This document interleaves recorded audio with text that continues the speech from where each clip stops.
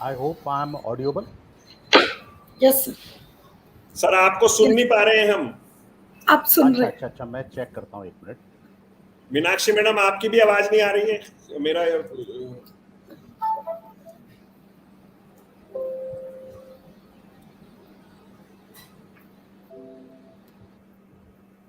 आप अनम्यूट कर लो अपने आप को Meenakshi madam. Yes sir. Yes, now we can hear you.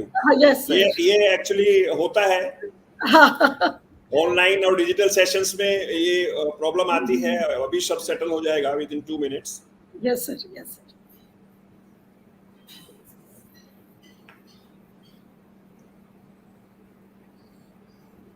मैं एक बार मित्तल साहब को ट्राई करता हूँ, then we will start.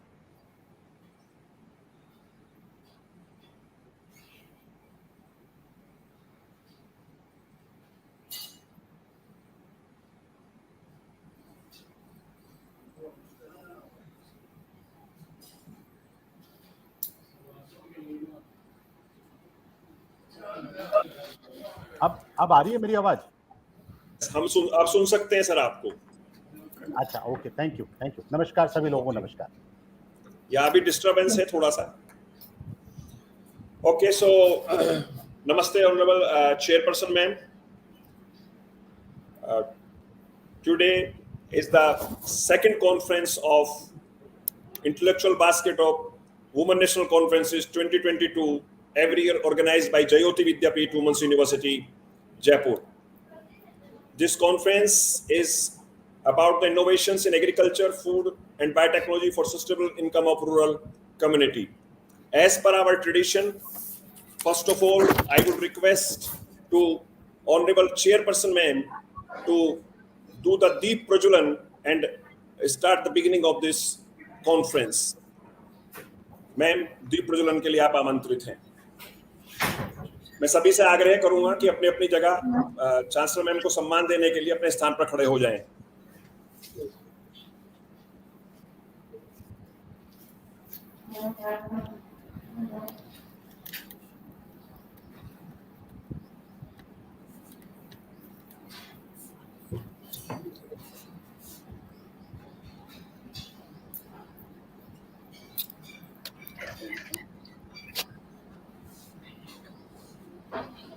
Are we waiting for anybody?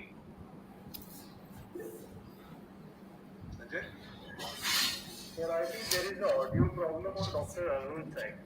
So I think he's correcting it maybe in a minute or 2 minutes. I'll try to contact her also.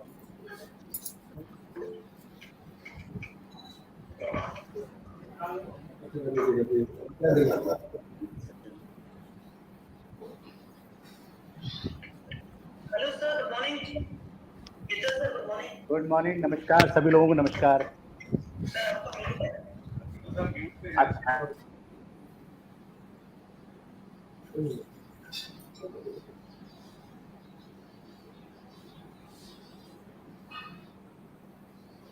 Honorable Chairperson Ma'am, she is doing the deep prajalan.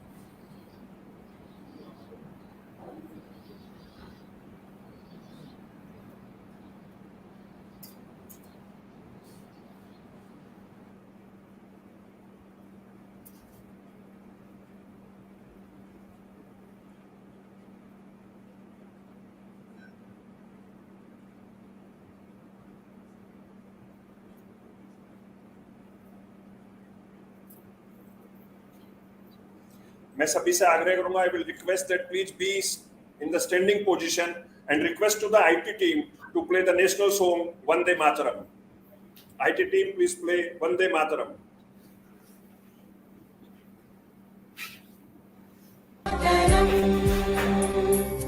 Vande Mataram Sujala Sukhala Malayaj Shitala Sasya Shyamala Mataram Vande Mataram Shubhra Jyotsna Pulakitayamini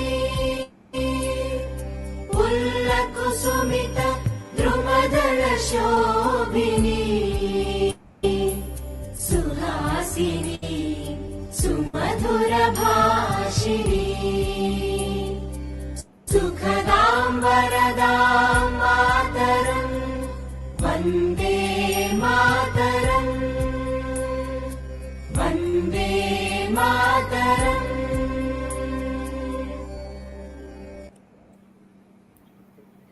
Please be seated. Jai Hind, Jai Nari Shakti.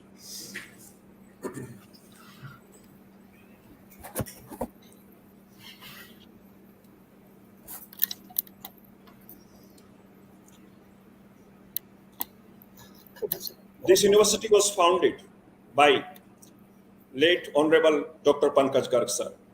Pankaj Garg sir was visionary and the youngest founder of nation's first private state women's university. His vision was very clear.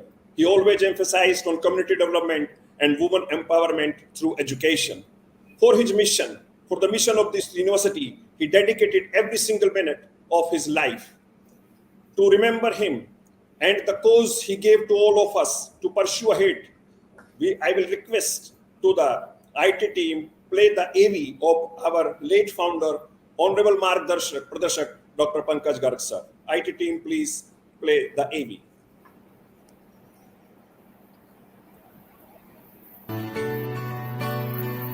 नमस्ते मेरे साथीगण, विश्वविद्यालय की आत्मा, soul, शिक्षकगण और मेरी प्यारी बेटियां, आज हम आजाद भारत में एक समूह में इकट्ठे होकर जी रहे हैं, आगे बढ़ने का सपना देख रहे हैं। एक सपना जो ज्योति विद्यापीठ महिला विश्वविद्यालय के फाउंडर ने बहुत पहले महिलाओं को देश के विकास की प्रथम सीढ़ी पर लाने के लिए तथा उनके व्यक्तित्व के विकास के लिए देखे गए सपने को 2008 में डॉक्टर पंकज गर्ग सर ने साकार किया और जयपुर शहर से कुछ दूरी पर ग्रामीण परिवेश में इसकी नींव रखी गई। 13 वर्षों में विश्वविद्यालय ने सफलता के कई कीर्तिमान स्थापित किए और देश ही नहीं वरन विश्व में महिला शिक्षा के क्षेत्र में विशिष्ट पहचान दिलाई। आज इस विश्वविद्यालय में छात्राएं देश के विभिन्न क्षेत्रों से आई हुई हैं और आयुर्वेद, होम्योपैथी, पत्रकारिता, management, engineering, science and technology, fashion design और एजुकेशन की शिक्षा प्राप्त कर रही हैं। ये जो पौधा 2008 में डॉक्टर पंकज गर्ग सर ने रोपा था, आज वो पौधा पुष्प और पल्लवित होकर अपने फल और खुशबू चारों तरफ बिखेर रहा है।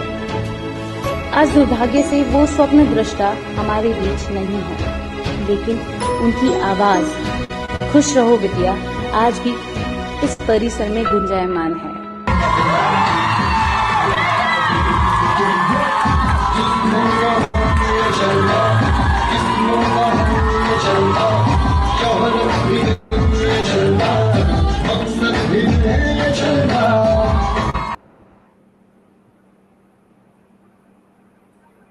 Thank you very much. And now it's the time to start the conference formally. Namaste, Honorable Chairperson Ma'am, Honorable Advisor and CEO Sir, Lal Bahadur Shastri. Yes, Honorable Advisor and CEO Sir is among us. Namaste, Sir. Lal Bahadur Shastri Chair Professor, Dr. Meenakshi Mathur Madam, Director Faculty, Dr. B.D. Yadav. A special invitee who will be joining us in a short while, Professor Dr. Ashwini Kumar, Alexander von Humboldt Fellow, Germany, and former Chair Professor, Hargobind Khurana Chair, and the very respected Dr. Ramesh Mittal, sir, Director CCS NIAM, National Institute of Agriculture Marketing, an organization under Ministry of Agriculture and Farmers Welfare, Government of India, keynote speaker and conference expert of today's first session. Dr. Arjun Singh Baloda will be joining us shortly. Dr. Arjun Singh Baloda is Director, Rajasthan Agriculture Research Institute. He is the guest speaker and expert in today's first session. I also would like to mention Mr. Kishan Singh, who is the Regional Head, IFCO, our conference industry expert. Mr. R.P. Yadav, GM Marketing and Business Development, Nimbus Pipes Limited, Jaipur. He is also conference industry expert and the expert in the second session, along with the Dr. Sandhya, scientist, National Institute of Plant Biotechnology, ICR, New Delhi. Both are the second session expert. I welcome you all in the conference, in this conference, in which the knowledge about the innovations in agriculture, food, and biotechnology for sustainable income of rural community will be disseminated, will be discussed in the 2 coming days. And I would like to inform that we will be having 2 more experts, Dr. S.S. Sindhu, Professor and Head, Department of Floriculture, Indian Agriculture Research Institute, New Delhi. He will be joining us tomorrow morning. And Dr. Sunil Parikh, who is Associate Professor and Head, Department of Agriculture and Environmental Science, NIFTEM, Haryana. I welcome both of them also in this opening session. The conference topic, as I spoke, innovations in agriculture, food, and biotechnology for sustainable income of rural community is equally important. We are talking and discussing a lot about income enhancement, extra income, income generation. But what my opinion is that income can be enhanced, that's fine. Extra income can be generated, that's fine. But can it be sustainable? What about sustainability? We are forgetting the sustainability behind and talking more and more about income generation and income enhancement. How the low-cost innovations in agriculture, food, and biotech can help the rural community to sustain income.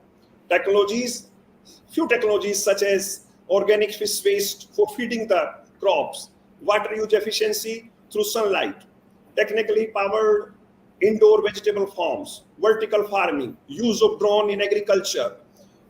And the day is not far when we will be eating yogurt cup with the yogurt. The edible packaging is reaching to a stage जब हम दही के साथ उसके cup को भी खाएंगे. Edible coating for fruits and vegetables is already in place. And if I talk about biotechnology, the development of new crops, disease-resistant crops, reducing the use of insecticide and pesticide, and choice-based development of the crops like caffeine-free coffee beans, because decaffeination involves a lot of investment and hard work. So that can also be avoided. So all these technologies, and the list is long, and in 2 days we will be discussing in 4 marathon sessions about these innovations. I have several experts. We have several experts for 2 days here, and in these 2 days, brainstorming sessions, presentations, opinion of experts will result in a conclusion regarding sustaining the income of a farmer, especially of the rural community, which will help the stakeholders. Once again, I welcome all of you in the conference, and a very special thank to our Honorable Chairperson, ma'am, for being with us, for encouraging us, for providing motivation, for providing a platform and all the facilities so that we all experts can disseminate the knowledge, our students can share their presentations, and they can also get benefited. Thank you very much, ma'am, for being with us and for providing us all this. Now, I will request to Honorable Advisor and CEO, sir, for his opening remarks about the conference. Over to you, sir. Thank you very much. Namaste, a very good morning, Honorable Chairperson Madam, all the keynote speakers, faculty members, and students for the 2-day virtual national conference, which is being organized under the Faculty of Agriculture and Veterinary Science. As we know, social, economic, and environmental sustainability is a necessary component for the truly sustainable agriculture. So this year, Jayoti Vidyapeeth Women's University is organizing conference on the theme Innovations in Agriculture, Food, and Biotechnology for Sustainable Income of Rural Community, with an aim to serve the best conference networking experience to share research work in form of integration and correlation based research papers. Through this conference, our students and researchers will also get a chance to connect with academic experts and their potential mentors for knowledge enhancing discussions and scientific interactions to refine their research work as per the society and industry needs. I hope, like every year, students will give the best in all the stages of the conference, and I add my best wishes to all organizers, coordinators, students, and faculty members of the Faculty of Agriculture and Veterinary Science for a successful and fruitful conference. I extend my sincere thanks to all for joining us at this two-day national conference. Thank you. Namaste. Thank you very much, sir, for your kind words and for your good words about this conference. Now, I would request Dr. Ramesh Mittal, sir, Director CCS NIAM, for his keywords, as well as I would request him to be with us for a while when the presentation starts. Over to you, sir.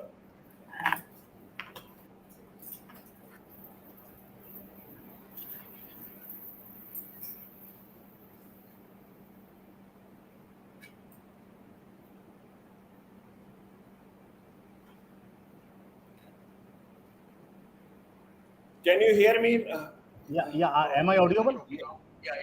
Yes, sir. Good morning to everyone. Over to you, sir, for your keywords and to be with us during this session. Thank you.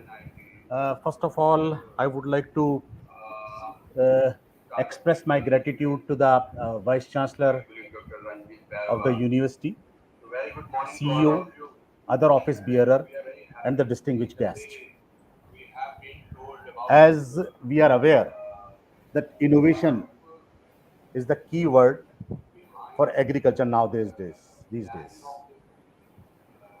Agriculture, earlier it was livelihood, and it was not commercialized, so there was no agri-business concept has been introduced. So the farmer, whatever he was growing, simply he was selling in the market without knowing the merits of the kind of product he has produced, or maybe the value chain, value addition, food processing, and other things. Now these days, due to revolution in agriculture, especially in extension, we had enough agriculture produce in this country. Now the problem has come to how to market and how to export and what to do it. The question has come to go for the value addition, for the value chain, for the innovation, and many other kind of requirement. Now, if you look at agri entrepreneurship, which is quite new word for the agriculture, has been introduced since last 10 years. Although the word was popular initially, but it was not very common. And due to this agripreneurship, across the country, even across the world, many stakeholders from the agriculture side has put up the new thoughts, new innovation, new ideas, where the agriculture has taken into the second step, next step, and which is required for the food processing, required for the value addition, required for the value chain. And I'm very happy to say many agencies, which includes the Niti Aayog, includes MSME, Stand Up India, Startup India, Ministry of Agriculture, RKVY project, Department of Science and Technology, incubation centers, even IT sector, which is promoting agriculture through STPI, which is Software Technology Park of India. So these are the formats. Right now they are working across the country, and somewhere they are promoting agriculture, agro processing, and agri food sector. Now we know very well we have already faced this COVID situation in this country, and that time only one sector, which was agriculture, has taken new height. If you look at the population of India, it was very difficult to feed such a huge population, but credit goes to our agriculture policy. And this policy is continued. And the new startups, new entrepreneurs who are also making a new heights in this sector, which is remarkable. At present, organization like us, we are working as a knowledge partner for the ministry, and across the India, more than 1,000 agri startups are working. Some of them are very excellent, and they are going to make the dent in our international market also. These days, APIDA, which is known for the export of agri produce, is a government agency. They are also working to support such activities to introduce some more agripreneurs who can add value in the export category. Some other international agencies are also like USDA, USAID, Asian Productivity Organization, FAO, AFMA. These are also putting their support and handholding in India to make India is a new hub for the agri value chain. My own experience says now upcoming 10 to 20 years, which is known as a 2020 vision document, is going to prove not only in India, even across the world, India is going to be the game changer for this world. If you talk about the agriculture produce. Now, what we think agriculture as little bit contribution, and we do not count agriculture in industry segment. But believe me, if you think broadly, you will come to know more than 70% industry depends on agriculture on. You talk about the water, you talk about the marine product, you talk about the forest product, you talk about the horticulture product, you talk about the agriculture product, talk about the medicinal aromatic plant, talk about the industrial product, even rubber, talk about the coir, talk about the textile, which is uh, coming from the agriculture only, cotton, talk about the jute. So you just name it. Apart from the mining sector, each and everything is coming from the agriculture. So I congratulate the university officials chosen this nice topic, and it is relevant also, rational also, if you look at the today's economy. So I just want to welcome all the distinguished guests who are going to speak on this topic, as well as the university officials. Thank you for this great opportunity. Thank you. Thank you very much, sir. Sir, be with us. And in the meantime, let me introduce, we have among us our industry partner, conference industry expert, Mr. R.P. Yadav, who is the General Manager, Marketing and Business Development, Nimbus Nimbus Limited, Jaipur. And it is our tradition right from the beginning that when we started, organizing these conferences to get associated with the industries, because after all, application is implemented by the industries. He's with us, and he will be joining us as expert and as a keynote speaker in the afternoon session. So thank you very much, R.P. Yadav, sir, for being with us. Thank you very much. Yeah, I have with me Professor Meenakshi Mathur, who is the Chair Professor, Lal Bahadur Shastri Chair Professor of Faculty of Agriculture and Veterinary Science. Now, I would request her kindly do little briefing about the conference, the name of the sessions, and what we're going to discuss, and little relevance of this. Over to you, Meenakshi. Unmute कर लीजिए अपने आप को. Kindly unmute yourself.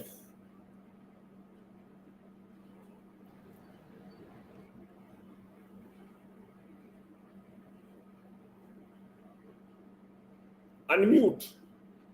आप mute हैं अभी, आप mute हैं, अनम्यूट कर लीजिए यहाँ पे.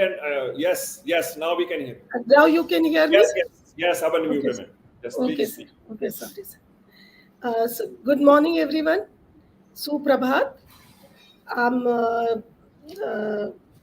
Professor Meenakshi Mathur, Professor Lal Bahadur Shastri Chair Professor. I'm here as a patron of this conference. I welcome you all here in this mega conference. First of all, I will be remembering founder of this university, Dr. Pankaj Garg sir, and this university was established in 2008 in the same month, like 21st of April. It was established and has started its rapid growth uh, and flying very high. And this university has named it in the national universities as like one of the um, eminent university in the list of universities of India. I thank Chief Patron, Honorable Chairperson Madam Mitlesh Garg also. She was kind enough to come and started this conference. The advisor, sir, Honorable Advisor and CEO, Mr. Vedant Garg, sir, convener, President, International Conference, and Pro-President, Professor Pramod K. Raghav, sir, Organizing Secretary, Director, AFBI, Professor B.T. Yadav, and all other eminent speakers and invitees. I welcome you all. Especially, I welcome the participants, the students who are presenting their papers and making this conference a big hit. The University Lal Bahadur Shastri Chair, Faculty of Agriculture and Veterinary Science, Jayoti Vidyapeeth Women's University, Jaipur, is pleased to announce this virtual national conference. So, though it is written national conference, but sir, it is not less than international conference because the participants and the speakers and invitees are there from abroad too. So, though we have named it national conference, but it has credentials of international one. And the theme, the main topic or the base of this conference is food and biotechnology for sustainable income of rural community. As we all know that still Indian population is densely populated or majorly they are agriculture based and living in villages, and they are based their uh, income, the source of income और वो अभी भी किसान है, किसान जनसंख्या है, and we must think of them first, then of any service class and people. And this university has in their mind to think of them first. Long back, uh, the agriculture was being planned, or like they were in mind how to increase the yield of agriculture, because to look at the population increase, the total yield was very less, and that time the green revolution started in the whole world. And Dr. Norman Borlaug started this green revolution, and Indian adaptation, or like it was popularized in India by MS Swaminathan, and that was the like the benchmark of agriculture thinkers, or those who had in their mind about how to sustain the agriculture. Now, the new era of agriculture has now emerged as sustainability. Though yield has increased because the land is limited, and Raghav sir has already mentioned the new technology, how we have increased or modified our agriculture by vertical agriculture and all, and drip irrigation and genetic modification and all. So keeping in mind, under this head, we have divided our sessions in four sessions, and all these sessions have different themes. Like one is modernizing agriculture and food processing, a solution to sustainable income of rural community, how modern technological methods and technologies will be used, and in not only in agriculture but in processing also, so that the rural community can have their more sustainable income. The second theme is role of biotechnological innovations towards quality and nutritious food production for sustainability. So in this, we have not only to grow any yield, but we have to uh, grow the food which is innovative and give quality food, not only quantity. Previously, we were talking about increasing the yield, but now we want to increase the quality by adding nutrition to it. The third theme is technological innovation in high-tech agriculture and post-harvest technology. There is lot of agricultural losses are there in storing the food and transportation, storing, and here we will have to use new technology so that we can um, preserve or we can utilize 100% of our production. How to use 100%? And the last and foremost important theme is innovative approach in waste management of agro and food sector, waste to value, how we can give value to our waste, like the when we take out the yield, the remaining part of the plant can be in and modified to in the useful thing. So, sir, I welcome you all in this 2 days marathon. Please and welcome and participate. Thank you so much for giving me this opportunity to present this. Thank you, ma'am. Thanks a lot for your informative words about this conference. And I would like to share that Dr. Arjun Singh Baloda, who is the director, Indian Research Institute, is traveling to Jaipur, would be very soon in Jaipur, and he promised as soon as he will be here, will be joining us soon. And Professor Dr. Ashwini Kumar, who is the special invitee, Biotechnology, Alexander von Humboldt Fellow German, and former head, former chair professor, will also be joining us soon.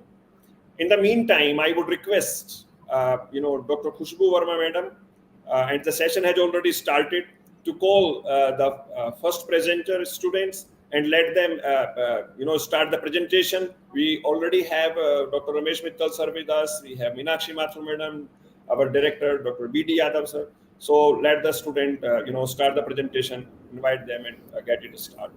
Thank you very much, Khushbu madam. Over to you. Namaste, all respected dignitaries.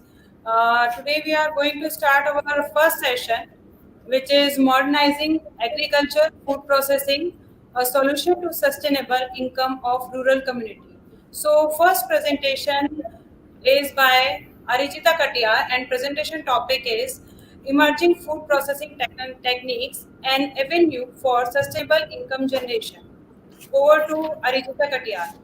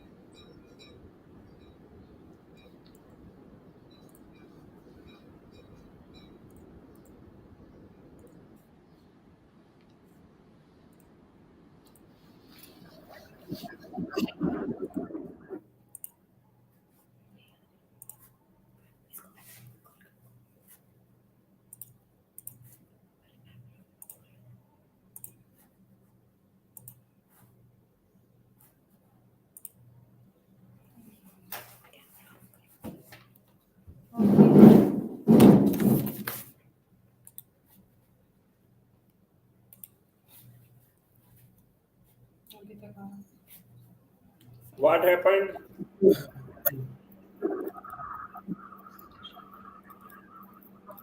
Share the PPT. Sir, 1 minute.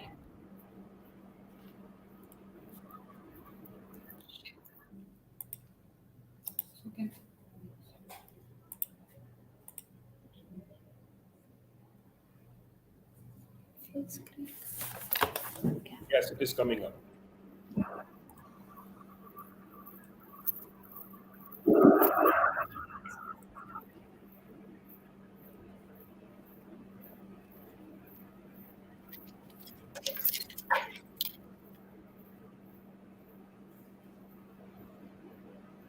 Namaste Advisor and CEO Sir and all faculty members and JVs.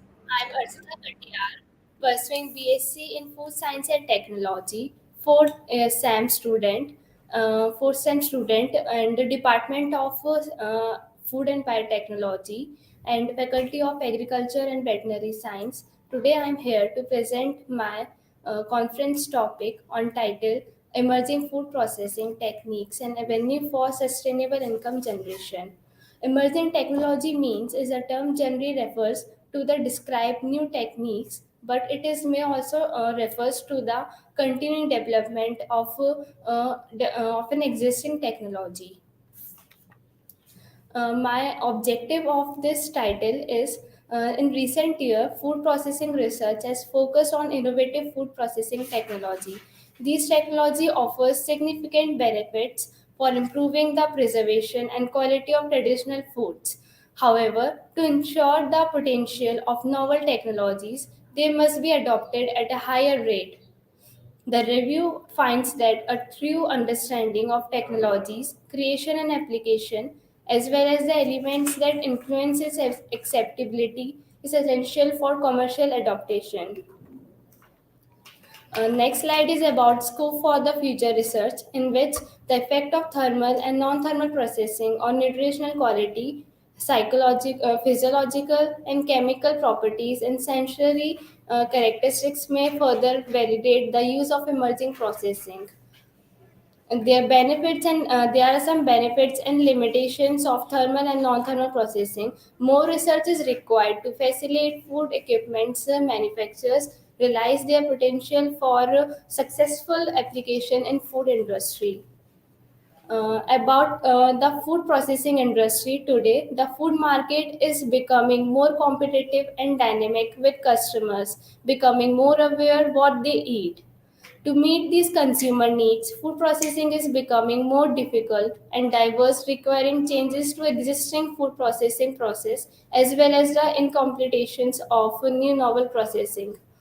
Through a series of unit process, fresh raw produce is converted into value-added food items.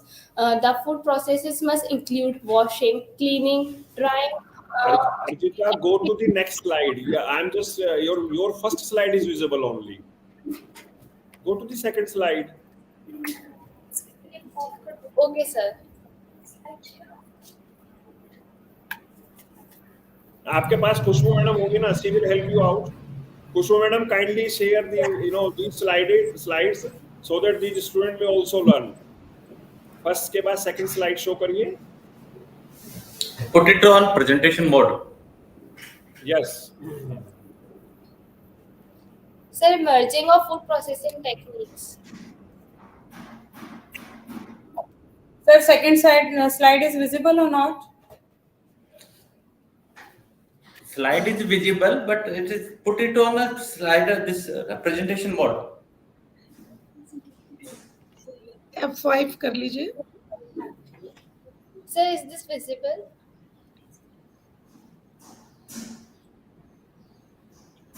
Yes, it is visible, Arijita, but put it on a slide, this presentation mode. Sir, it is already on presentation mode. Sir, is it visible?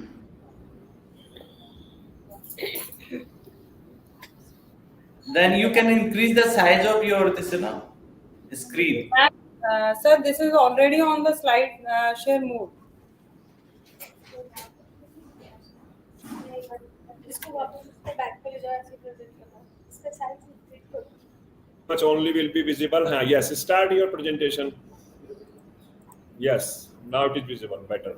Yes, start, Arjita. Yes, sir.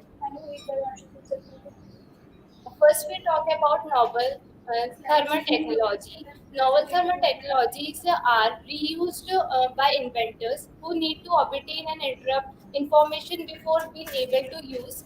It is a creative way. In a creative way, the first type of novel thermal technology is radio frequency heating, in which a technology for a food application because of the associated rapid and uniform heating distribution.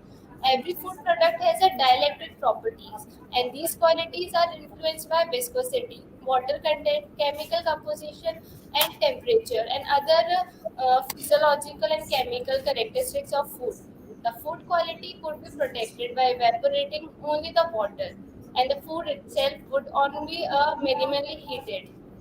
In figure 1, there is a showing picture of a radio frequency processing of food, in which a person is going through a food which is being processed in a radio frequency heating. In next slide, I have taken the fruit, which is a bear, and it is dried in a radio frequency heating equipment. First, we take a ripe bear, which is fully ripe and in golden yellowish color. Then we have to blanch the bear for 2 to 6 minutes and soaked in a sodium metabisulfate solution. And then the next process to spread a layer on a mesh tray, but not to touching. Then the next step, we have to done a drying in a solar dryer, or we can use a radio frequency heating, which is I am talking in the above slide, and then also in a cabinet dryer for 60 to 65 Celsius for 20 to 35 hours. And after that bear are dried, it should be packed in a moisture proof containers. Second, I have talked about microwave heating, which is second point of novel technology. It is a microwave heating in which a heat transfer technology uses microwave electromagnetic radiations. In the application of this microwave heating is used mainly to pasteurize and been largely applied to the cured foods such as pasteurization of fresh juices and sterilization. तो second में अभी उसको KG class के लिए मिला जब वो KG में थी तब उसकी अटेंडेंस हाईएस्ट थी। देखो कैसे तो स्लाइड बनाई है, कैसे प्रेजेंट कर रहे हैं। In the microwave heating, I have taken the bale fruit, which is used in pasteurizing of syrup. I have taken the bale fruit, after which I washed and breaking of the outer layer shell of bale, and then by adding citric acid like a preservation, and with adding amount of water, the prepared syrup is should be mixed with water and 1.6 kg of sugar per kg of pulp, then mixing thoroughly and filled in a bottle, in a sterilized bottle, and capping. Then pasteurize the bottles at 80 to 95 degrees Celsius and come to cool down at a room temperature and store and can be used when we require. Now, the second technology is non-thermal technology, which includes high pressure processing, which is also known as high hydrostatic pressure and ultra high pressure, which is very popular in food sector. The principles of this high pressure processing is used to pasteurize the jams, which is made from berries, strawberries, apple, and kiwi. The processing of beer jam is first we have to take a ripe beer and then grading and sorting and washing to remove all dirt and dust. Then we have to peel and cutting and slices into small pieces. Then cooked in a temperature to give a pulp and mix with the sugar. After mixing sugar, continuously heating so that the sugar is totally dissolved in the pulp. After this, we have to add a preservative, which is potassium metabisulfate, and along with this, we have to add water. The jam is prepared should be in a pre-sterilized jars and should be sealed and can be put into a cool room temperature. The second type is cold plasma treatment, which is a new non-thermal processing method that employs energetic reactive gases to inactivate pathogens and spoil the germs in food. The cold plasma treatment, on other hand, is a new food processing technology that is quick and leaves no hazardous residue or exhaust gas behind. The food packaging materials are designed to keep food fresh and safe throughout the distribution of storage process. For this, I have taken the bale pickle, which is made by this technology, and I have taken the mature base, which is should be graded shorting and washed removed dust from it, and prepared in a common salt solution and should be soaked in a brine solution for 7 to 8 days. Then wash for 3 times to clean water and prick them using fork. Now adding some spices like coriander, cumin seeds, ginger, chilies, dried chilies, and fenugreek seeds, and mix them thoroughly. Now adding vinegar and citric juice in a container. After this, we have to pack in a container and store for 2 to 3 weeks in a cool, dark place. The pickle is poured into pre-sterilized glass jar with a layer of vegetable oil and sealed. The conclusion of this emerging technology is that we have discussed in the study of trends in food processing technology as well as the different factors that influence acceptance of such novel innovative technologies. These cutting edge technology not only allow the production of novel meats, but they also have the potential to improve the safety and quality of existing food through a softer processing.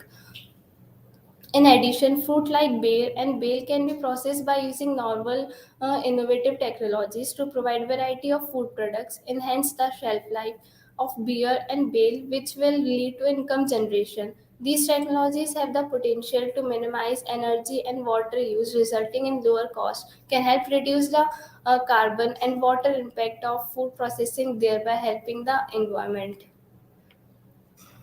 Thank you.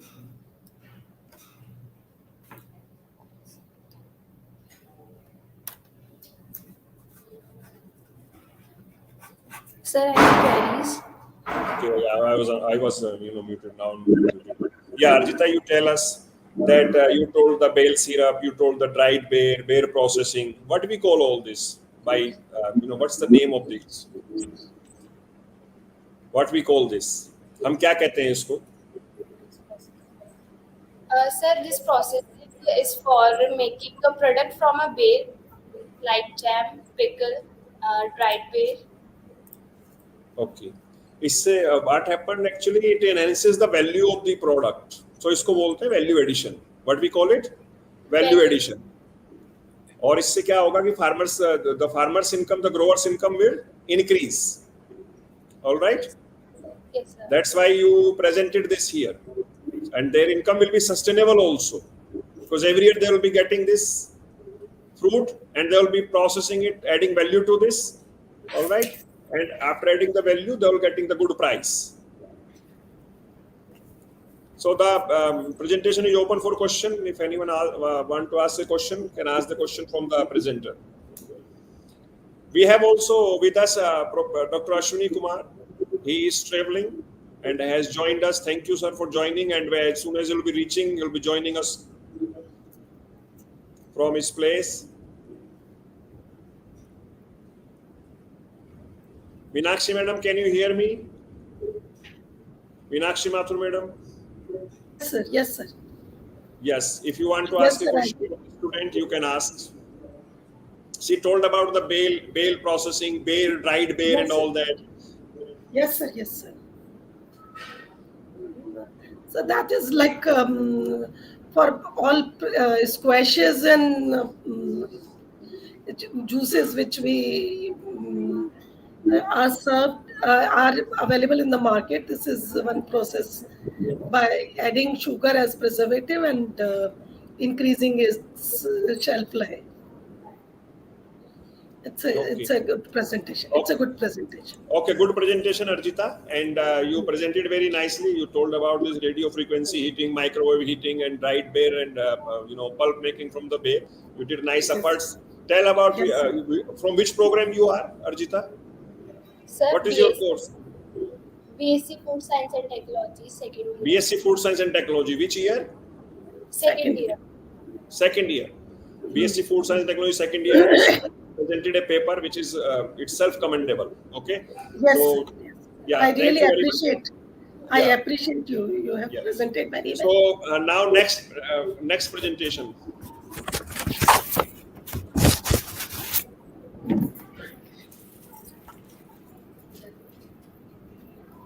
Next presentation is on futuristic aspects of probiotics and prebiotics for sustainable income generation. IAFBI-2022, presented by Riya Singh.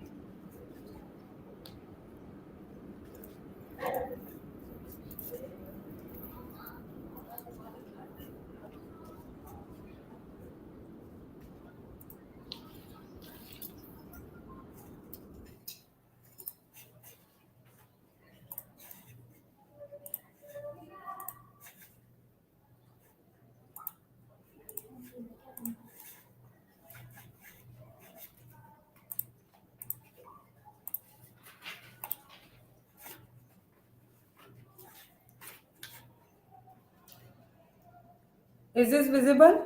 Slide is visible, sir? Yes, it is visible.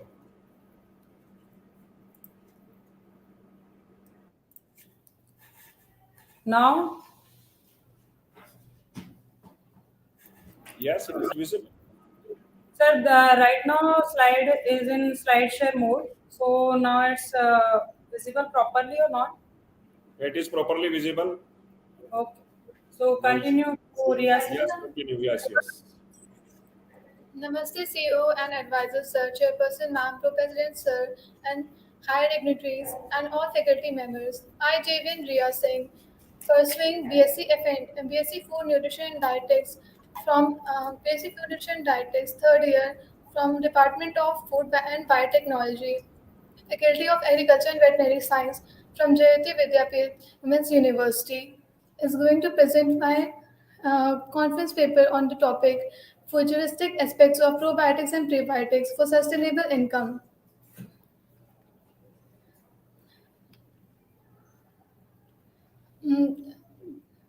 The Indian probiotics market is still in its early stages, with the majority of products focusing on digestive and immunological health.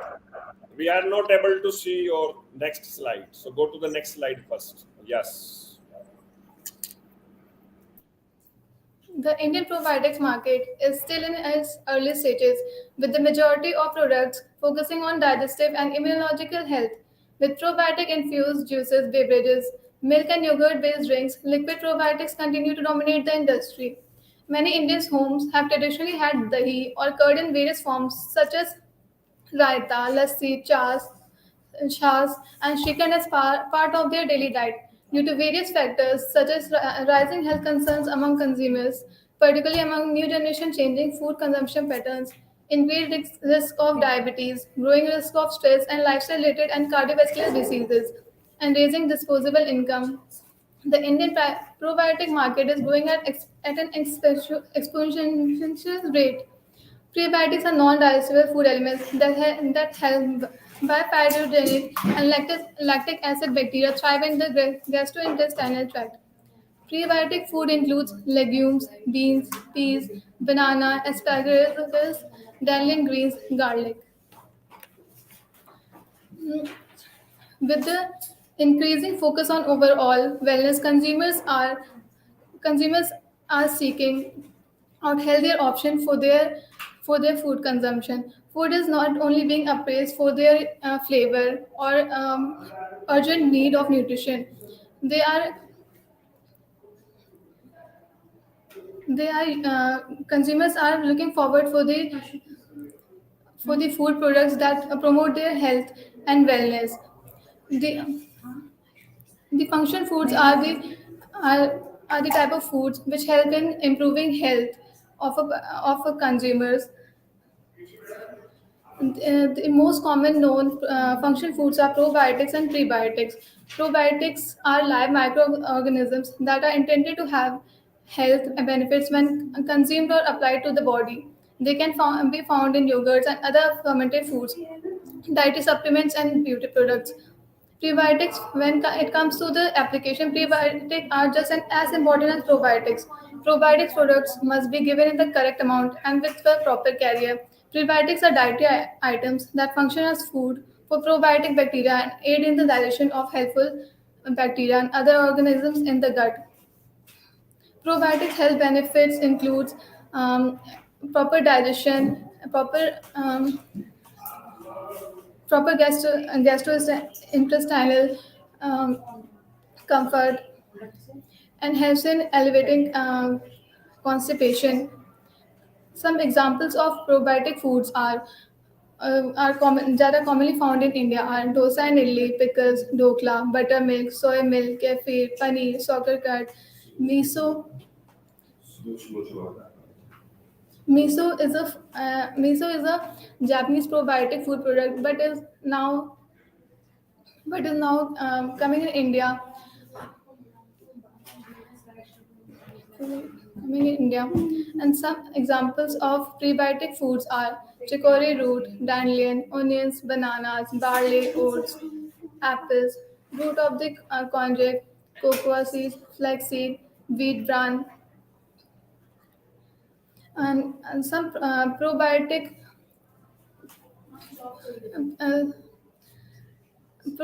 foods.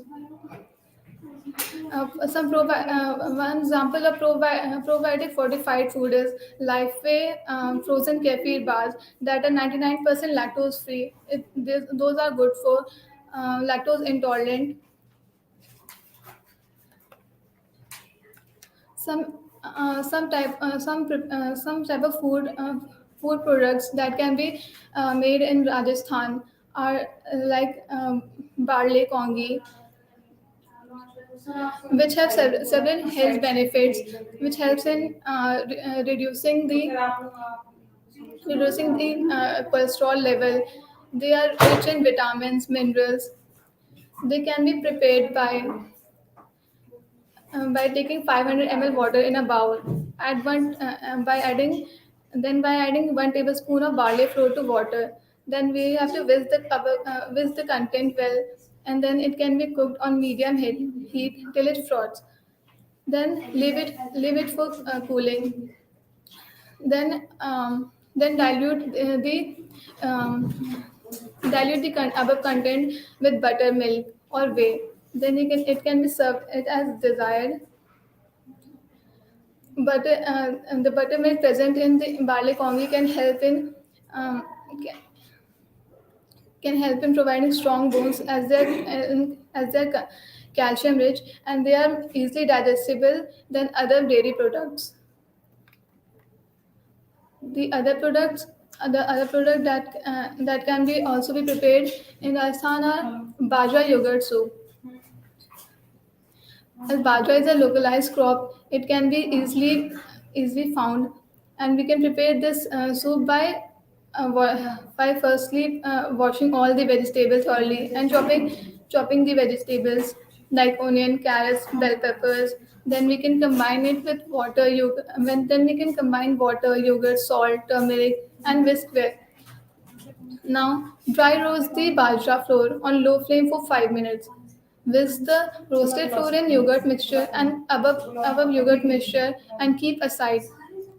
Heat oil in saucepan and add cumin seeds. Saute sliced onion for a few minutes. Add all vegetables and saute well for few minutes. Then add the yogurt mixture and cook for 10 minutes.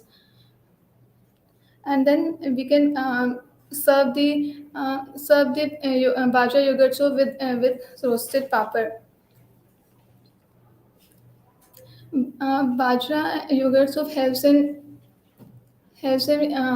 a proper functioning of human gut system. Then we can also prepare kanji, which is beneficial in winters. We can prepare it by using that black carrots and some spices. For preparing this, we firstly wash and peel the skin of carrots, then cut them into thin slices. Then in a large container, add water and coarsely grounded red mustard. Now add sliced pieces of carrot and water. Then add spices, black salt, cumin powder, and red chili powder. Now let us stir it with a ladle and cover it with a lid. Let it sit for a couple of days in the sun for the drink to ferment and develop its states.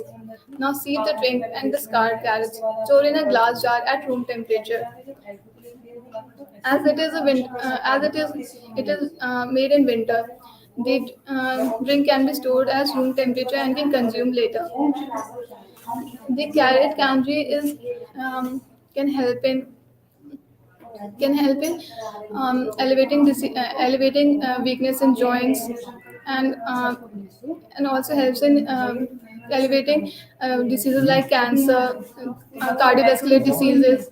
They are rich in vitamin K and potassium. These are some types of probiotic and prebiotic food products that can be made for the can be locally made in Rajasthan. Now I conclude my presentation. As consumers are looking for healthier food options for their overall growth, in this paper we introduced several probiotic as well as prebiotic products like kefir, buttermilk, soy milk, paneer and cheese, sauerkraut, idli, dosa, dhokla, wheat bran, oats, apple, chicory root, garlic, banana, which helps in improving digestive health as well as immunity benefits, because immunological health is rooted on maintaining a good balance in the gut flora. The largest producer of probiotic functional foods and beverages in India are Nestle India, Amul, Danone, Yakult, and Mother Dairy. Some of the probiotic food products studied in this paper are barley kongi, that's also locally known as jockey ghad, bajra yogurt soup, carrot kanji. And I would also like to suggest some measures for income generation in the localized area, as the knowledge of how to use probiotics and how to produce them in a beneficial form for home use must be disseminated to rural regions as a cost-effective product, primarily to persons living near or below the poverty line. To popularize probiotic foods in rural areas, local administrative authorities should open probiotic food outlets with help of cooperative societies, non-governmental organizations, and women's organizations. With this, I conclude my presentation, and thank you for everyone present here for letting me present my views on this topic.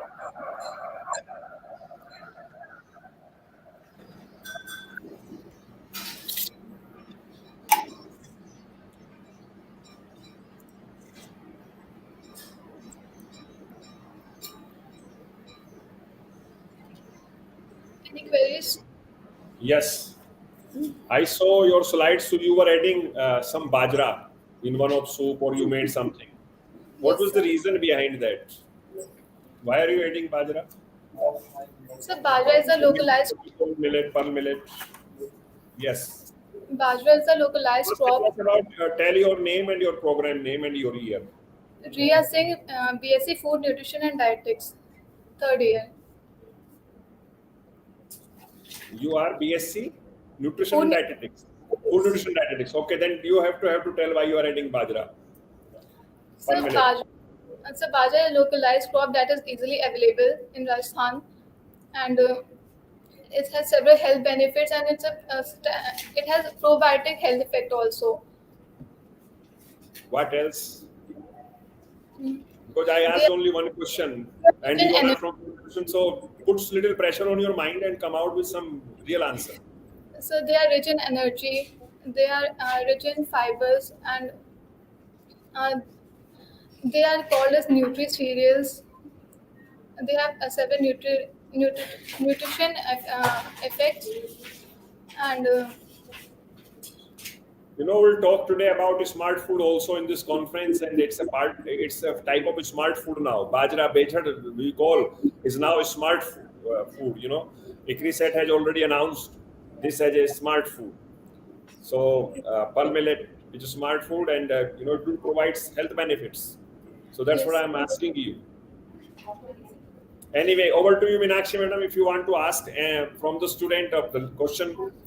As per her level, she is only in third year BSc Food Nutrition and Dietetics, and she had a courage to come present and even defending. You please unmute yourself.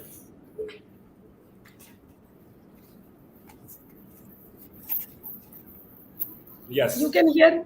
You can Yes, hear now. me. Ria, you have presented very well, and this concept of prebiotics and probiotic is to be popularized in a local manner. When we hear prebiotic and probiotic, these words seems very high and look very technical, Yes, but modern. basically this is the basic food or basic diet pattern of all India, especially Rajasthan.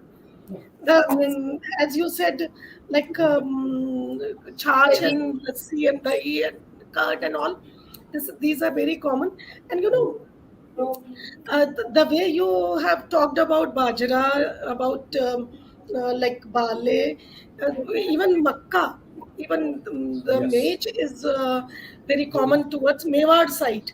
If you see Rajasthan, the Mewar part, that is Udaipur and the Baswada and Dungarpur, they are using ghat जो आपने कहा है ना, you named it, what is it, kongi. Jogging. Yes. So it is not only barley, but it is maize, इसकी भी, और you are in the final year and you have a challenge. Now you have a task. The way the preserved vegetables, ready to eat vegetables are available in the market, why not to work on it, and by vacuuming the pouches, if we can sell the ghat in the market, Yes, ma'am. kongi, what you are saying, and one can easily use it whenever they require. Just add whey water, charge, use milao or pio, Yes, ready ma'am. to eat drink or food. Yes. It's a complete Absolutely. food. Yes. When the cereal is added and milk product is added, it's a complete food. So Yes, ma'am. anybody can have it anywhere by just adding. तो ये आपका challenge है कि आपको इस पे काम करना है कि how can you can increase its preservative, like its shelf life, or what process which we are using ready to use vegetables and other foods we can use with it also. Good. Nice, Okay, ma'am. nice Nice presentation. presentation. Yeah, and your presentation was good also. Now, next student.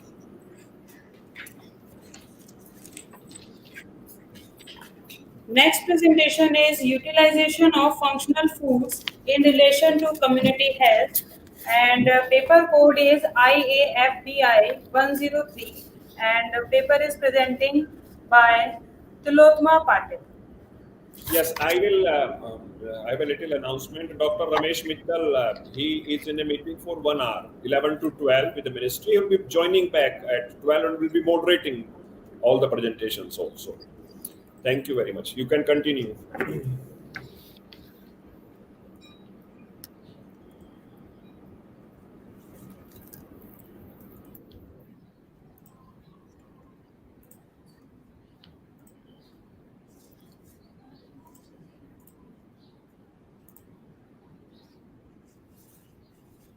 Slide is visible to all of you. No. Now, No. Yes, it is coming up. It looks like, yeah, it came up.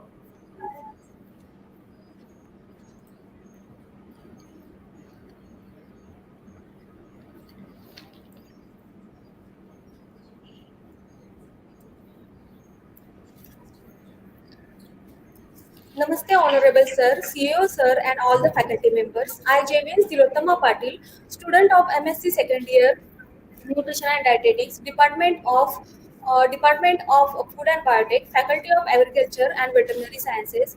Today, I am here to present my paper in this conference. The title of my paper is Utilization of Functional Food in Relation to Community Health. We all know health is very important aspect for life. Community health is a major field of study within the medical and clinical sciences, which focus on the maintenance, protection, and empowerment of the health status of population groups and communities. Now, history of functional food. The trend of functional food is introduced and start from Japan in mid of the 1980s. But in India, from ancient time, the functional food made its own space in food plate of Indians. Definition of functional food. Functional food as product that resemble traditional food but possess demonstrated physiological benefits. The primary job of functional food is nourishment. Beyond the nutrition, functional food gives health benefit and prevent from many non-communicable diseases. Health benefits of functional foods. Now, first is fruit. Fruit are excellent source of essential vitamins and minerals, and they are high in fiber. Fruits also provide vitamins, a wide range of health boosting antioxidants, including flavonoids. Eating a diet high in fruit can reduce a person's risk of developing heart diseases, cancer, inflammation, and diabetes. Citrus fruits and berries may be especially powerful for preventing diseases. For example, apple, grapes, pomegranate, pineapple, etc. Vegetables. Bioactive compounds like terpenoid, carotenoid, phenolics, phytosterol, glucosinolates are present in vegetables. These bioactive compounds reported to possesses antioxidant, anti-osteoporotic, antimicrobial, anti-diabetic, and anti-cancer properties, and effective as the reducers of cardiovascular complications. For example, spinach, broccoli, cabbage, cauliflower reduce also help in lowering the blood cholesterol. Roots and tubers. Root vegetables are packed with fiber and antioxidant and low in calories, fat, cholesterol. Root vegetables also excellent source of carotenoid. They are naturally occurring pigments that they decrease the risk of certain cancers and help protect our eyes. Root vegetables with carotenoid are brightly colored, including sweet potatoes, carrot, turnip, yam, onion, garlic, etc. Cereal grains. Cereal grains are rich in complex carbohydrate that provide us with ample energy and help to prevent cancer, constipation, colon disorders, and high blood sugar level. They also enrich us overall health with abundant protein, fat, lipid, minerals, vitamins like niacin, iron, riboflavin, and thiamine. Cereals also have soluble bran that aid in lowering blood cholesterol level and keeping heart diseases at bay. For examples, wheat, barley, oats, etc. Beans and legumes. Beans and legume contains antioxidant that helps prevent cell damage and fight disease and aging. The fiber and other nutrient benefits the digestive system and may even help to prevent digestive cancers. Eating more legumes as part of healthy diet can help lowering blood sugar, blood pressure, heart rate, and other heart diseases and diabetes risk. Vegetarian often substitute legumes for meat. For examples, black beans, black eyed peas, kidneys, moong, lentils, peas, soybeans, etc. Nuts and dry fruits. Nuts and dry fruits are a well-known source of dietary fibers, which has direct effect on gastrointestinal function. Nuts are low in sodium, which has been related to lower risk of hypertension. It contains vitamin B, vitamin E, iron, zinc, potassium, magnesium, as well as antioxidant. For examples, almond, walnut, pistachio, raisins, dried dates, etc. Seeds. Seeds contains all of the necessary ingredients to grow in complex plant. As a result, they are exceptionally nutrient dense. Seed are great source of fiber. They also contain healthy monosaturated fat, polysaturated fat, and many important vitamins, minerals, and antioxidants. When consumed as a part of healthy diet, seed can help reduce blood sugar, cholesterol, and blood pressure. For examples, flaxseed, pumpkin seeds, hemp seeds, sesame seeds, sunflower seeds, poppy seeds, etc. Ghee. Ghee is commonly used in cuisines of the Indian subcontinents, traditional medicines, and religious rituals. Ghee is dependable source of critical oil-soluble vitamin A and E that are needed for a healthy liver, balance hormones, and fertility. Ghee has a healthy fats, helps digestive system, anti-inflammatory and anti-cancer terms treat burns, healthy skins, strengthening bones, it enhance taste. Ghee is rich in butyric acid, which helps the body in producing T cells that fight the diseases. Spices like black pepper, cinnamon, turmeric, fenugreek seed, cumin seeds are found in every Indian kitchen. Nutrition researchers say that there are more than 100 common spices used in cooking around the world, and some have proven to be concentrated source of antioxidants substance that protect our cells from damage. It is evident that frequent consumption of spicy food was also linked to a lower risk of death from cancer and ischemic heart and respiratory system diseases. Probiotic and prebiotic.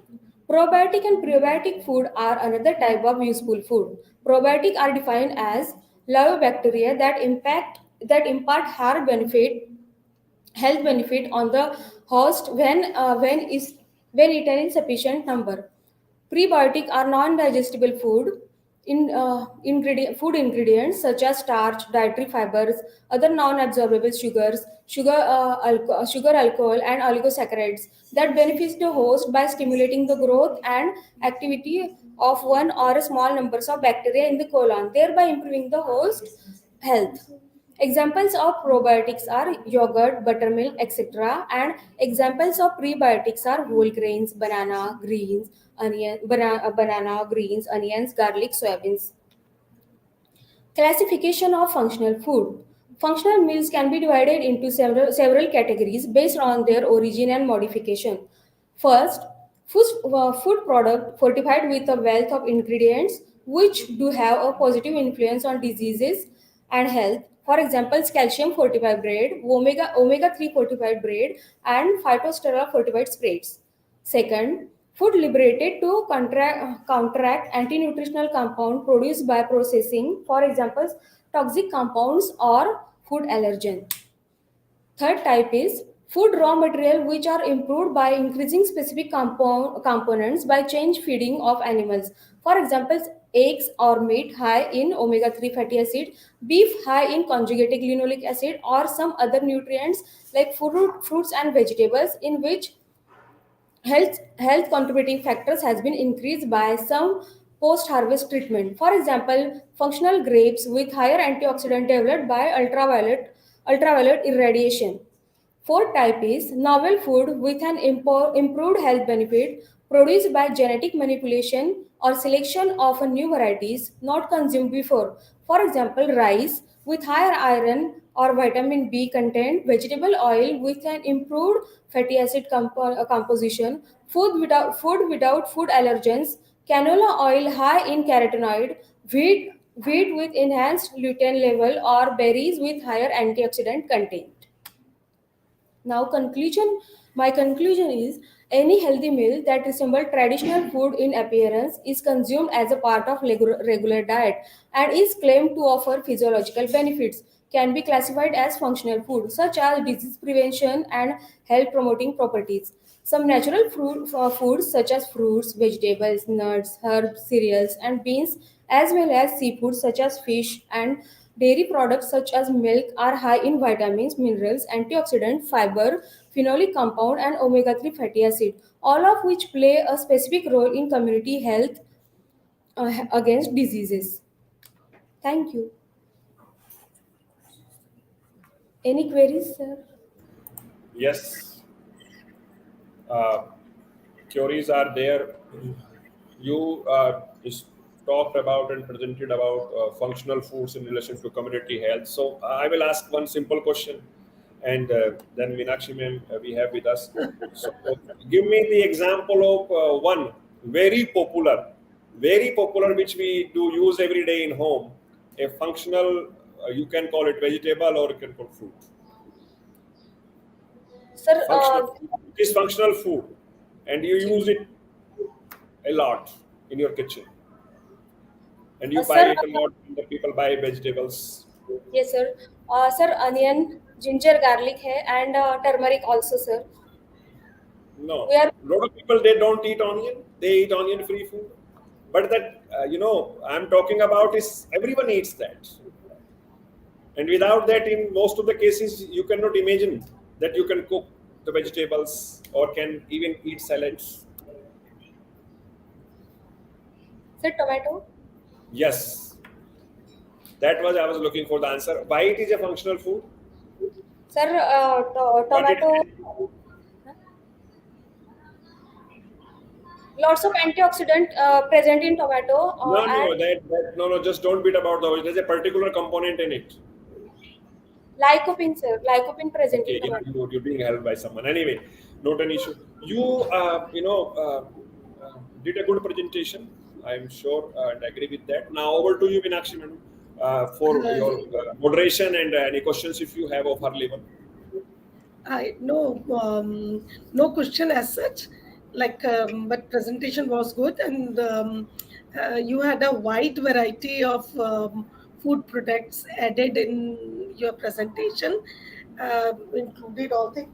I think one thing which you left, which is the oldest under the fortification and excludation of something that is gluten free Millets. wheat. That Yes, is sir. I think from that that is the pioneer product which we started making the food free with it. That is that I think you have missed, otherwise it was very good. Okay. Thank you very much. Next presentation. Yes, sir.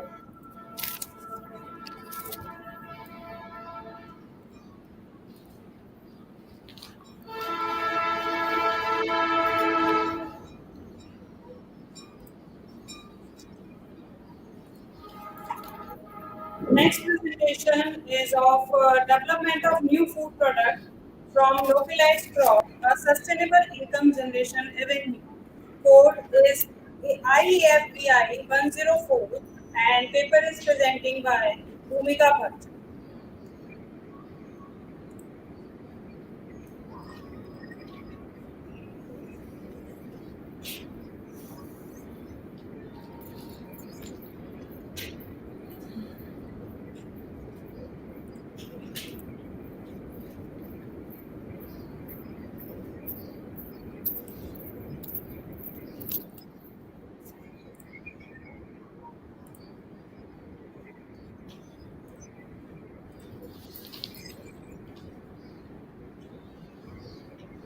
Slide is visible to all of you. Yes, it's coming up. It's there.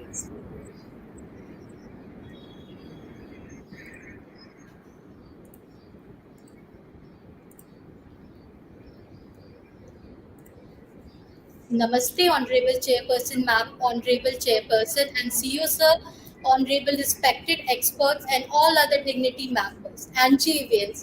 I, JVN Bhumika Bhatt, pursuing BTech MTech FPT, third year 6th SEM student, Department of Food and Biotechnology, Faculty of Agriculture and Veterinary Science from Jayoti Vidyapeeth Women's University. Today I am here to present my paper. The title of my paper is Development of New Food Products from Localized Crops, a Sustainable Income Generation Avenue. These are the contents.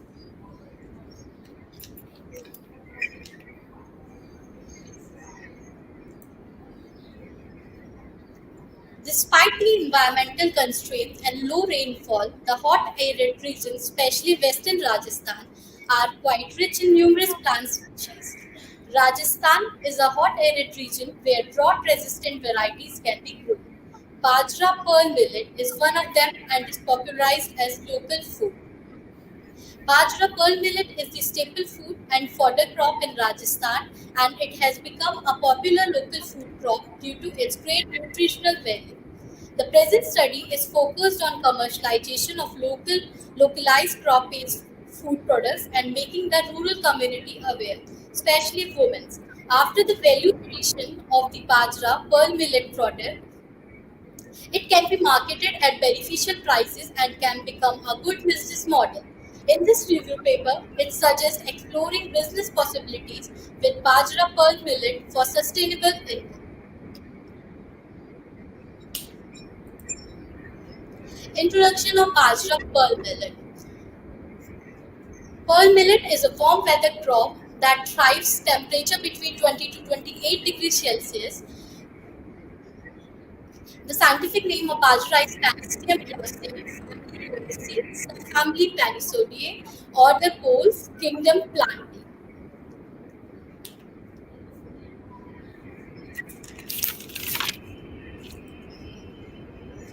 Bajra is a kharif crop of state sown in more than 30% of Rajasthan. It is a rain-fed crop. Desi pearl millet is usually used for food in Rajasthan. It is grown with less than 35 centimeter of annual rainfall. The major districts where where the bajra is sold are Sikar, Barmer, Jaisalmer, Bikaner, Ganganagar, Alwar, Jhanjuru, Jalore districts. Pearl millet is a lifeline for farmers and animals even in these conditions. During the rainy season in Rajasthan, pearl millet is mostly grown as a rain-fed crop because of its better quality to hybrid pearl millet. Desi pearl millet is predominantly used for food in Rajasthan. Pearl millet, on the other hand, may be grown in locations with less than 35 centimeter of annual rainfall. Here is a chart which describes nutritional value of bajra pearl millet.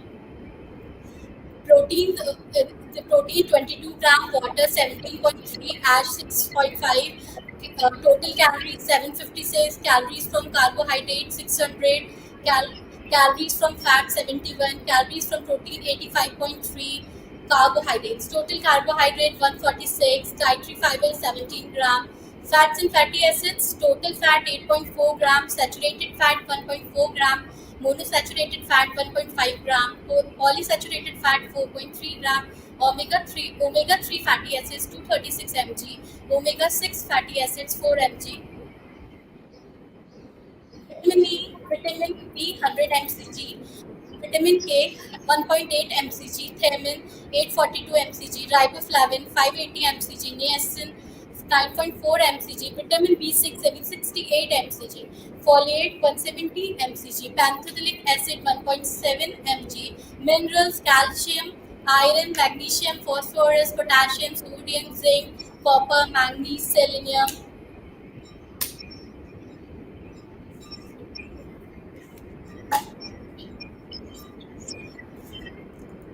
Here are some varieties of bajra. The improved varieties of bajra RHB-121 variety will ripen in a time period of 75 to 78 days and has a medium tolerance power to face drought. Similarly, the RHB-90 hybrid variety ripens in 70 to 78 days. The RHB-58 hybrid variety ripens in 80 to 84 days. The Raj 171 variety is grown for dry fodder and grain in areas having normal and scanty rainfall and ripens in a period of 80 to 85 days. Another variety is Raj Bajra Chari 2, which ripens in 60 to 70 days, while its grain develop in 90 to 100 days and is suitable for saline. New food product development from bajra for commercial purposes, and my first product is millet laddu, which is made by mixes made with roasted pearl millet flour and powdered low calorie sugar as well as dry fruits and cardamom. Packaging material can be used as MPET used to package the design mix. Benefits of laddu: it is gluten free, suitable for salads, saturated with phenolic chemicals, promote fullness, slows digestion. The second product is Bajra Chakki, Bajra Murukku. The Bajra recipe for Bajra Chakki, Bajra Murukku, it is known as the Indian Diwali snack. Kambu Murukku is a delicious crispy jar snack. And its major benefits are iron helps to avoid fatigue, enjoyed by diabetics, Weight Watchers, heart patients, good for women with PCOS, and the major component used in this recipe, garlic, has heart and circulatory is used beneficial for heart and circulatory symptoms. The next product is Bajra Nimki. This is a nutritious Bengali snack, has taken Indian cuisine by storm and is now one of the country's most popular healthy snacks. It has major benefits like it has very much high, aids in skin restoration and slows the aging process. The other product is millet cookies. Consumers prefer healthy alternatives over conventional cuisine. Hence, millet-based bakery dishes are becoming increasingly popular. Cookies are popular, ready-to-eat foods that are enjoyed by people of all ages in the family. A planetary mixer, automatic cookie producing equipment, and rotating oven are used to make cookies made of entirely pure millet biscuits are high in fiber and good for people of benefit. Uh, and beneficial for all age groups, low sugar and low food compared to market products. It is rich in magnesium, zinc, iron, dietary fibers, and protein. The next product is Bajra Vada, pearl millet flour patties. Vada or patties cooked in the Gujarati style with pearl millet flour, spices, and herbs. A plant-based snack, methi or fenugreek leaves are used in variant of this delightful snack. The recipe also includes curd, which gives the patties a nice soft texture. Instead of deep frying the Bajra Vada, you can shallow fry it or prepare flatbreads and roast them on a tawa skillet. The benefits: Bajra being a good source of iron helps to avoid fatigue setting in. Bajra flour and wheat flours are both rich in fiber, so these chakli can be enjoyed by both diabetic patients and by Weight Watchers, heart patients, and women with PCOS. Here is a table. Proposed benefits suggested small scale business model with Bajra Pearl Millet. First product name Bajra Millet Laddu. Costing per kg 1470. Suggested selling price 1800. Benefits: it's gluten free and suitable for celiacs, saturated with phenolic chemicals. It promotes fullness and slows digestion, reduces the effect of oxidative stress, antioxidant, contains low calorie sugar, and thanks to the presence of dietary fiber, promotes good digestion. It combats arthritis and rheumatism. When stored at room temperature, the shelf life is 3 months. Second product, Bajra Chakli. Costing price 250, selling price 500. Bajra is a good source of iron which helps to prevent weariness. Diabetic Weight Watchers, heart patient, and those with PCOS can all enjoy these chaklis because both Bajra flour and wheat flour are high in fiber. Garlic is beneficial to the heart and circulatory system. The next product is Bajra Nimki. Costing price 230, selling price 500. Fiber is a crucial nutrient that is good for digestive system, greatest burning, gluten free, good for heart, lower cholesterol, and lowers blood pressure. The other product is Bajra cookies. Costing price 200, selling price 450. Pure millet biscuits are high in fiber and good for people of all ages. In comparison to market items, it contains less sugar and fat. Magnesium, zinc, iron, dietary fibers, and protein are all abundant in it. Bajra Vada, the next product, costing 380 and selling price 700. It's gluten free and suitable for celiacs, saturated with phenolic. Bajra Vada is a good source of iron which helps to prevent weariness. Diabetic Weight Watchers, heart patients, and those with PCOS can all enjoy these chaklis because both Bajra flour and wheat flour are high in fiber. So here I conclude, all of the items mentioned in this review study are very nutritious and explore business opportunities using Bajra for long-term profitability. Bajra pearl millets food products are distinctive among cereals because of their high calcium, dietary fibers, polyphenols, and protein content. One of the oldest millet used by our forefathers was Bajra or pearl millet. Penicillium glaucum.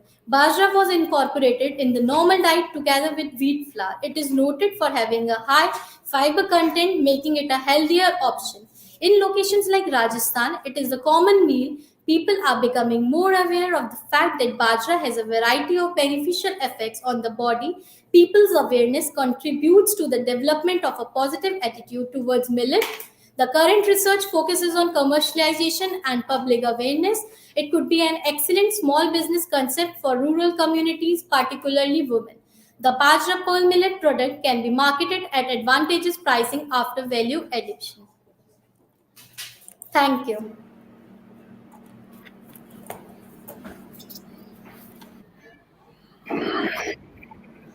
Any queries? Bhumika, nice Yes. presentation. Thank you, Really, sir.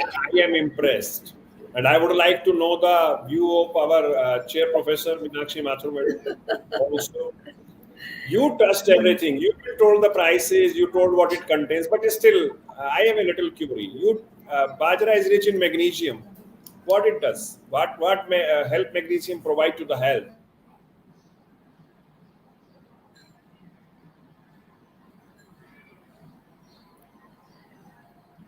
Sir wants to know what is the use of magnesium in your body. Yes. Magnesium का क्या benefit होगा उसके अंदर magnesium प्रचुर बाजरा is मात्रा rich in में। Magnesium हाँ palatable तो ये है that is good everyone can use it तो अब आप बताइए मैग्नीशियम रिच है तो उसका क्या बेनिफिट होगा It is good for our heart health. Good हाँ तो हार्ट हेल्थ को बेनिफिट होगा और you really presented very good. Now over to you, Meenakshi madam, and Your presentation was quite inclusive. Like you have included so many things and new products of bajra. You have said. Even last 2 days, I was talking to Raghav sir about pearl millet, and then he informed me that it is one of the smart food. Declared as a smart food, and I'm really very happy about it. I just want to add to your presentation.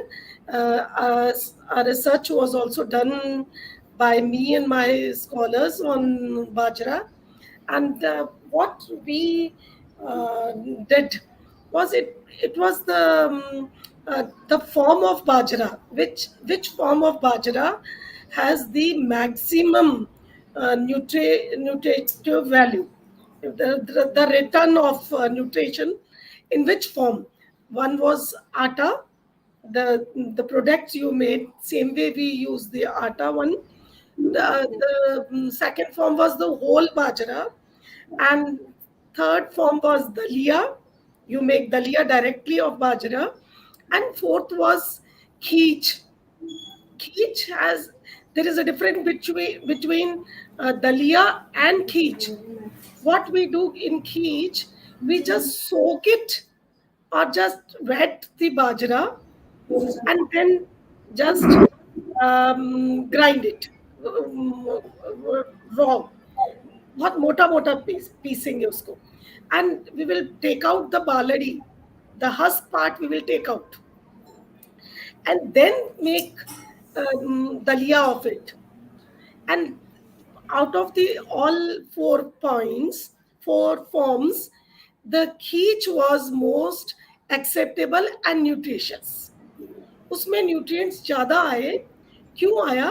क्योंकि जो husk है, उसका husk को soak करने से the nutrition which were present in this was inserted in the yield.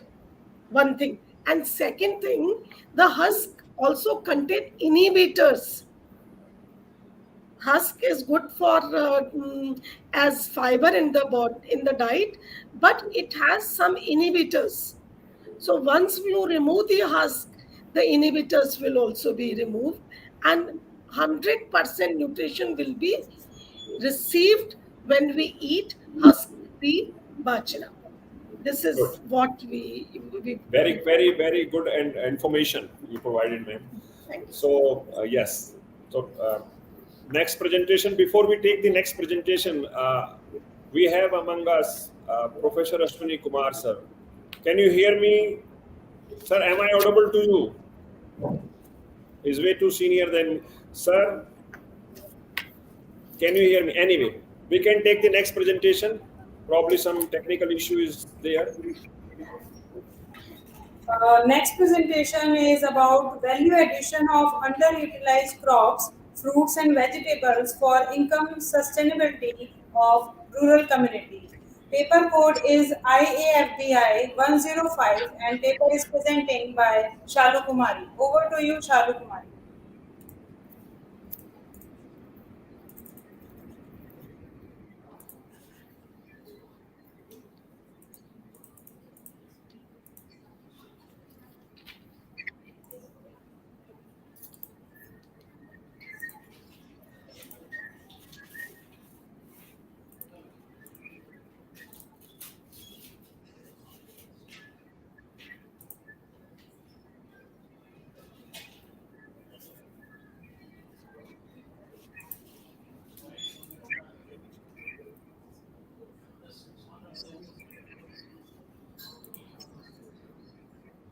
Sir, slide is visible or not?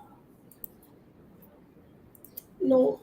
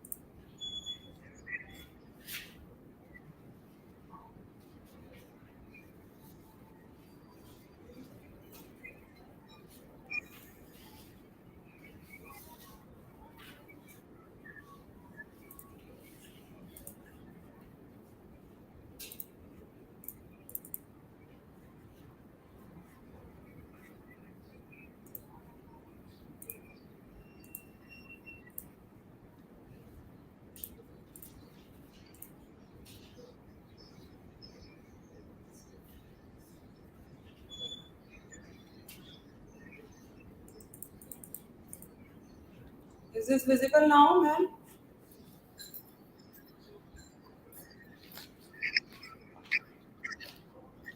Sir? It is visible now. We can see. Namaste, Chairperson Madam, Advisor and CEO Sir, Namaste, all respected experts and co-president Sir and HOD Ma'am. I, JVN Shalu Kumari, pursuing BTech ABT, final year students, Faculty of Agriculture and Veterinary Science.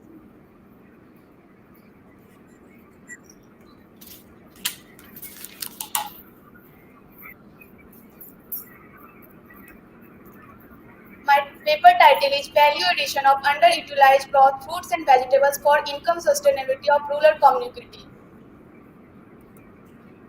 Different types of fruits, just like that Carantha, Care, Lashora, underutilized potentials for contributing to food security, health, nutritional, medicinal, income production, and environment benefits.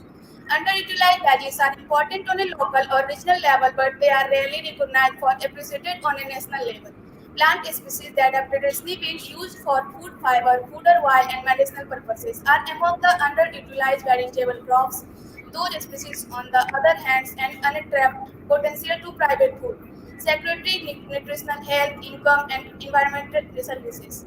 The fruits of Lasura start appearing during July-August. It is a kind of drop stone fruit, lightly pale up to brown or even pink of color. The appearance tends to darken when ripening sets in beginning, full of biscuits blue-like mescles, the pulp of somewhat transparent. Cordia maxa is a species of flowering plant in the borage family. Cassia candis is a species of flowering shrubs in the family Epocynidales. Then second slide is description about Lasura. Lasura is a national fruit that is also known by the names Gondi and Kinishora. Lasura contains nutrients such as protein, crude fiber, carbohydrates, fat, fiber, iron, phosphorus, and calcium. Lasura also has a lot of anti-inflammatory qualities. Habitat Cordia dichomati is native to China. It is a tree of tropical and suborder deciduous fruits of Rajasthan to the moist deciduous forests of Western Ghats and tidal forest in Myanmar. Lasura food products just like that pickle, different veggies, morobba. The next slide is description about Karanda. Is a specific species name is Caris candiceus L. It is a tree of densely branching evergreen, typically shrub. It is a member of the Apocynaceae family and has a variety of used in home gardening and is a live offense around commercially fruit orchards. It is a very attractive fruits. Habitat of Karonda believed to have originated in the Himalayas. Karonda fruit just like that pickle. Then next slide is discussion about care. Care species name of Capris Isuria fox. It is a teeny scub or teeny in the Copians family, which has roughly 30 genera and 600 species. About 26 species have been reported in India, Haywood 1978, and they are found in arid and semi-arid regions.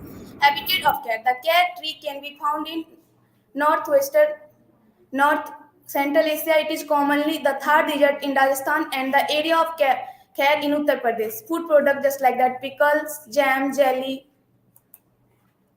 different products of different medicinal property just like that. Lasora, firstly. Lasora fruits act as an inflammatory remedies the effects of an inflamed color, liver and plasma. Lasora decrease blood pressure, thus acting as a potent hypertensive agent. The liver protecting abilities displayed by the leaves of Cordia dicoma were comparable to Salienman as well as known as drug prescribed for liver damage. Lasura fruit possesses significant anti-ulcer properties. The leaves contain analgesic cytoxin and intravitresis. Next is Karonda of medicine.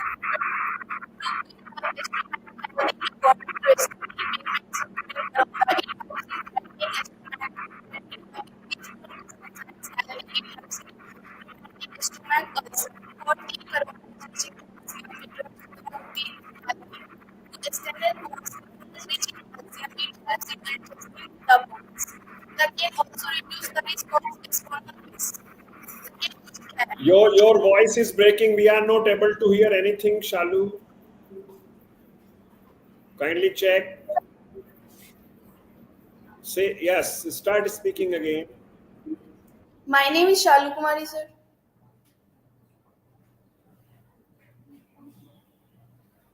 Okay, start. Discussion about care and medicinal properties. Just like that, firstly, antioxidant powers, peppers, and rich in flavonoid compounds, including rutin and quercetin.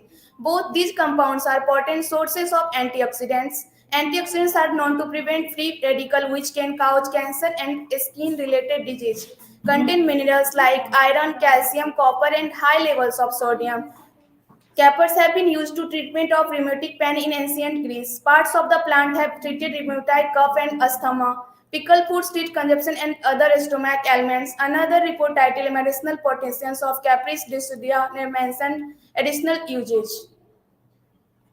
Lasura foods are traditionally used on antibiotic. Just like that, Karonda to lose weight. Karonda has been higher fiber content. Consuming it make one feel full for a long time. You can consume its juice regularly. It can help in reducing weight. Care is another report titled A Medicinal Potency of Capris deciduea mentioned additional usage. The bark is inflammation of acute pain. Next, Lasura. The plant is used for treatment for delaying effects of aging on a skin. Karonda medicinal properties for concentration. Karonda contains polynutrients and antioxidants. It helps to overcome problems related to old age such as lack of concentration, it is blood memory. Then second, care. In certain parts of scalp remedy jaundice and joint infection. Lasura beneficial properties. It is useful in the cough, chest diseases and also provides relief from severe colic pain. Karonda medicinal properties. The prevent Karonda is antiseptic properties. It has to help in preventing pimples. Therefore, you can also Karonda to prevent pimples. Then next is care. It is a traditional system of medicine. The plant Capris is well known for curing a variety of ailments such as toothache, cough, asthma, in treatment, fever, rheumatoid, inflammation.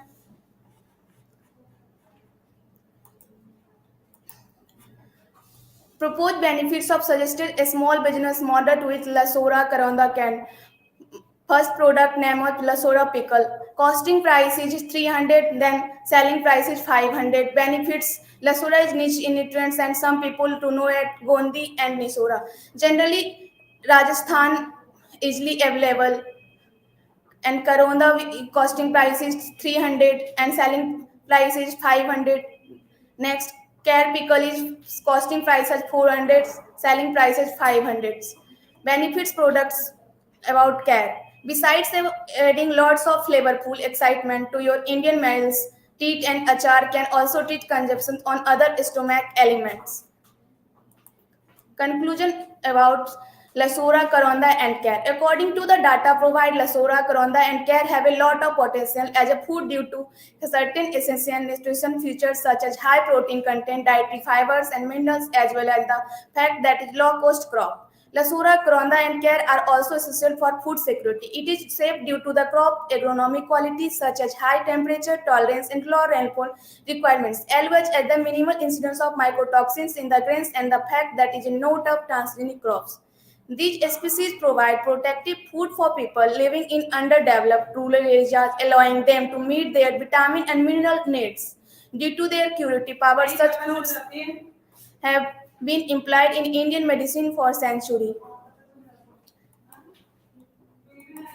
Thank you.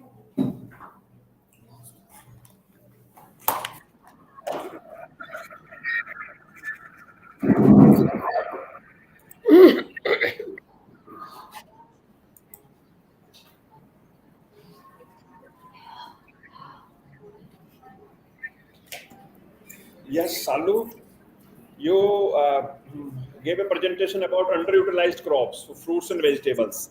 So, what do you mean by underutilized? बहुत simple question पूछ रहा हूँ, as per your level. Generally, Underutilized. Underutilized किसको कहते हैं? You took the underutilized crops, you told the value addition, you compared Lasora, Karonda and K.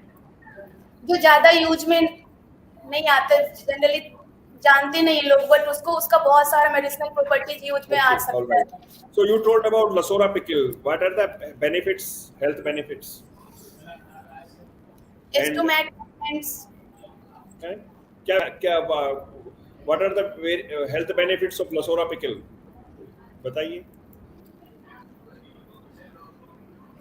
एक कोई health benefit बता दीजिए. Because I'm always, I always say that now the things are changing, people are becoming aware. If you are telling value addition, you are telling processing, tell the nutritional benefit also. And we all should know the nutritional benefit also if we are doing any processing or value addition, even if we are popularizing anything. So if you know, you tell. If you do not know, then look into that. Okay. It has a couple of health benefits. Anti-inflammatory. Yes, it's anti-aging in nature. It provides help in chest congestion, cough, and all that. Okay. And it also depends on what type of pickle you are making. Because pickle always uses oil, but you may think also oil-free pickle. The concepts are coming up. Lot of things are happening. As I told in the morning, along with curd, along with yogurt, you will be eating your yogurt cup also by the beginning of 2023. That is what the latest edible packaging has reached as per today's situation. So nice presentation from my side, and now over to you, Meenakshi madam. Thank you, yes, sir. Yes, you talk about care and this thing. To add to it, I would like to say, like, not only care, but you all must be knowing Pachkuta. Pachkuta is a very famous dried vegetable combination, which is famous for desert region. It like from Bikaner to Osia to Jodhpur and Badmer, Jaisalmer. This is our desert belt, and Pachkuta is very famous dried vegetable combination. In this, you talked about care, but care, kumthi, and sangri. These are three things, and then you call it lasoda, and this is here we say gonda. dried gondha, and chilies. So these 5 things make pachkuta, 5 important products, mixing in proportion and making a pachkuta thing. And sir, to your knowledge, this is very, very costly. This is very costly. Pachkuta is very costly, but it is very, very rich in nutrients, especially minerals. Why it is very costly? One thing, it is available. This is the time. The summer is a time when the collection is done of care, sangri, and kumti. Kumti is very a flat seed. I don't know the botanical name of. Acacia Senegal. Acacia Senegal, madam. Yes, acacia, Acacia maybe, Senegal. sir. But all these things are very rich in minerals. They are mineral rich, but the collection process is very difficult. It has a thorn tree. From that they have to collect, and collect it very young age, young like time. Otherwise, if it will be hardened, the quality will not be that good. The way plucking of tea is difficult. That too, that even that has a proper surrounding, but collection of these things, care, kumthi, and sangri, is a very difficult process. Then then drying it, sorting it, drying it, and then selling it. So marketing of these things is very difficult. That's why high.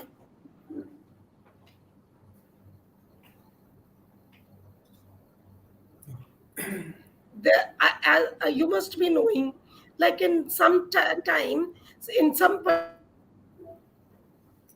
vegetables, they eat only dried vegetables. At time it is very, very popular, or it is there in market, और लोग इसको बहुत purchase करते हैं क्योंकि they eat only dry vegetables like carrot, kumthi, and lasode, all these things. So if some collection and preservation of this is very some research can be done, and some process can be developed to make this the availability of underutilization of this product. Thank you very much. Now Nowadays, next project. Moringa is also underutilized fruit, vegetable. Moringa. Yeah. Nowadays, what is it is getting popularized nowadays. Yes, he said rightly. Moringa fruit has a lot of benefits. Moringa leaves has a lot of benefits. It has fruits, flowers, bark. All parts of the moringa. Sahajan we call it in the, I think, local language. Sahajan. Sahajan. No, yes, sir. That's very iron rich. Sahajan ki fali. Nowadays, the capsule are coming in the market. Yes, it is. I saw. सहजन नाम से ज्यादा जानते हैं, अगर moringa कहें तो कम समझते हैं। जी सर, जी सर। बहुत ज्यादा बेनिफिशियल है, और जैसा कि बताया sir, I just want to add one line इस पे भी काम होना चाहिए। कुछ ही दिनों में मार्केट में we will find probably the pickle of sahajan, and आटा already available है। Nowadays, leaves powder is available in the market. Powder is also available. Yes. Around 1,000 or 2,000 rupees per kg. Sir, इसमें ये एक और मैं add करना चाहती हूँ कि now there is a rule for all the anganwadis कि they must have a tree of sahajan की। I think government of Rajasthan. Government of Rajasthan. Midday meal. Sir, उसका भी यही है कि वो फली जब पक जाती है तो फिर वो यूज की नहीं है। Plucking of that fali at right time is important. And I think it gives 2-3 flowering in a year. They have बार बार आता है इसका सीजन, ऐसा नहीं है कि एक ही बार हो। It's not like that. Good. Nice discussion. Now, next presentation. Next presentation is about future and current status of naturally fortified food in India in relation to sustainability in income generation. Paper code is AFBI-2022 and paper is presented by Nikita Parekh, MSc NND first year.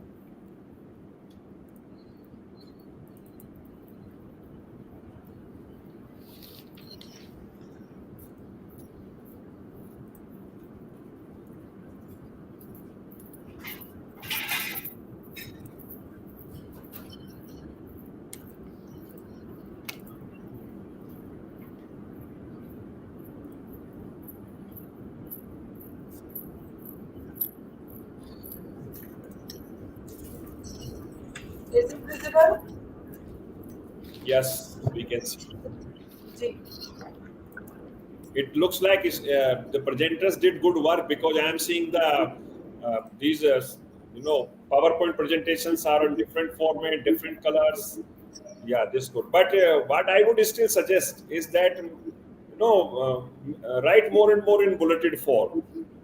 That is something which is lacking, and I am very clear in saying that there is no hesitation. So next time, all of you try write in bullet forms and explain those bullets. Anyway, continue, please. Namaste, Honorable Chairperson and Honorable Advisor and CEO Sir, Honorable IC President Sir, Honorable Director Sir, and all the expert present here. I, JVN Nikita Parekh, pursuing MSc NNT Second Sem, Department of Food and Biotech, Faculty of Agriculture and Veterinary Science. Today I am here to present my PPT on the topic of future and current status of naturally fortification food in India in relation of sustainability income generation. So firstly, the meaning of fortification, the process of adding micronutrients, essential trace elements and vitamin to food is known as fortification or enrichment to purpose of preventing of or co-reacting a demonstrate deficiency of one or more nutrients in the population or a specific population group. Now moving on to the introduction, the addition of one or more essential nutrient to the food, whether or not it normally contained in the food. The fortified food should also be stable during all unit operations such as processing, packaging, storage, transportation, and distribution until it reaches its final users according to the recommendation. Uh, Food fortification is used to improve nutrition in a number of countries. Example, iodization of salt has consist in India have highlighted research on iron, vitamin B and vitamin D deficiency in India population as an approach for improving health. Now we are learn about types of fortification. There are three types of fortification. The first one is mass fortification. Uh, Mass fortification is also known as open market, industry derived or free market fortification. It addition of micronutrients to food the bulk of the population consumes. For example, cereal-based products, herb and dairy products, and most commonly in milk. The second one is market derived fortification. The market derived fortification is done out within the government regulatory framework. Market derived fortification, which adds critical nutrient to food, thereby reduce the beginning of nutrient insufficiency, can play a positive role in boosting public health. The last one is target fortification. The target fortification improves a specific meal for a specific population, hence increasing intake for the group rather than the entire population. Now the current status of fortified food in India. India is the one of the world's leading rice producer with 158.8 million tons produced in India in 2016. Rice provides 30% of calorie on average in the global scenario, and it might reach more than 70% of some low income countries. As a result, rice and wheat could be great carriers of micronutrients, although rice fortification with iron, folic acid and vitamin B12 is present in India. Rice fortification with other micronutrients such as vitamin B1, niacin, and in rare case selenium and vitamin A and E is also practiced.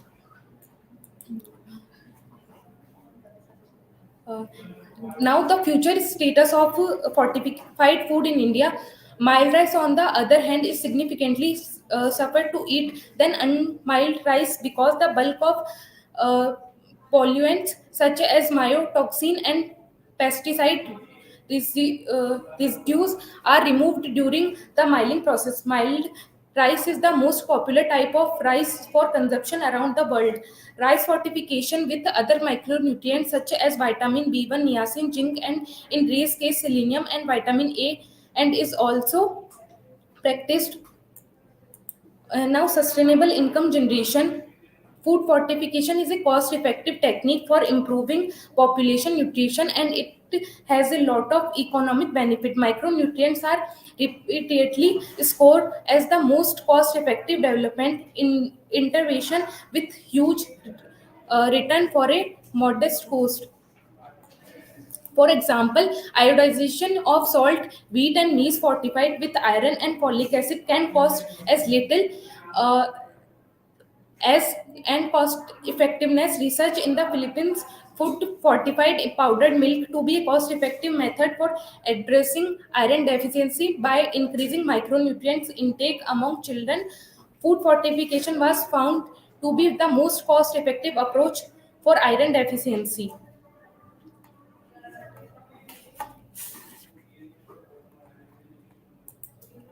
Thank you. I missed your this slide number 15. Show it again if possible. Yeah. Yes, sir. Okay, the benefits of fortification. Okay, all right. Yes.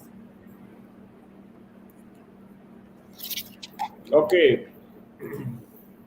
Sir, any Nice question? presentation. Yes. You can wind up Yes, and be available for little question. Why there is a need of fortification?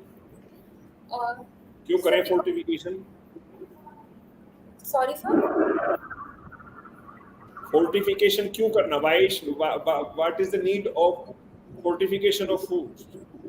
Sir because जो हमारा environment और जो soil है sir वो इतनी pure नहीं है और जिसकी वजह से जो हम फूड्स कंज्यूम करते हैं उसमें न्यूट्रिएंट्स की डेफिशिएंसी हो जाती है. जब हम फोर्टिफिकेशन करते हैं तो उनमें हम एडिशनल जो न्यूट्रिएंट्स ऐड करते हैं वो हमारी बॉडी में जो डेफिशिएंसी होती है सर उसे नहीं होने देते, इसलिए फोर्टिफिकेशन इम्पोर्टेंट है. All right. Thank you. Thank you very much. That's all from my side. And we have now, with us again, Dr. Ramesh Mittal, sir. He is back with us and has joined the session. Thank you very much, sir, if you are hearing me. Over to you, Meenakshi, madam. Yes, sir. Yes. Okay, all right. He's here. Yes. The presentation was good. You said fortification. Generally, at domestic level, we do supplementation. Yes. Isn't it? So fortification is good because it needs a technique, it needs machinery, it needs it's a large project. But at a domestic level, how can we enrich nutrients in our diet? There are some home methods to increase. Ultimate objective is to increase the nutrition in our diet. हमारा सबका उद्देश्य क्या है? Ultimate aim is how to increase nutrient in our diet. Like जो missing है उसको हम पूरा करें. So fortification you have done very well. What you presented very well. But we can work out on some domestic remedies to increase food also. Supplement करते हैं हम. एक दाल नहीं बनाते, हम 2-3 दाल मिक्स करके बनाते हैं. स्पेशली हम चना दाल सबके अंदर कोई भी दाल बनाते हैं, थोड़ी सी मुट्ठी भर के चना दाल डाल देते हैं.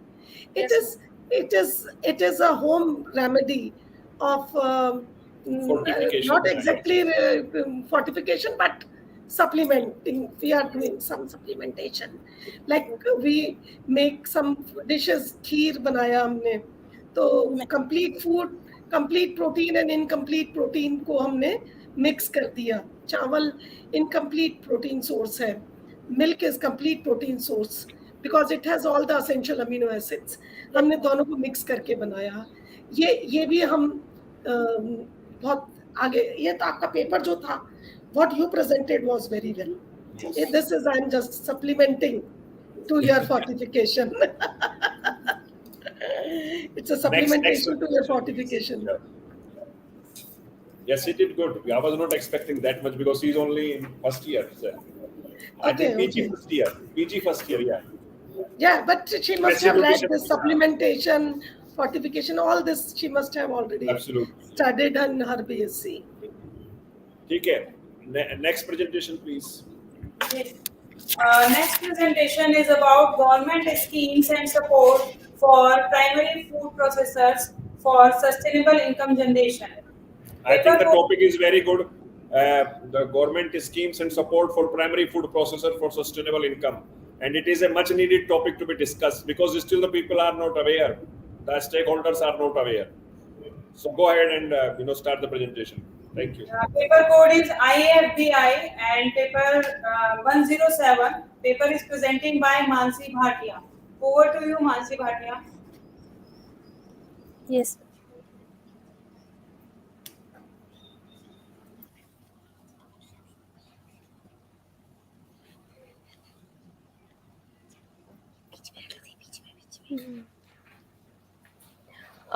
Ma'am, is it visible?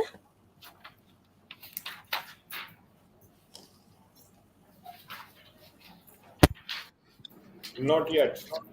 You share and it will take a perhaps minute or so.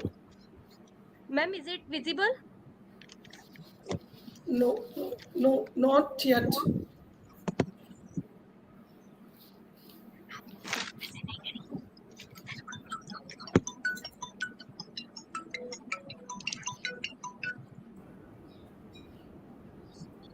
Mansi, mute yourself first.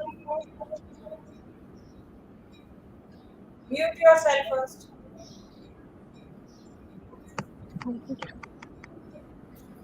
You were supposed to get her presentation in email and share it from here.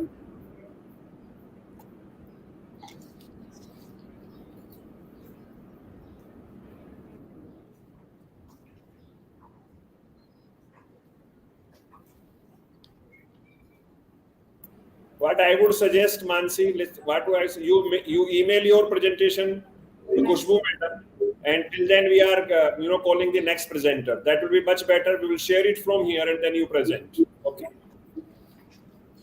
I think that will be the best idea. So call the next presenter and get her presentation in email. Next presentation is about smart food, a three-way approach for sustainable development. Paper code is AFBI-2022 and paper is presenting by Asta Garg, research scholars of FAB.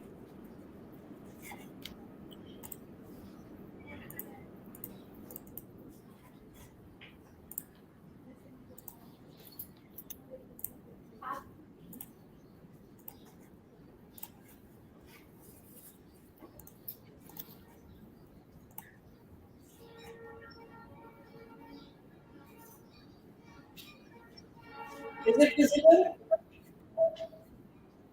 Yes, it is visible.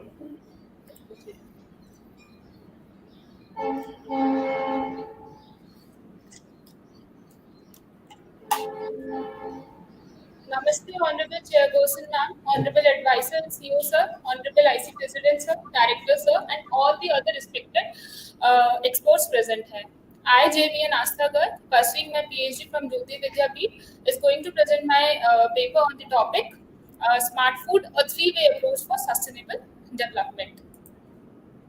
As after independence, India faced the main issue of having sufficient food to eradicate starvation, which lead to induction of green revolution.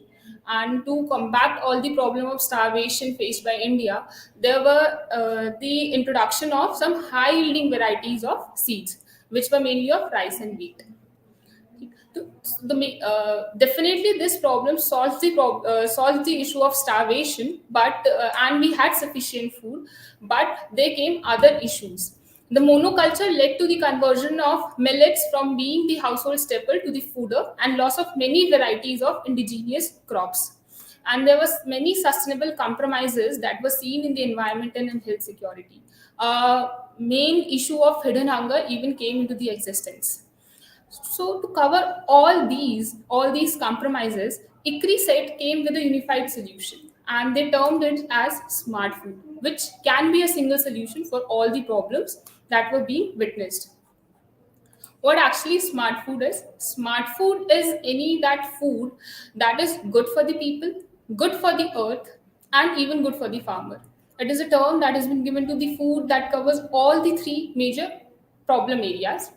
And the main initiative or the aim of the smart food through ICRI said was to diversify the staples, because staple make the most of the diet. The maximum calories that we are consuming comes from the staples that we take.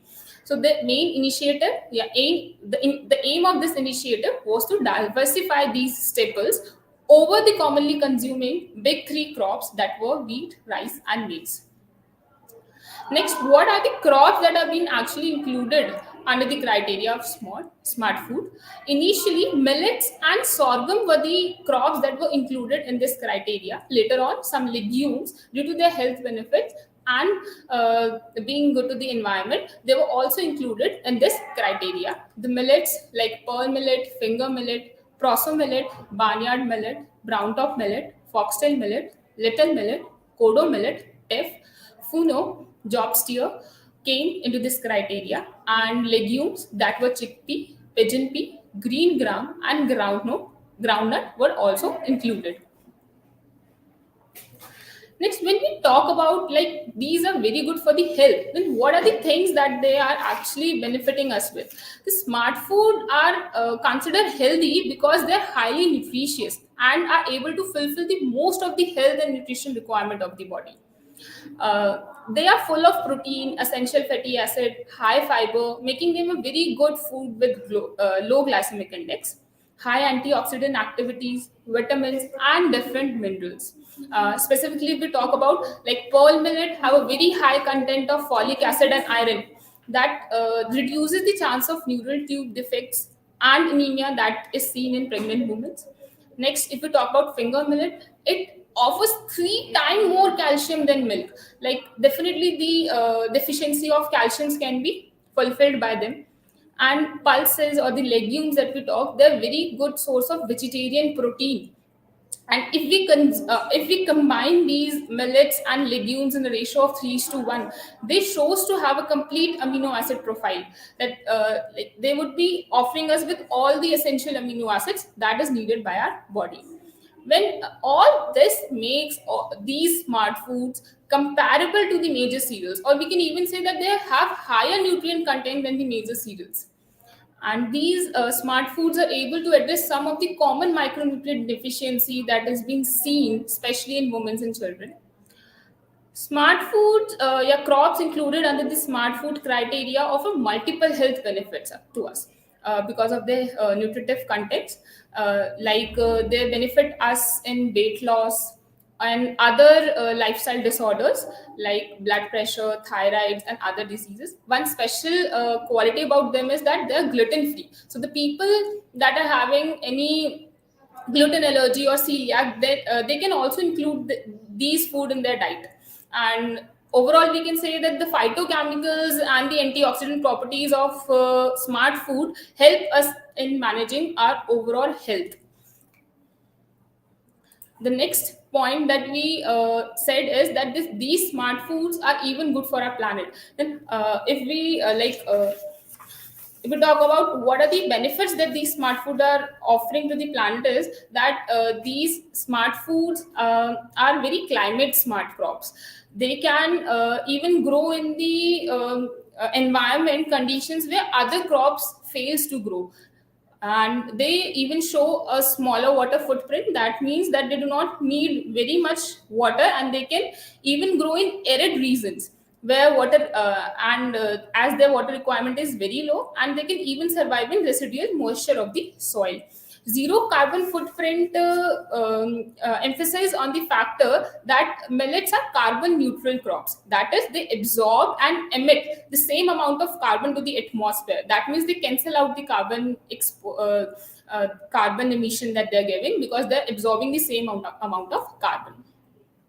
When we talk about the legumes, the legumes or the pulses are very important in improving the soil health, because they are leguminous crops and their nodules contain the rhizobium bacteria that help in adding the nitrogen to the soil, hence conserving the top layer of the soil.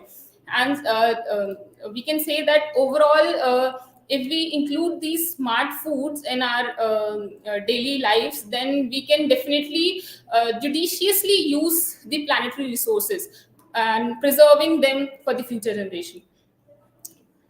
When we come to the next topic, that is smart food, the farmers, that is like the main factor that have to be considered, because helping smallholder farmers and breaking the viscous cycle of sustenance, production and poverty is a great challenge, and smart food plays a very important role in that as well, because they are cash efficient growth, and their low prices can help farmers in low input, because they won't need much income or the much prices for sowing them out. Low input that leads to less investment for the crop production, and less investment means they don't have to take debts from the money lenders, and definitely when they would be able to get all these crops in the low prices and would be getting a high output, they even in the adverse condition, the yield would be good, and they would have a good income growth, and they would have increased revenues. Secondly, we would say that these crops are resilient and climate adaptable. So we say, because they're resilient and climate adaptable, these are the most secure crops for the farmers, preventing them from different uncertainties, and having that would lead to a steady flow of income for them. They would have an income that would be sustainable, that won't be for the short duration, but that would be sustainable. Next is, because these if we repeated growing of same type of crops eventually lead to the mineral loss of the soils. So if farmers diversify their farms with smart food, this would help in maintaining the fertility of the soil. And if the fertility of the soil is maintained, high quality and nutritional yield can be obtained in every cultivation and in every growth. Next, not only to this, these smart foods or the superfoods, we can say, or the healthy foods are very nutritious and palatable, and hence we can make different products from them, like smart energy bar, smart crackers, smart puffs, smart cookies, smart chapatis. These smart chapatis, because they're so palatable that any common person can include them in their diet, and we're adding the word smart to them because these all things are being produced or manufactured using the crops that comes in the criteria of smart food. So to conclude this, I would like to say that sustainable development means that we focus on a path that meets the need of the present without compromising the ability of future generation to meet their own needs. So if we follow a path that is not hindering us in the present and also in the future, that would lead to a sustainable development.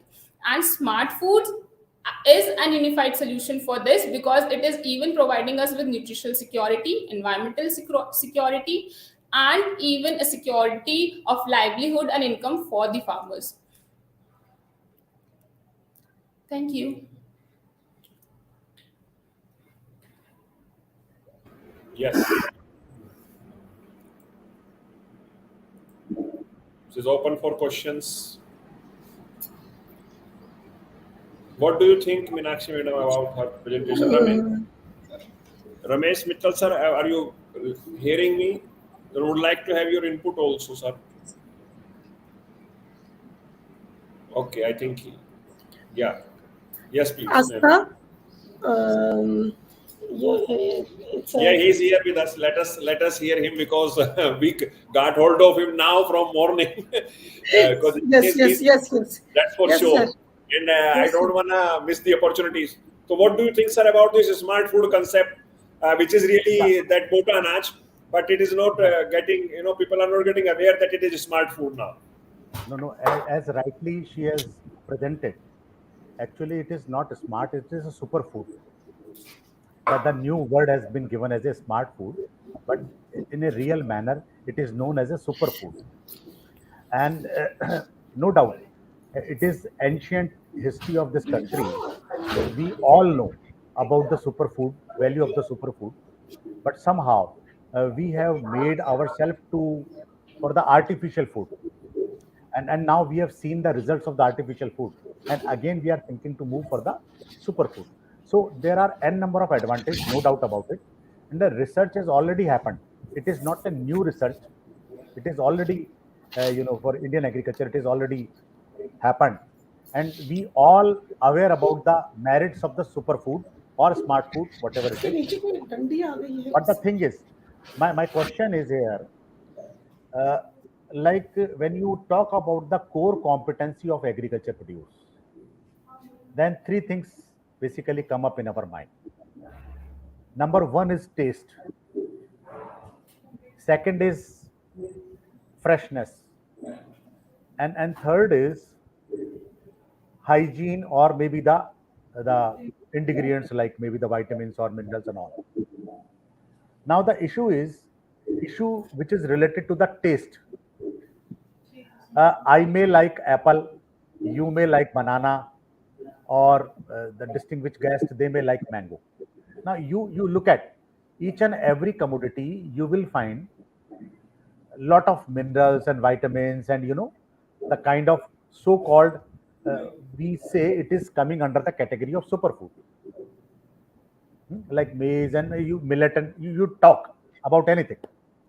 But the thing is, the taste matters, and that is why if you look at the junk food is quite popular across the world, not only in our country. You offer anything to your kid. Suppose the lime or lemon water, if you are offering to any youngster, they may not like, but they will definitely have this carbonated drinks. So matter is why it is so. It is because of the taste. It is happening because of the taste. So the superfood somehow, maybe the through fusion, or maybe the fortified, or maybe the innovation, if we are able to convert or focus on right kind of aroma as well as taste, then we are the winner. I'll give you example of one of my startup. The girl name is Tanushri, and she has you know transformed the millets into a very fashionable cookies, cakes, brownies, and all. It is pure millet, and now she is exporting to England also, and it's a pretty corporate style. Now people are asking for the birthday brownie cake or something like that. When you eat, you will not find it is made by the maize. Oh, sorry, millet. When you eat, you will not find it is made by the millet, and you will not get the aroma of millet also. It is as good as the fancy cake which is available in the market. So she is able to attract the Indian youth. Now many orders she are getting, lot of cookies she has made, different varieties she has made, and all are towards the healthy and so called it is a smart food, or the smart product, or maybe the superfood or something like that. The business is growing. So somehow adoption is required. It is not simple like by telling this fenugreek is very good for the health, or bitter gourd is very good for the health, and we should start consuming. नीम का पानी हमें पीना चाहिए, और मतलब बहुत सारी चीजें हैं. So in the same manner, if we are just saying, I think we are not going to get the center for attraction from the consumer. Right. The transformation or maybe the fusion is required, maybe through fortification or any other science or technology, you say. But no doubt, the superfood and smart food is the upcoming food of why it is so, because our culture is now changing basically. Yeah, food habits I are was, changing. या मैं पहले madam की बात सुन रहा था, तो madam बता रही थी कि जैसे फोर्टिफाइड है, हमने चने की दाल मिला दी, और आप देखिए जैसे हम दाल चावल जो खाते हैं, व्हाट इज दैट? ये फोर्टिफिकेशन ही है. चावल क्या है? चावल इज कार्ब एंड दाल क्या है? प्रोटीन. अगर आप लेते हैं तो बैलेंस फूड हो गया, और आप केवल चावल खा रहे हैं तो नुकसान करेगा आपको. ऐसी बहुत सारी चीजें हैं. अगर आप देखेंगे हमारा जब पुराना फूड सिस्टम था, आप इंडियन थाली को देखेंगे तो you will find it is quite balanced. आप पुदीने की चटनी ले रहे हैं, आप धनिए की चटनी ले रहे हैं. इवन आप देखिए जो हम आचार भी खाते थे, अचार was also probiotic. But the question is कि किस तरह से बनाया गया है, कितना आप कंज्यूम करते हैं. बहुत सारी चीजें हैं. हम जब रिफाइंड की बात करते हैं, लाइक वी आर सेइंग कि maida is harmful, but it is not like that. अगर मैदा में ईस्ट है और वो लिमिटेड क्वांटिटी में आप खा रहे हैं, तो आपको बताएंगे डॉक्टर कि वो नुकसान नहीं करता. तो कहने का मतलब है कि super food is good, no doubt about it, agree. But the question is हम उसको पॉपुलर कैसे करें, कमर्शियल कैसे करें. It is not only innovation, it is commercial activity. You have to convert into agri business. That is also very very important. क्योंकि जब तक उसकी फाइनेंशियल वायबिलिटी नहीं आएगी तब तक वो बेकार है. आप देखा होगा, आपने बहुत सारे इनोवेशन होते हैं, लेकिन वो हमारे तक नहीं पहुंचते या हमारे मेजर स्टेक होल्डर्स के लिए काम के नहीं होते, तो वो इनोवेशंस यूजलेस है. हाइड्रोफोनिक्स उसमें एक एग्जांपल है. आप देखिए हम बात कर रहे हैं, it is a very good innovation, but you tell me it is just for the 5-star purpose. It is for the drawing room purpose. Commercial आप देखेंगे तो country like India, I don't think it is feasible. It's not that popular yet. Yes. It's not popular. तो हमें क्या है, कभी-कभी ये भी देखना होता है कि whatever we people are thinking, whether it is in the interest of stakeholders or not. That's all from my side. But otherwise, a good presentation. I like it, and she has taken up a research work on this smart foods. Right. And smart food is a concept floated by ICRISAT. Right. And ICRISAT is popularizing it not only in India but in all other countries in Africa and all that. And it is pelletized in in nature. So the thing is that what the ICRISAT, Miss Joanna, who is heading this whole project with 16 other scientists, her clear opinion is that it is called by other names, like Bejar we call here in Rajasthan, we call Bajra. She wants to bring it with the new name and want to make popularize. And as you said, the end products must be of such type that they should be tastier, they should look good, and they should be acceptable and must be commercialized. And that's what she has taken up work on this smart food concept. That's what I think is my submission. Nice. Anything from your side, Meenakshi madam? No, sir. It's enough what sir has said and all. But my submission is only this: like when we mixing the atta of just 5 grains we add, like bajra, multigrain atta we call it. Multigrain atta and all. We try to mix all 5, and if we do it at home level, that is not feasible. Like practically it is not possible. And if we go to market to buy it, that is, though it is easier just to buy a theli of atta, pay the money, but the cost convenience, is convenience of the food convenience is there, but the cost has increased a lot. But the cost has increased. Absolutely. So nice presentation, Astha ji, and keep doing good work. Thank you very much. Next presentation, please. I think that the government scheme. Next presentation is about innovations in dairy farming for income sustainability of rural community. Paper code is AFBI-2022, and paper is presenting by Varsha Morwal and Monica Jangir.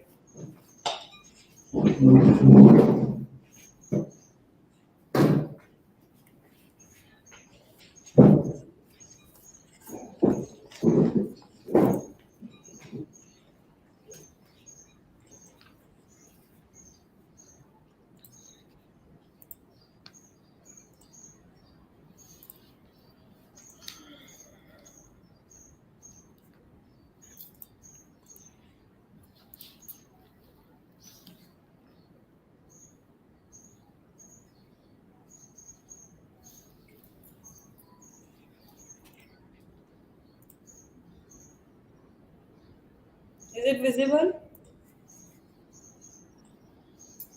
No, ma'am. Not yet.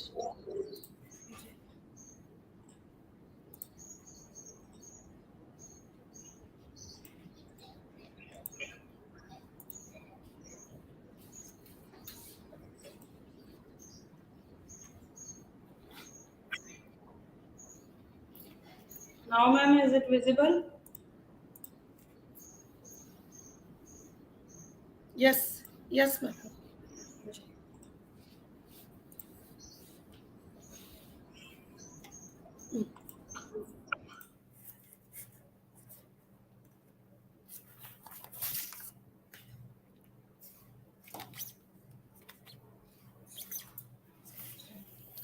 Namaste, Honorable Chairperson Ma'am, Honorable Advisor and CEO Sir, Honorable IC President Sir, Director Sir, and all the other experts present here. I, JVN Varsha Morwal, I, JVN Monica Jangir, pursuing BSc Agriculture Honours 8th semester from this university, presenting a paper on topic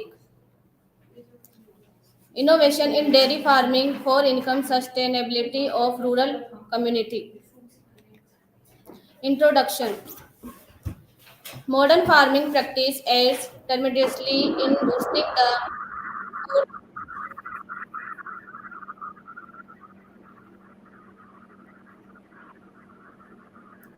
food production across the world. That too on dimensioning cultivable land, increase in agriculture productivity achieved with altogether application of scientific knowledge and technological innovations. The, da- the dairy world has also witnessed the rising trend of production and consumption and can be depicted as globally connected, composite and fast changing sector of food production. Along with a- Along with augmented supply of milk, rapid economic growth, population expansion, increased urbanization, etc., have also boosted up the demand for dairy products. Next topic is innovation needs. Dairy farmer has to improve the amount of milk each animal produces, thereby reducing the amount of feed, water, and space needed per liter of milk, resulting in less manure production. This provides a big window for different innovation application to enhance productivity in such developing nations where majority dairy farms are small scale and managed on traditional practices. It is well recognized that sustainability in its economic, social, and ecological dimensions in milk production vary across different dairy systems, recognized on the basis of relevant socio-economic and farm characteristics of milk producing households. Various dairy farming issues, animal ailments, along with dairy farming innovations and various lab to land approaches are presented jointly as major dairy issue field. Uh, Germ plus housing, ideal body weight, third estrus and cyclicity, fourth heat detection, timely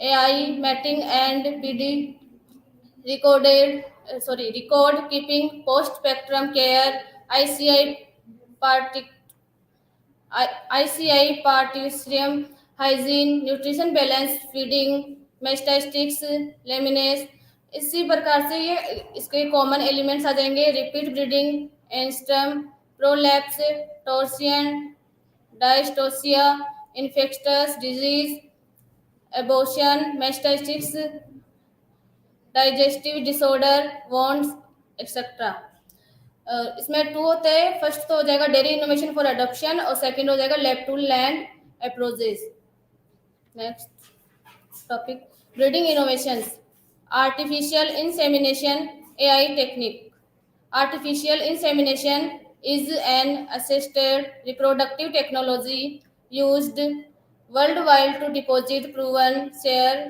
stored semen directly into a cow's uterus. The techniques is used as a rapid way to improve desired characteristics through intensive genetic selection. Next, embryo transfer technology. Embryo transfer technology is one of the latest tools available for the faster improvement of livestock worldwide, particularly for exploiting the genetic potential of high quality females and the males simultaneously. Hormonal synchronization या protocols. Different hormone protocols are being adopted for getting group calving or desired calving in a year for efficient and controlled management.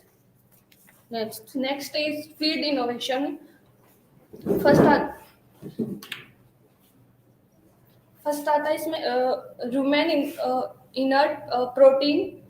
Protein meals are subjected to suitable physical, chemical, and treatment. Energy and nitrogen balance get improved with only marginal increases in treatment cost. Chemical or heat treatment are the main method used for protecting proteins. Second are probiotics. Probiotics are the live microorganisms that may beneficially affect the host upon ingestion by improving the balance of the in, intestine microflora. Lactobacillus species is the most prevalent probiotic bacteria known as a lactic acid producing bacteria. Next is management innovations. Health tracking devices.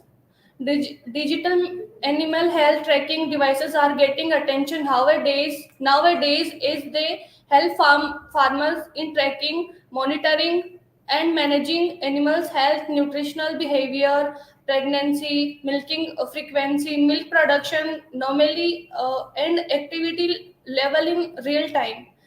Second is heat detection system. Detection of heat is very important aspect of management for performing timely AI with successful animal consumption. Third is robotic milking machine. Innovation of robotic milking machine is a useful in eliminating the pressure on physical labor and maintaining a hygienic milking process with remarkable improvement in milk production. Fourth is waste disposal and management. Scientific disposal of extract extracta like dung, urine, other organic waste demands all utmost attention. Presently, there is not a clear-cut policy for dung and carcass disposal. Sixth is digital farm management. Completion of farm management includes according finance, labor management, and supply chain management. Next is healthcare innovations. Vaccination. Livestock vaccination is considered an emerging innovation of socio-economic importance in the Indian dairy industry and reported more profitable and sustainable than artificial insemination. Mastitis diagnosis kit. Mastitis, one of the expensive disease, affected economic return of dairy farms heavily. Farm has to suffer with huge financial burden due to subclinical mastitis, as it incur heavy losses related to culling, decreases production, decreased fecundity, and treatment cost. Next, conclusions. The innovation need are justified for making the farming profitable for welfare of farmers and providing customer satisfaction by offering health, qualitative milk and milk product. Innovations from breeding, feeding, animal management, health are the healthcare and preventive measures, waste disposal product trackability and marketing features are discussed and explained with example and success stories. Factor impending innovations are discussed from point of innovation generation diffusion till its adoption. Removal of these barriers are application of suitable extension approaches with policy support will lead to more and more adoption for productive enhancement and quality production. Recommendations have given for not only technology generation but also for its implementation. Thank you.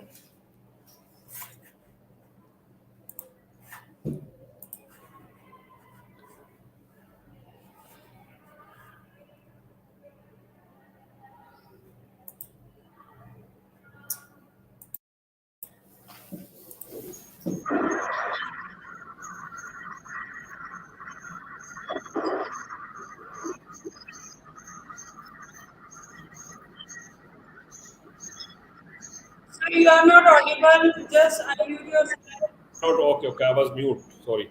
Yeah, it was a good presentation from your side, and you told about a couple of innovations in dairy farming which can help in sustaining the rural community for their income. And we can call the next presenter now because we are also running late.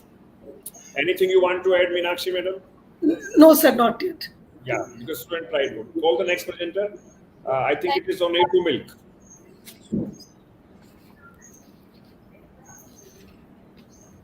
Next presentation is about income generation opportunity in A2 milk and milk-based product processing. Paper code is AFBI-2022 and paper is presenting by Sakshi.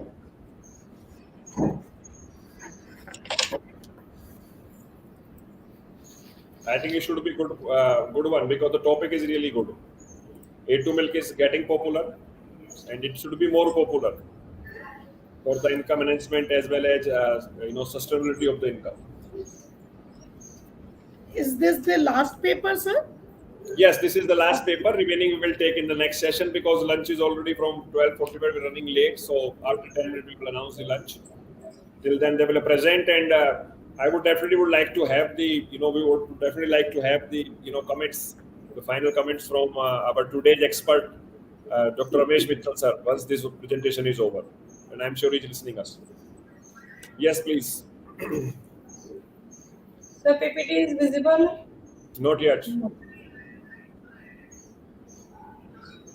Now?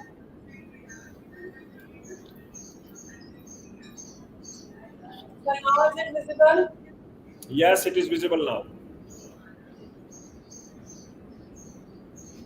Namaste and a very warm good afternoon to everyone. Honorable Chairperson Ma'am, Honorable Advisor and CEO Sir, Honorable IC President Sir, Director Sir, and all other experts and faculty members present here. I, JVWU Sakshi, pursuing BSc Agriculture final year from this esteemed university, presenting a paper on the topic Income Generation Opportunity in A2 Milk and Milk-Based Products Processing.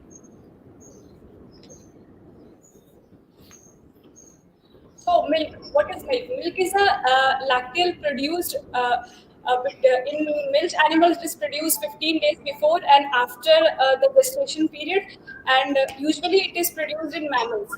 Milk consists of various nutrients like fats, vitamins, proteins, minerals, which are essential for human body, but mainly it consists of protein, which we popularly call as casein and globulin, and which is also known as whey. Casein is present around 80%, and there are two types of beta caseins present in normal regular milk. It is A1 beta casein and A2 beta casein. But the new term which we are getting familiar to today is A2 milk. What is A2 milk? A2 milk is basically milk in which A1 beta casein is absent. So the casein present in the milk is just A2 beta casein. So how is it different from normal milk? That it is basically A2 beta casein, which when we ingest or when it goes inside our gut, the beta casmophorin 7 is opoid peptide, which is discharged during the absorption of A1 beta casein in our gut. And this is what it is, a kind of morphine which induces certain gastrointestinal problems like bloating and several lactose allergies in human that we find these days.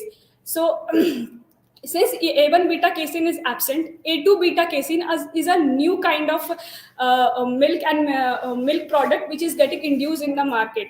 A2 milk is a newcomer type of product containing only A2 beta casein, and that is spreading in many countries, not only in the India. It may be looking as a futuristic scope, but it is a type of milk now sold in stores with A1 and A2 both. The digestion and breakdown of casein produces a peptide BCM7 that has been associated with inflammation, digestive discomfort, and even some chronic diseases.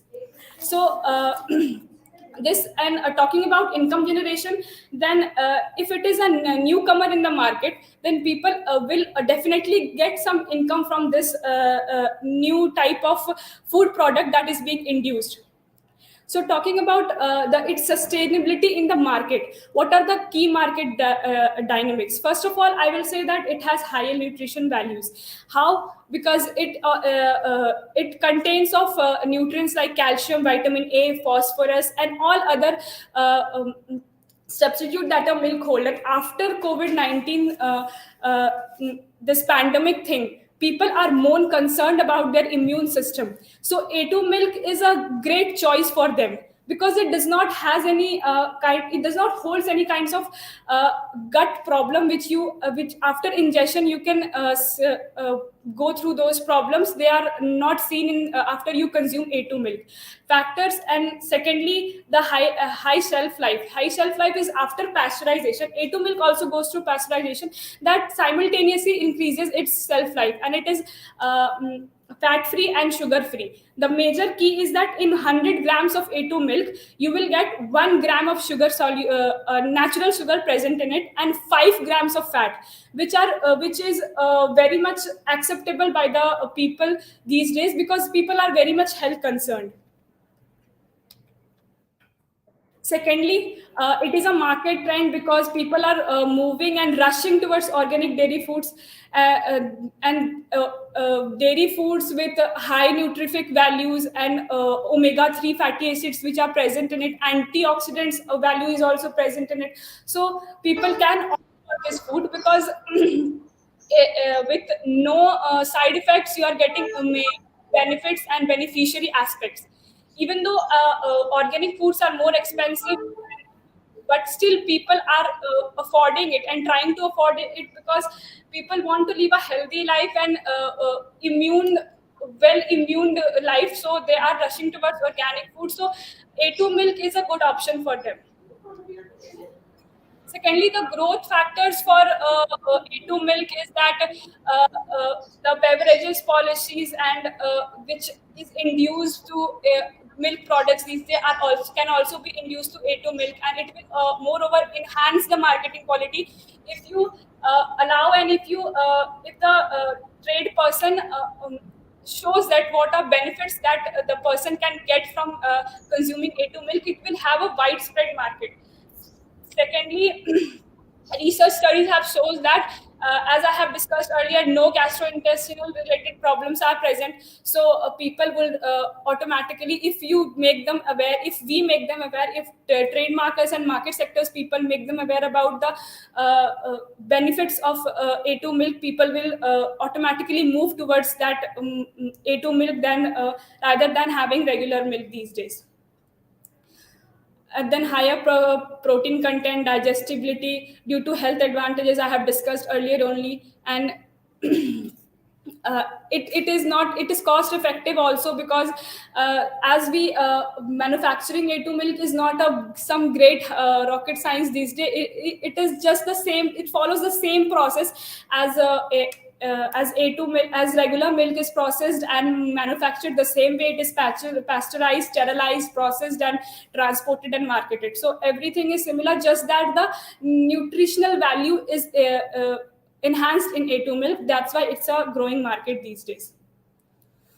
Secondly, the job opportunities from the job opportunities not only it starts from the market itself, it is from the where we are collecting the raw materials. So in every part in dairy farming there is a job opportunity. It holds a significance because the farmer is benefited, the intermediator is very benefited, the trade man is benefited, and you as a consumer is also benefited, because it is a linked chain. So if you go into a dairy industry or a dairy big farm, and then you can realize that what a dairy farming is a really sustainable thing in these moving country, where everyone is moving toward progress. And it can be a good point for entrepreneurs to to start their startups with a small A2 milk kind of thing, and where they can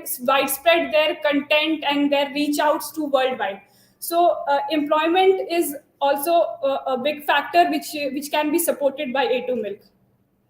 So the conclusion is, so opportunities are present because it does not requires any qualification degree. Even a farmer level basis person can also go for this. And this Salem district in Tamil Nadu is adopting this A2 milk production and consumption, as research says it. And then dairy farmer can promote it further by involving young educated people, because that will only enhance the process, because a process is enhanced when a well guiding person includes and guides the person behind them. So a way is opened to just progress, and to just you can go for progress and progress if you have a good guide. Starting from price, if we talk about price of A2 milk, there is a negative and a positive aspect, because if we see a negative coefficient, this indicates that those who base the choice of which milk to buy on price are willing to pay less price for A2 milk, whereas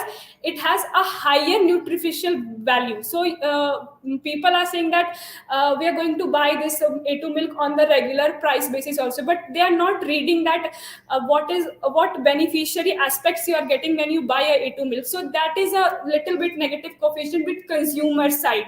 But once they understand the value of this thing, and then I think this thing can be omitted as soon as possible. So that's all. Thank you. Good. Nice presentation, Sakshi.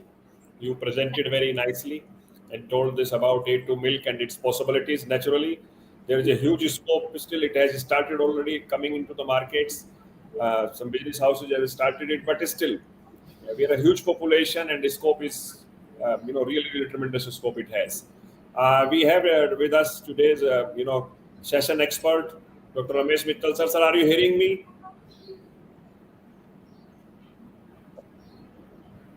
Yeah, please. Yeah, sir, what would you like to say about this A2 milk and about this whole session? These students are presenting different papers from morning.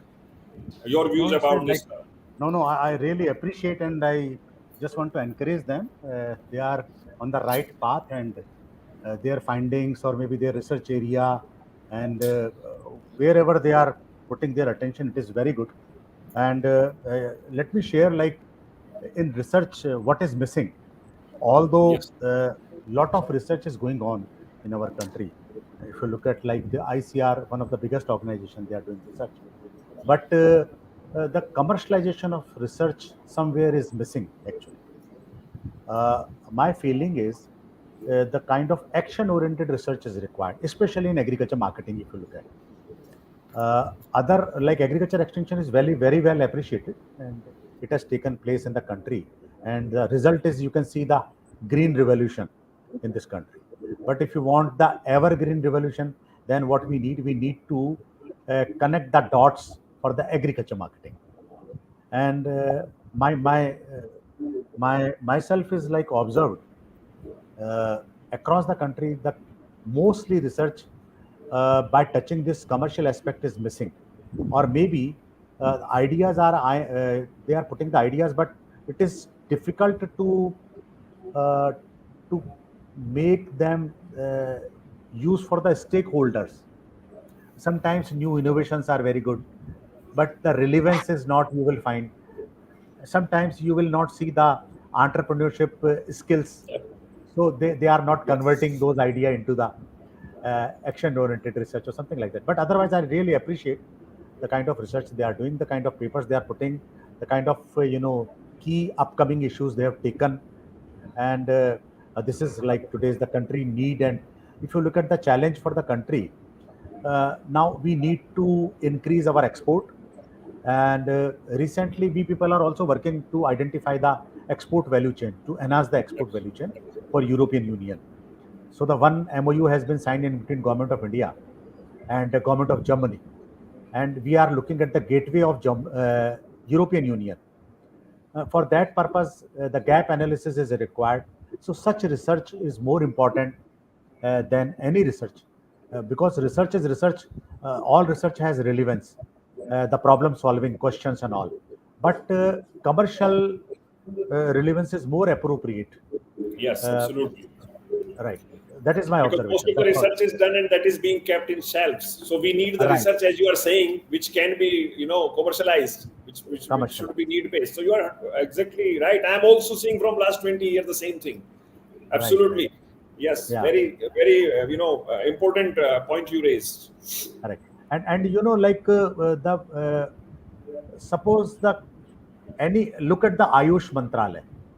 Uh, Many kind of research they are doing, and immediately some companies are getting those patent and converting into Product. as a commercial activity, yeah, product. Yes. So such things are required. Then you can say the industry institute partnership relation. Then you can say the new innovation. Then you can say the patents, upcoming patents. Now the across the world, the kind of patent has been registered.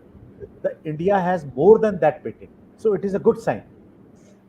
It is a good sign, and it should continue. And the bright students who are presenting these papers and identifying the more fruitful area, those are also very attractive. So I just congratulate the paper presenters. They have chosen very good theme, and under the guidance of uh, your university, your official, and yourself, and other faculty members. And I really admire. But my request is, it should be converted into commercial activity also, Absolutely. at least some portion. Thank you. Thank you. Thank you very much for your nice words and your couple of the points you raised and told the importance how the research should be done and it should be converted into the final product and must be commercialized. Thank you very much, and thank you very much for being with us after your busy schedule and accepting even our invitation to be as the key expert and expert of this session. Thank you very much. Thank you, doctor. Namaste. Thank you, doctor. Namaskar. Namaskar.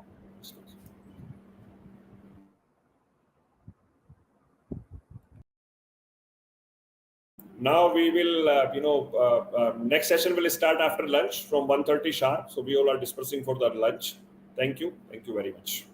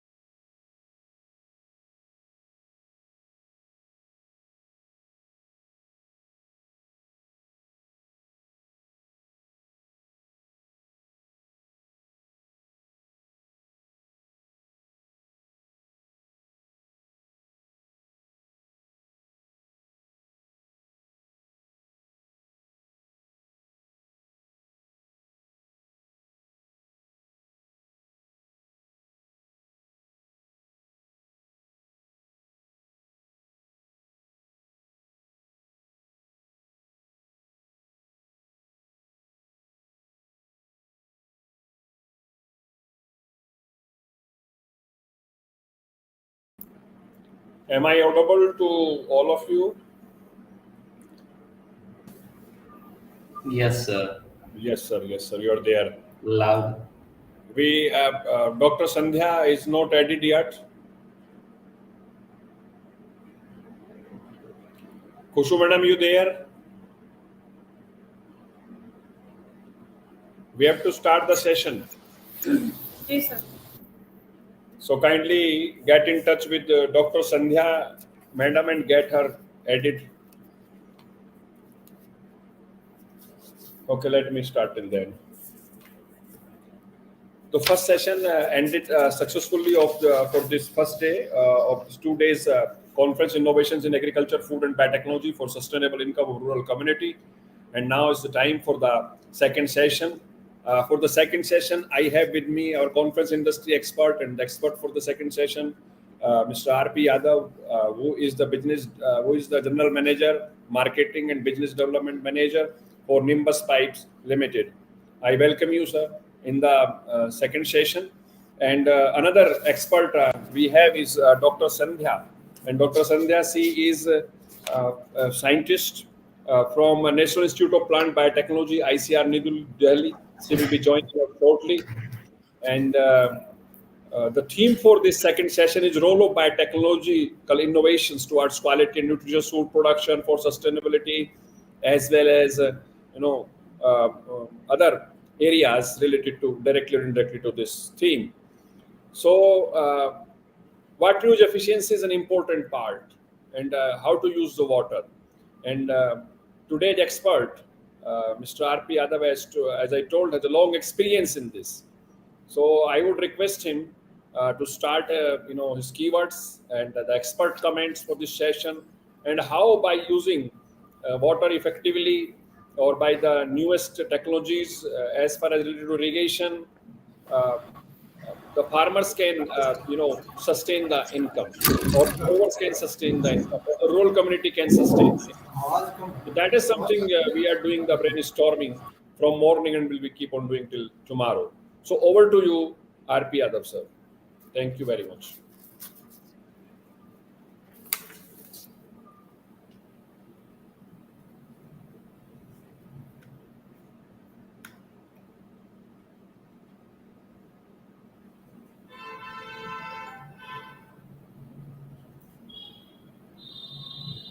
So my screen is yes, visible. It is visible. We are seeing it on full screen. Yes, on full screen. Okay. So thank you, Dr. Pramod Raghav, for inviting me, and I would like to extend my warm welcomes and congratulate to Jayoti Vidyapeeth for a nice this national conference, for a nice topic. And I would also like thanks the management of Jayoti Vidyapeeth on behalf of Nimbus Pipes Limited to talk on this forum. Today I'm talking about innovation in irrigation sector for sustainable income of rural community. I'm R.P. Yadav. I'm heading marketing and business development functions at Nimbus Pipes Limited. So I'm moving ahead.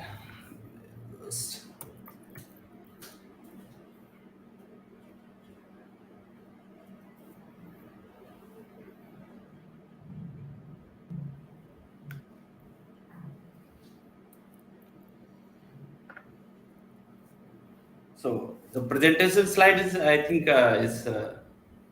You can reshare, or you can speak like this. Whatever is up to you. So it has stopped. It looks like it has stopped. Some mile. You can reshare. Yes, yes.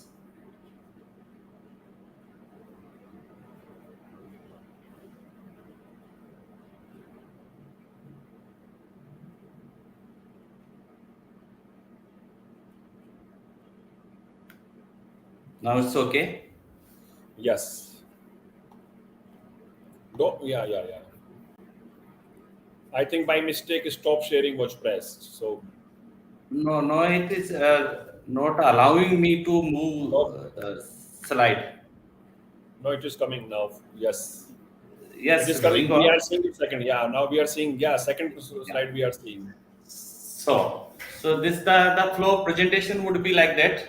I'll talk about some few minutes for Nimbus Pipes Limited.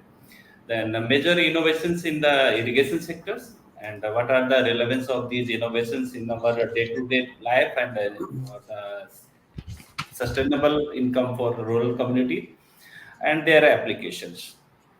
So Nimbus Pipes Limited, it is headquartered at Jaipur and a very trusted name among the farmers. We are serving Pan India. We are 9001 and 14001 ISO certified company. We had a 3 state-of-art manufacturing facility with modern quality control labs. We have one more unit under construction to leverage logistically. We had about 4 decades of rich experience in piping solutions.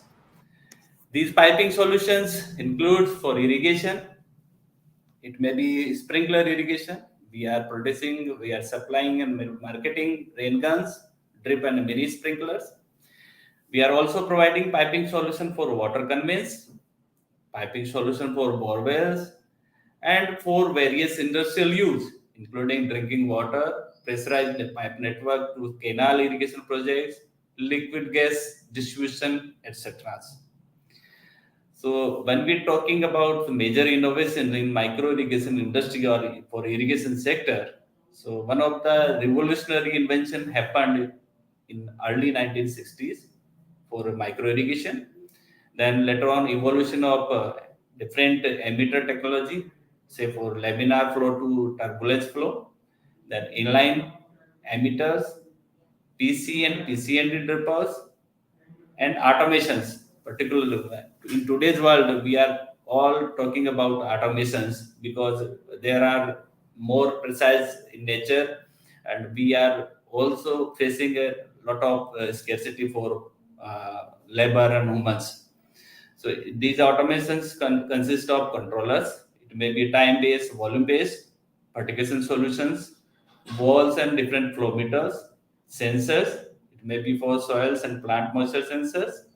And today's we are talking about IoT-based solutions, for example, for irrigation schedulings, etc.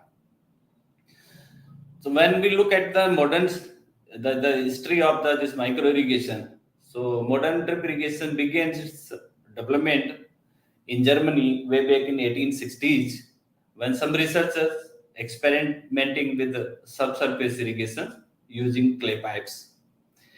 An Israeli scientist, Mr. Simcha Blas, invented first plastic dripper and paved the way of today's micro irrigation technology in early 1960s. Earlier, this dripper was with laminar flow. Later on, it was invented with turbulent flow. Turbulent flow is more clog resistance. So when we are talking about laminar flow and turbulent flow, so it has a turbulence in their flow paths. So there's a less clog resistance, less clogging problem with the dripper. When we are talking about micro irrigation technologies, so there are different micro irrigation technologies. It is also called as pressurized irrigation systems or technologies. It may consist rain guns. So you may see your screen. So these are called rain guns. Pivots. There will be a center pivot or linear pivot.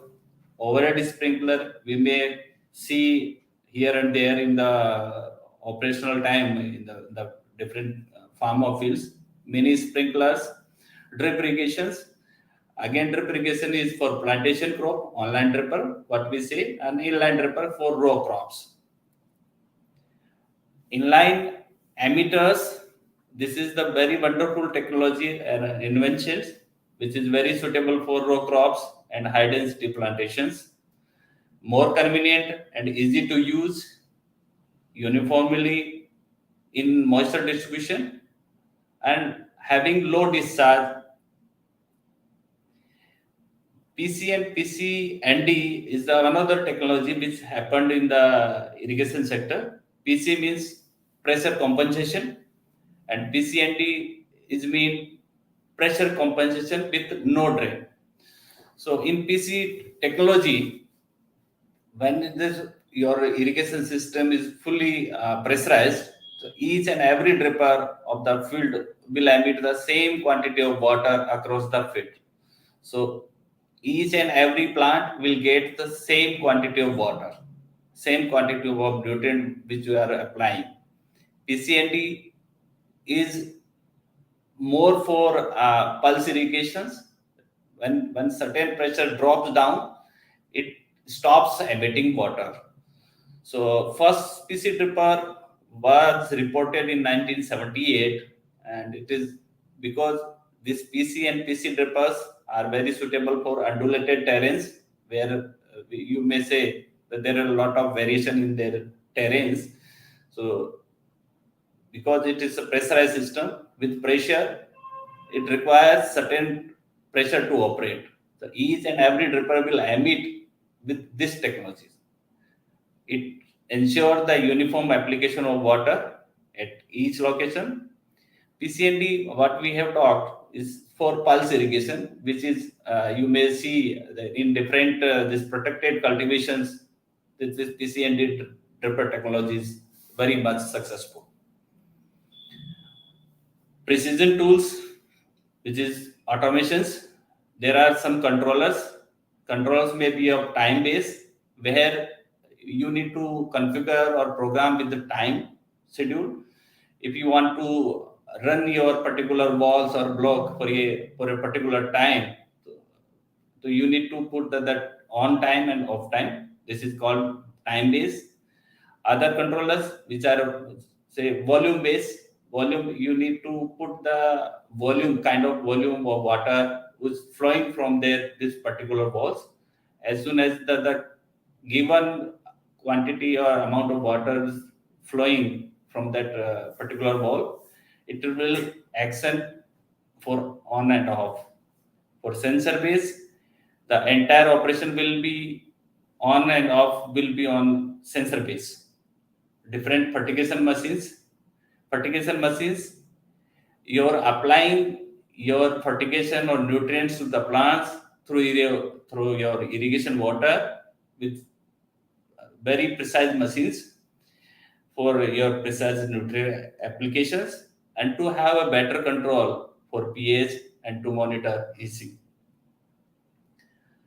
In precision tools, some valves and flow meters is very required, because to control the volume based operation or sensor based operations, you need to give some command from your controller to your end functions, which is your valves. Their valves on and off will be regulated through your valves and flow meters. Different type of sensor, which may be of moisture sensor, temperature, humidity, and so on. When we're talking about further, because some controller is giving command to this walls, and as per the command, walls get closed and open the functions. And these command or communications happen through some wireless functions or maybe wired functions. When we are talking about wireless communications, it requires some RTUs, some remote terminal units, from one terminal unit to the other terminal unit or base terminal. So whatever the communications being transferred through controller or from the field, it will be signaling through wireless and wired. It may be a software based हो सकता है and maybe on cloud based. There are remote sensing technologies being used nowadays for daily irrigation decisions. How much water and when to irrigate is being calculated through remote sensing technologies, and it is coming to your smartphones. So you are able to have a better decision for your irrigation. Why these innovations and what is required? Friends, if you see the water budget of the world, our 2/3 of Earth's surface is of water, and out of that, more than 97% is with saline water. We have left 2.5% of fresh water, and out of that, only 0.3% is with the rivers and lakes. So there is a acute shortage of fresh water. So we are facing a very big crisis. When you see the sectorial water consumptions, you just see on the left hand side that the pie of 70% is being used in agriculture, and on the right hand side the pie indicates that 70% is being it more than 88% is being with flood irrigations. You just see mechanized kind of is only 8%, sprinkler is still 1%, drip irrigation is only 3%. So there is a lot of scope. We may bring this flood irrigation with some of these micro irrigation technologies. Mr. R.P. Yadav, I would like to just inform the session that Dr. A.S. Baloda, Director RARI, Rajasthan, will be joining us in a short while. So it is my humble request to you, kindly speed up the presentation and, so that he may also get the chance to speak. Over to you. Sure. In 5 minutes. Yes. I'll take by this. So Rajasthan, when we are talking about Rajasthan perspective, we are sharing 5.5% population of the India and around 10.4% of land surface area, while we are sharing only 1.1% of water resources. So you may have that kind of sense what kind of pressure we are facing. When we are saying land statics and potential available with India or in Rajasthan, you just see we have a net irrigated area in India around 69 million hectares, and for Rajasthan it is more than 8 million hectares. Under micro irrigations, till March 2020, India has achieved 12.5 million hectare area, while for Rajasthan it is close to 2 million hectare area. So we have left still there is a more than 56 million hectare area for India, while it is for more than 6 million hectare for Rajasthan. So there are a lot of potential available for these technologies. Why for this Rajasthan? Because if you see the agroclimatic point of view, we have more than 61% arid zone, 16% semi-arid zone, and we have left 23% for humid and subhumid area. So some salient features, we had an absence of perennial rivers except Chambal and Mahi, which is flowing in the part of geography of Rajasthan.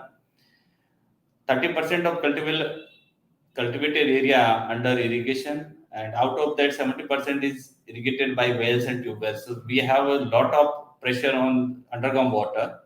27% we are irrigating by canals. Major canal systems again depended on neighboring states, and then the efficiency for irrigation is very low because of our sandy soils. These are putting the pressure, and underground water is going down, and quality of water again is deteriorating. So these are our traditional way of irrigations. We are just flooding and we are just irrigating the soils.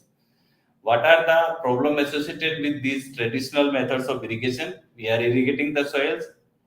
We are lacking the aeration in the soil, non-uniform application of water.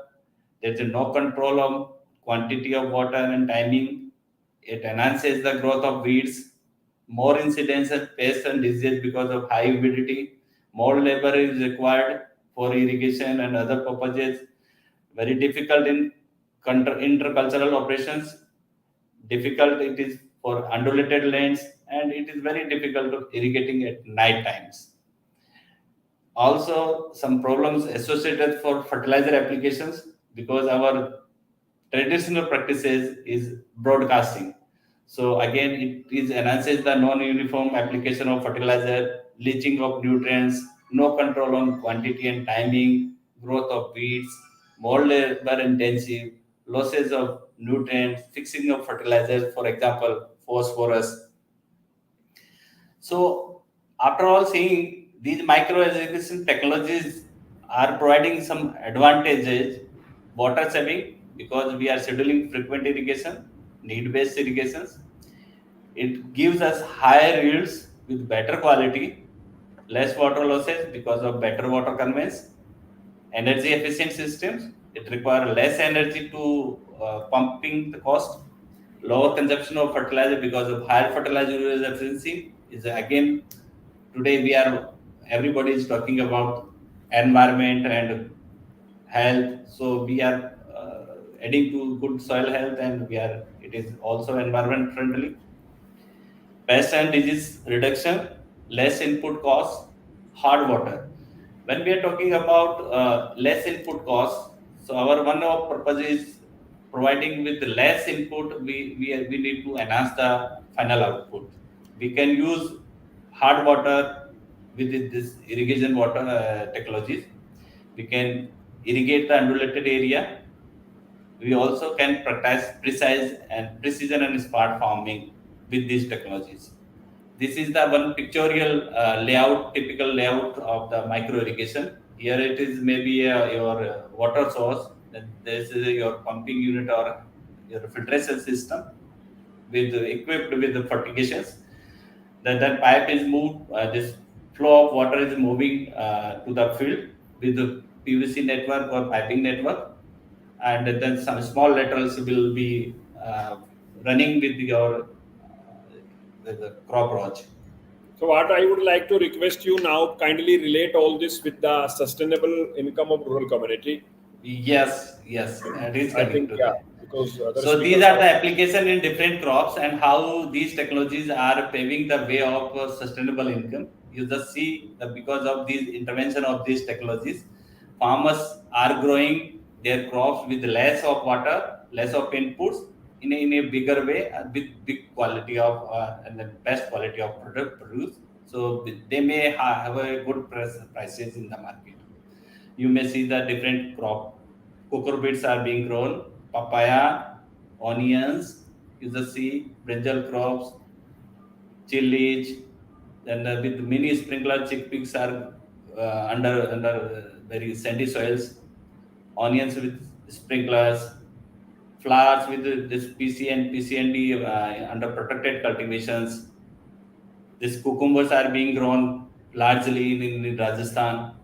You just see the magic of micro irrigation. It is in with Jaisalmer districts with full of uniform of growth, date palms, olives. So these even sugarcane can be put under micro irrigations.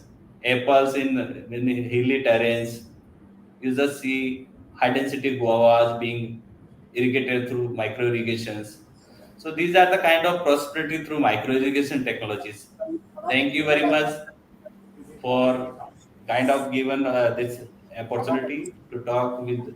Thank you. Thank you very much for the Thank you nice very much. information, especially modern irrigation to all of our listeners, especially the students of UG, PG, and they will definitely understand the utility of this modern irrigation, micro irrigation, sprinkler irrigation. Definitely, it will help in sustaining the income because the field will be good and the losses will be less, and less water will be efficient for more area.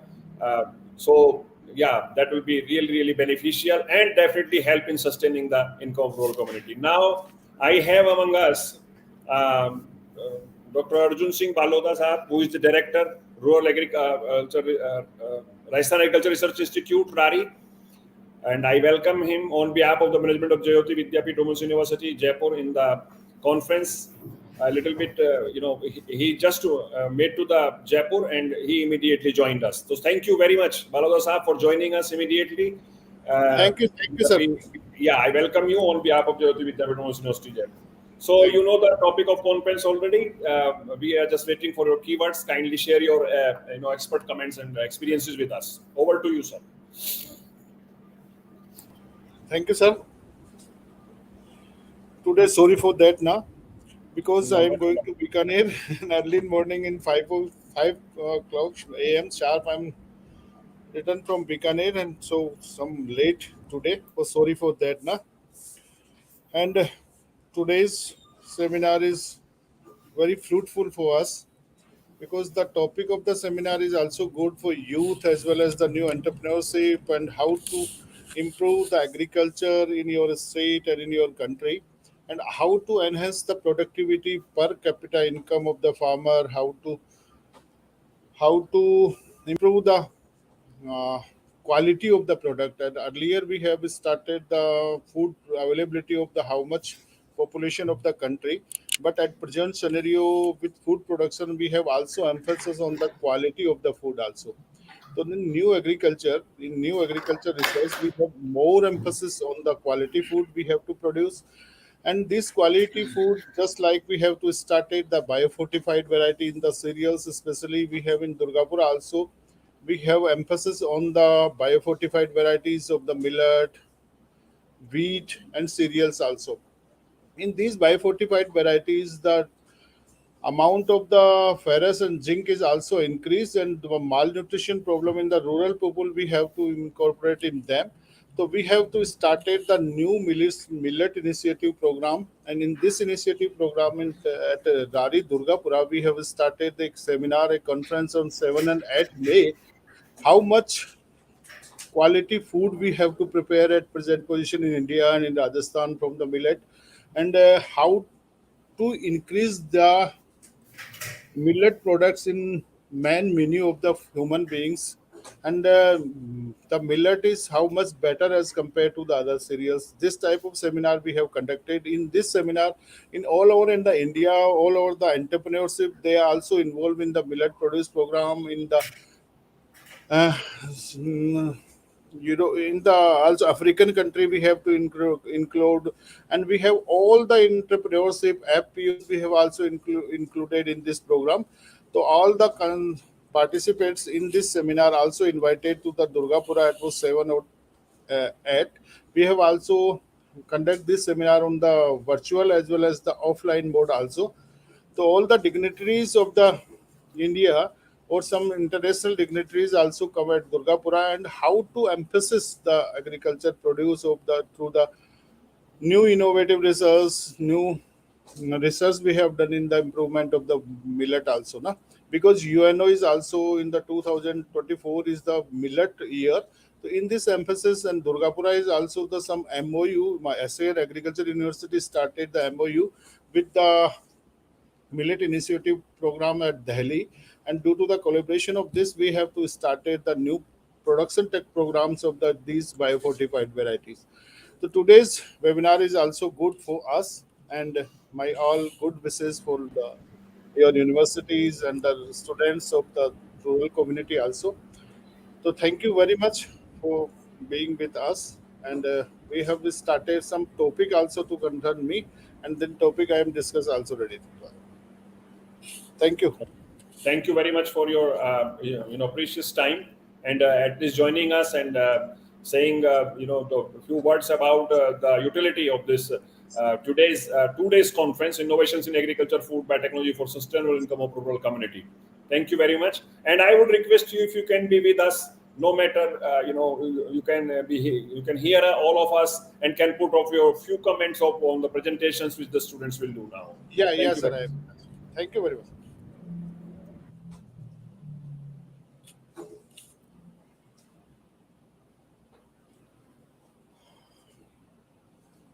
Next, we started the next topic, sir. Yeah, we start that. Sir, your mic is off.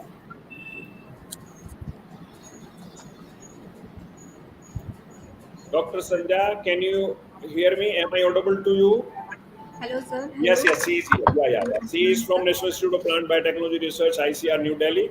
So now it's your turn to say, your specific words about this session. The theme of the session is role of biotechnological innovations towards quality and nutritious food production for sustainability. Over to you, Dr. Sandhya. Thank you, sir. Honorable Director, Dr. P.K. Raghav, Lal Bahadur Shastri Chair, Professor Dr. Meenakshi Mathur Ma'am, Director RARI Baloda Sir, and Director Nimbus Private Limited Yadav Sir. my colleague Dr. Khushbu Verma, distinguished staff of the Jyoti Vidyapeeth Women University, and dear participants, a very good afternoon to one and all. It's my pleasure and privilege to be here with and thank you very much, sir, for including me in your core committee. It's my privilege to be here. So before moving towards the session, I would like to share my opinion. Should I share my slide, sir? Yes, ma'am, share your slide.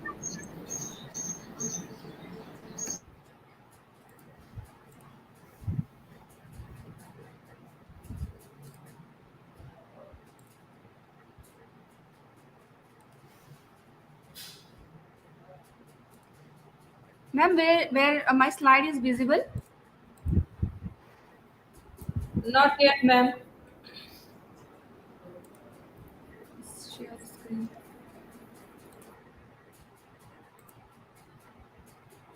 Now is it visible, ma'am? No, not. It's coming up. It will come up in a, to take half minute or so. Keep trying. Hope it is working now.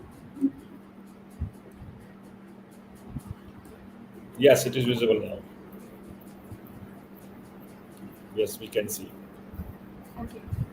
So, as the theme of the today's session is role of biotechnological innovations towards quality and nutritious food production for sustainability. I have tried to correlate the food security and sustainability with the biotechnological approaches and innovations. So I'll briefly discuss about an overview and what is the food security, insecurity, and how it can be categorized, various measures for it, how it can be taken up, and what are the advancement has been done in biotechnology to revolutionize the crop improvement, and then where we are and how we can change from food security to nutritional security. So I would like to begin with the sustainable developmental goal. As we all know that these sustainable developmental goals are the blueprint to achieve a better and more sustainable future for all. They address the global challenges we face, including poverty, inequality, climate change, environmental degradation, peace, and justice. So these all are the 17 sustainable developmental goals. Among these three, poverty, hunger, and health and well-being are on the top priority. So the theme of the today's session, this role of biotechnological innovation towards quality and nutritious food production and sustainability comes or falls under this goal 2, that is zero hunger, and that what we call food security. So what is zero hunger? It means to end hunger, achieve food security, and improve nutrition and promote sustainable agriculture. So these all are the facts and figures. So I'm not going to read about these. So if we talk about the goals, so these are the goals by 2030 to end the hungers and ensure the food nutritious food for all of the peoples, and then how we can address the malnutrition, then doubling the agriculture productivity and income the small scale farmers, then ensure sustainable food production system, and then also to maintain the genetic diversity. So these all comes under this sustainable developmental goals. So now coming quickly to the food security. So security is nothing but as per the FAO definition, it exists when all people all at all time have physical, social, and economic access to sufficient, safe, and nutritious food, which meets their dietary need and food preferences for an active as well as healthy life. So, if we talk about the food insecurity duration, it falls under two category: chronic food insecurity and in transitory food insecurity. So chronic food insecurity, as the name indicate, it persists for the longer period of time, while transitory can be temporary or short period of time. So these all are the fundamentals for food security. It includes availability, food access, stability, and utilization. And what are the major cause for insecurity in India as well as global scenario? So food insecurity occurs when food is available but it is not nutritionally adequate, or you can say when it is not available to everyone, or it may be because food is available but household can't buy it because of high prices. And one of the most important reason for food insecurity may be the food wastage. Food wastage is you can say the major contributor towards this insecurity. So this is the simple representation of the how food insecurity falls under different severity levels. So if we see here, 750 million people globally, they are under severely food insecure category. So which ultimately we are facing the malnutrition. So what all are the measures can be taken to ensure the national food security? So these all are the ways by which we can address the same. So here why I have highlighted this thing, being a crop scientist, we need to focus on improving varieties, existing varieties, and then we have to focus on improving technology as well as their adaptation. And the focus should also be given to the agriculture research and extension system. अभी है थोड़ी देर तो इसमें. And now coming to the perspective to improve the nutritional quality of crops.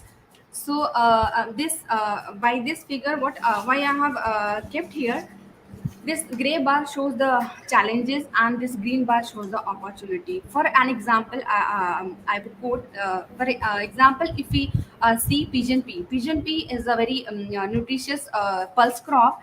It is also considered as poor people's meat. Okay, and this is the only source of protein for vegetarian diet. So but the problem with the pigeon pea is, though it is high in protein content, but as there is a problem of fatty acid or some anti-nutritional factors. So what we need to do is we need to work on the reducing this anti-nutritional factors, and also one should look towards the increasing the bioavailability of the same. And the second example I would give with the rice. So if we see rice being a staple food, it is lacking vitamin B12.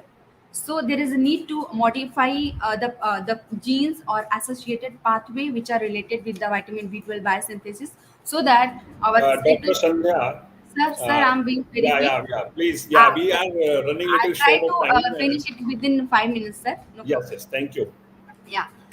So so how we can address these challenges? So now in coming era, we are moving towards the integrated or multi-omics approaches, because some students are also here. So I would give emphasis on omics. So omics is nothing but the study of totality of something.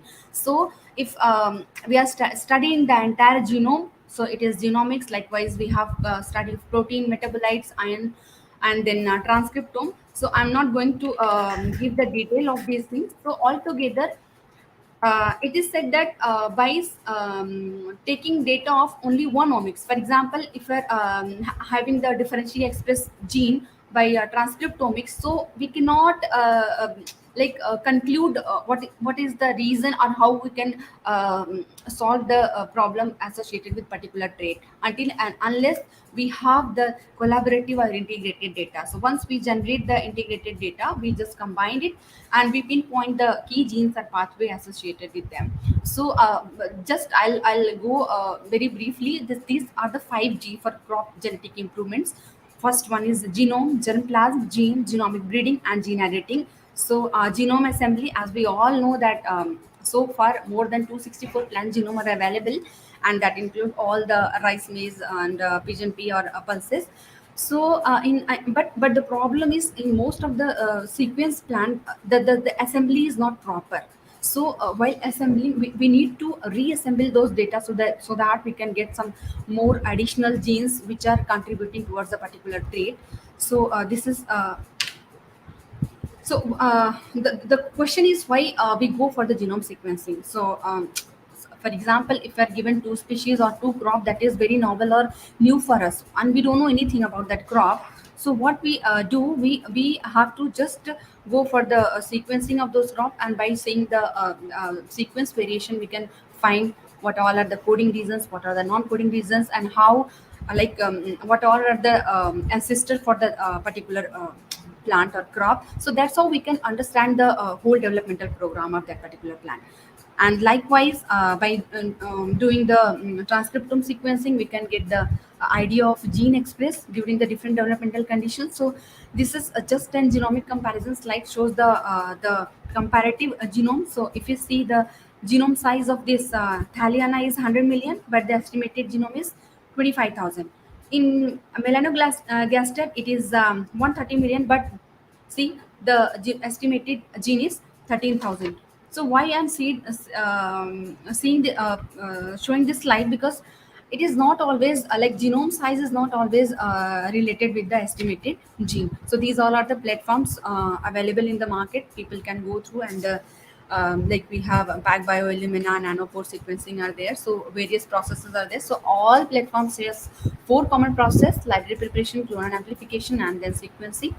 And once we get the sequencing, we go for the data analysis. So what I was talking about, first G, that is genome assembly. So these are the various process. Once we get the genome assembled, we can get the idea about the trait. Second G is germplasm characterization.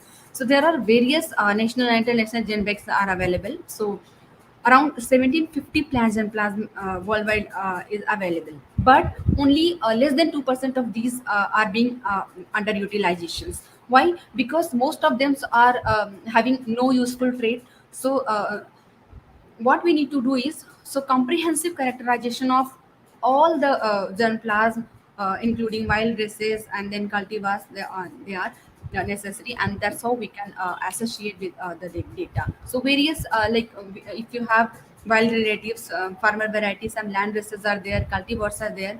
So what we need to do is, we need to characterize, comprehensive characterize, agromorphological characterization, biochemical characterization, then physiochemical, all the characterizations is needed to just to decipher the trait, I means the genes or the pathway contributing towards particular trait. Okay, and then we are talking about the second G, that is germplasm collection. So in ICR system, since I belong to ICR, Indian Council of Agriculture Research, there is one institute, National Bureau for Plant Genetic Resources. It maintains all the germplasm. If you want to get any kind of variety or any accession, you can get through easily. These are the sub centers where these plants are available. So once we get the germplasm, so we can go either by a traditional breeding approach, or the modern breeding approach, or the genomic characterization we can go through. And then third G is gene function identification.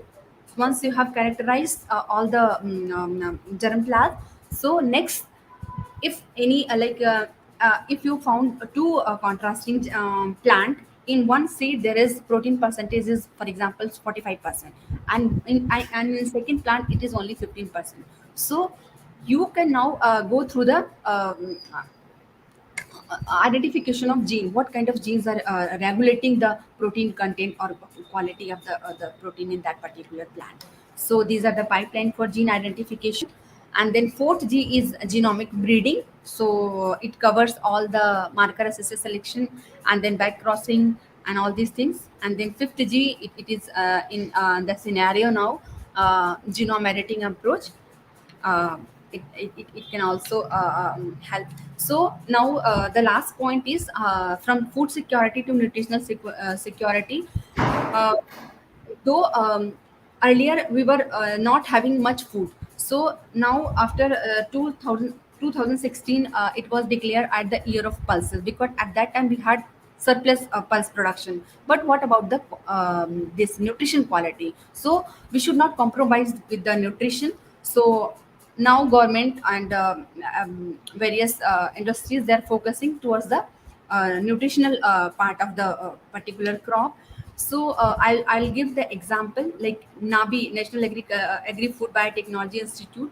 They have initiated or innovated one wheat cultivar, biofortified wheat, which is black, blue, and purple. Why? Because of some pigments, that is anthocyanin, and they have also included some variety where the concentration of zinc was more.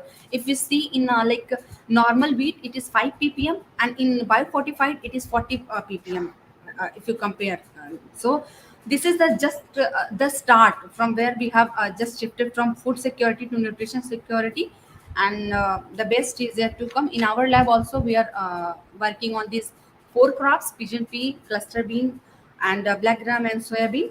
So our next purpose is to identify the genes using integrated omics approach. And thank you very much, sir. Thank you for giving me the opportunity to speak on this platform. Thank you so very much.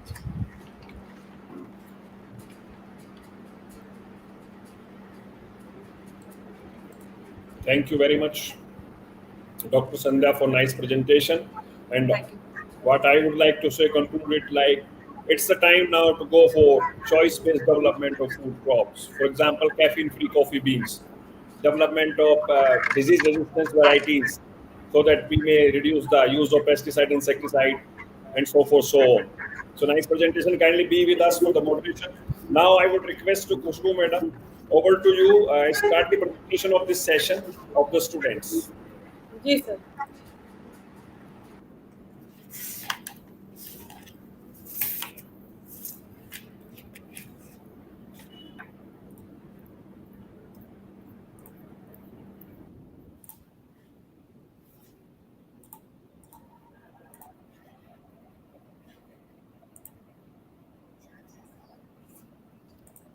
So slide is visible.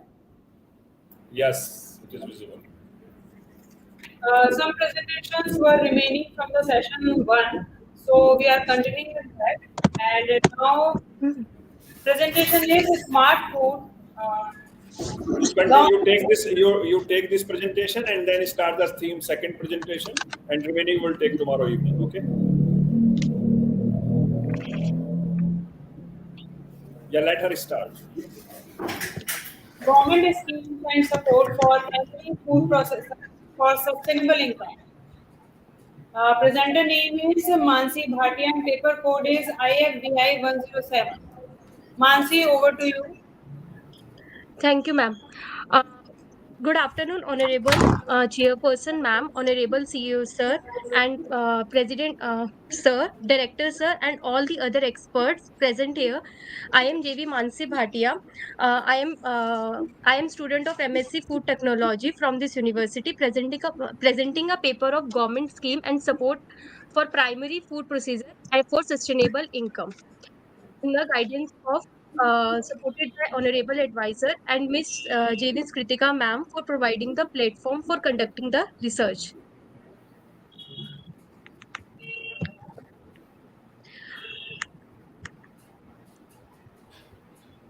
On this slide, first we are talking about abstract. Food industry is evergreen industry. It means that all industries can be come down at any cost, but food industry is just a evergreen industry which cannot be down at any cost, because because food is just our basic need. Food in all conditions, food is necessary. In We can see that in pandemic also, food is our first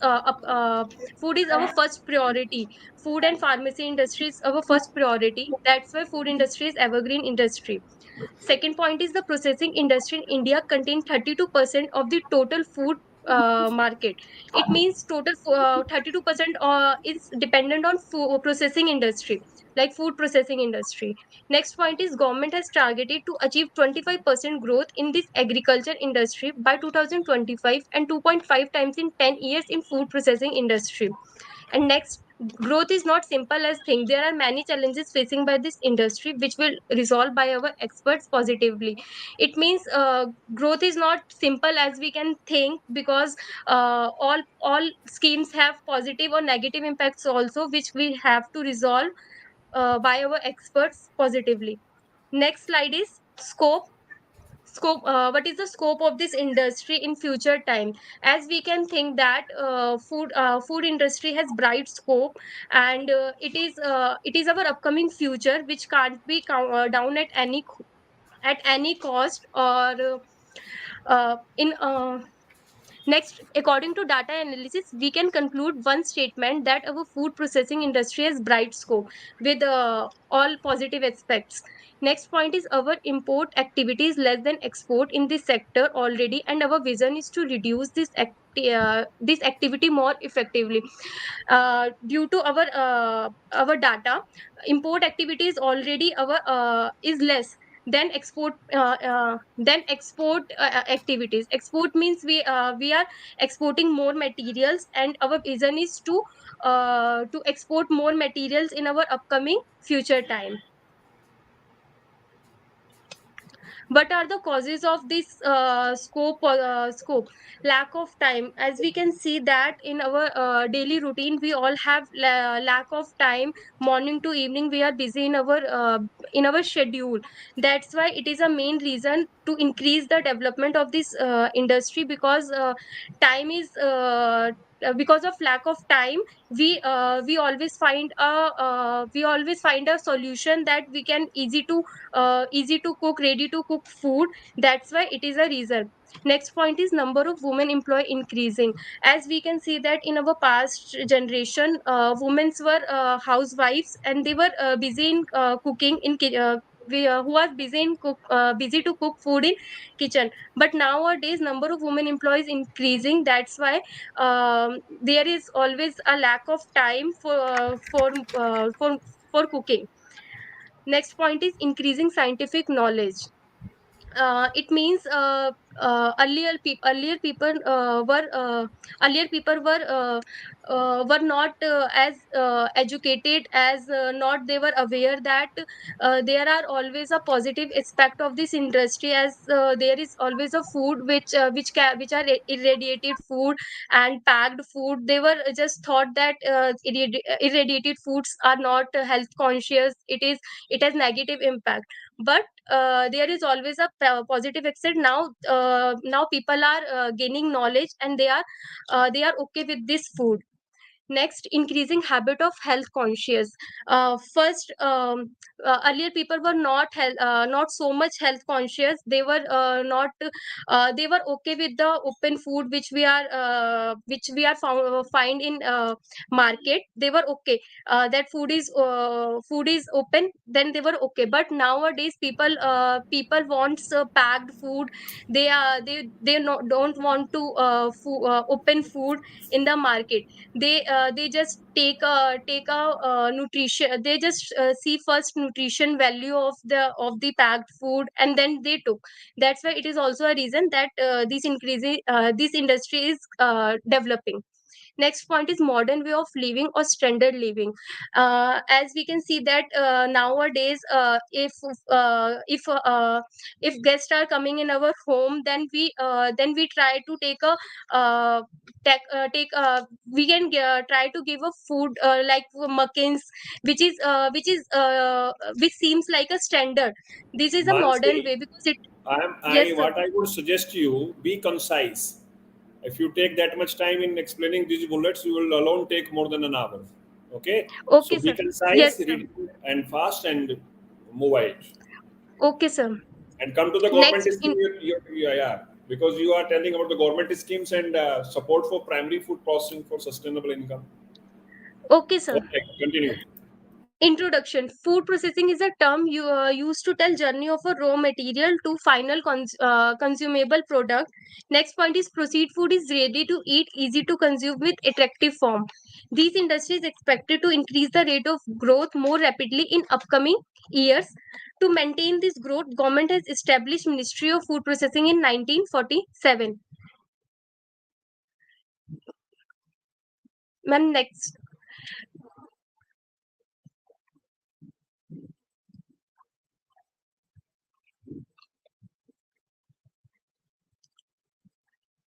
Due to Aim of this industry is to increase self life, increase value added food, to increase economic growth of country, to decrease loss of crop, to improve texture, taste and physical appearance of the food, to decrease wastage of crop, enhance the economic growth of farmer and country. Our Minister of Food Processing and other bodies work together and make a beneficial schemes timely. On the behalf of that, Pradhan Mantri Sampada Yojana (PMKSY), this scheme was approved by Government of India, which was launched by Ministry of Food Processing in 2016 for the 4 years with the amount of 6,000 crore. There are some schemes which comes under this scheme. First, mega food park. Next, integrated cold chain and value addition infrastructure. Next, creation expansion of food processing preservation capacity. Next, infrastructure of agro processing clusters. Next, creation of backward and forward linkage, food safety and quality assurance infrastructure, human resources and institute, and the last one is operation greens. First scheme is Food Mega Park. Food Mega Park is a central sector scheme which is launched in 2018 by Minister of Food Processing Industry. These schemes connect farmer to retailer. It consists collection center, primary processing centers and cold chain infrastructure. Subsidies, these schemes provide 50% of the subsidy and extra 25% subsidy to northeast states. Not only whole project, government is also giving different subsidy to small units. Small units means Food Mega Park is a big platform in which government try to give 30 small units, maximum 30 small units. The government is also providing subsidy to these 30 small units to reduce the loss of crops. Cold storage scheme was made in 2018. There are 4 components of the scheme: pack house, milk processing, cold storage, ripening store. Subsidy, these schemes provide 35% subsidy to general areas and 50% to the northeast for storage infrastructure, pre-calling chamber, ripening store and transport infrastructure. 50% for general areas and 75% for northeast east states for value addition and processing infrastructure. 50% for general areas and 75% for the northeast state for irradiation facility. Government will provide also maximum subsidy of 10 crore for each setup, and minimum land required is 1 acre. Aim of this scheme is to increase shelf life of the food by providing better storage, better packaging, and better transport system, due to which the income of farmer will increase, and the wastage of due to poor storage and poor packaging, better transport system will minimize. Next is agro processing cluster scheme. The aim of this scheme is to increase the modern infrastructure with covering all basic facility in the cluster form. This model will reduce the wastage of food and give economically growth with value added food. This will create employment and assumed employment of 7,750 person approx in direct or indirect way. The target of this scheme is minimum 5 food processing units with minimum amount of rupees 25 crore will be invested, and the land should be cover area of minimum 10 acre for 50 areas. Next scheme is creation of backward and forward linkages. The subsidy given by the government is 35% in general areas and 50% in northeast state of the whole project in 3 installment. The maximum cost of this rupees 5 crore would be used for each project. Next some other schemes and initiative by government to increase agriculture activities, on which the Pradhan Mantri Kisan Sampada Yojana, in which government gives 6,000 rupees per year in 3 installment of 2,000 rupees. Next, Paramparagat Krishi Vikas Yojana, National Food Security Mission, and Capital Investment Subsidy Scheme under Soil Health Management, etc.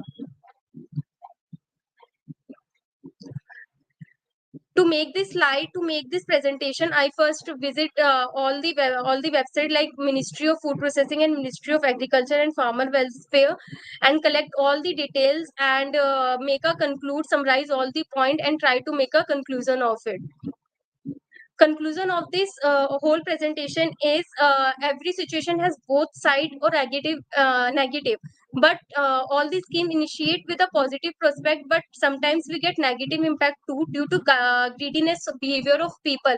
As as from the data, we conclude that the scheme PM Kisan scheme, in which 6,000 were given to all the each farmer, but there were some fake accounts on which they just taking the money, due to which government has faced to loss.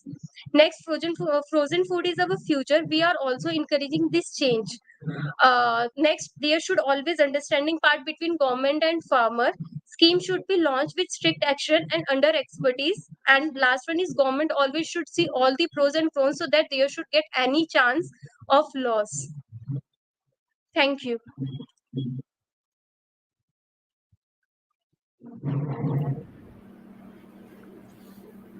So her presentation is open for questions. Yes, sir.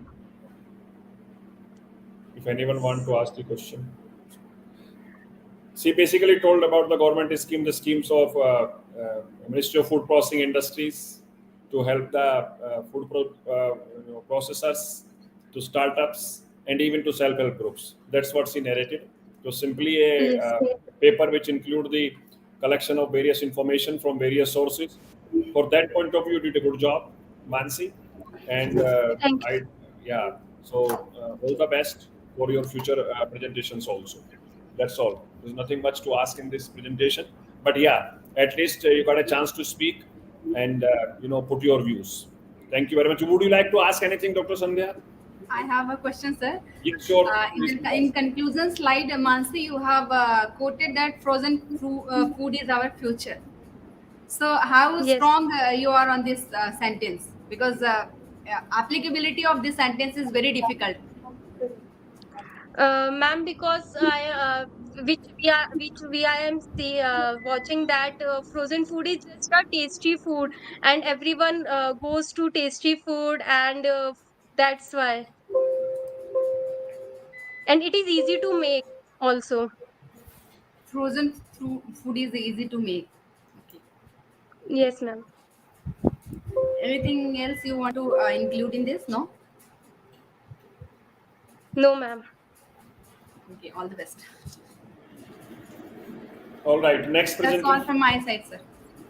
Sir, what is the time given for each presenter in this session? Because some are taking more time. Up to 4 o'clock. We'll be winding up at 4 o'clock. Sir, for each presentation, how much time is allotted? 10 minutes, 10 minutes, okay. 10, 15 minutes, not more than that. Max to max 10 slides. If they have made more, we have to stop them. 10 to 12, slides. Yeah. Next presentation is about bamboo cultivation, a new avenue model for sustainable income. Paper code is AFBI-2022 and paper is presenting by Neha Sanjay Soni.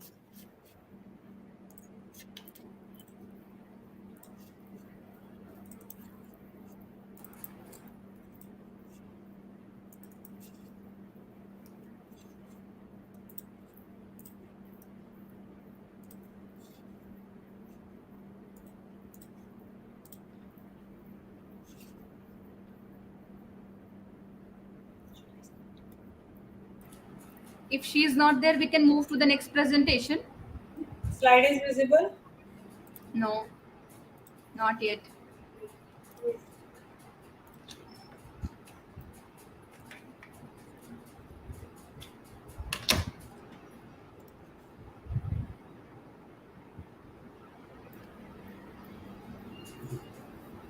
Yes.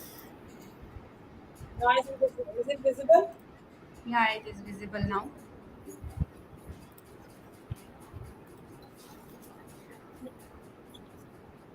Namaste and a warm good afternoon to Honorable Chairperson Ma'am, Advisor and CEO Sir, and President Sir and Director Sir, and to all the experts present here. Today, JVN Neha Sanjay Soni is here to present a paper on the topic bamboo cultivation, a new avenue model for sustainable income. So,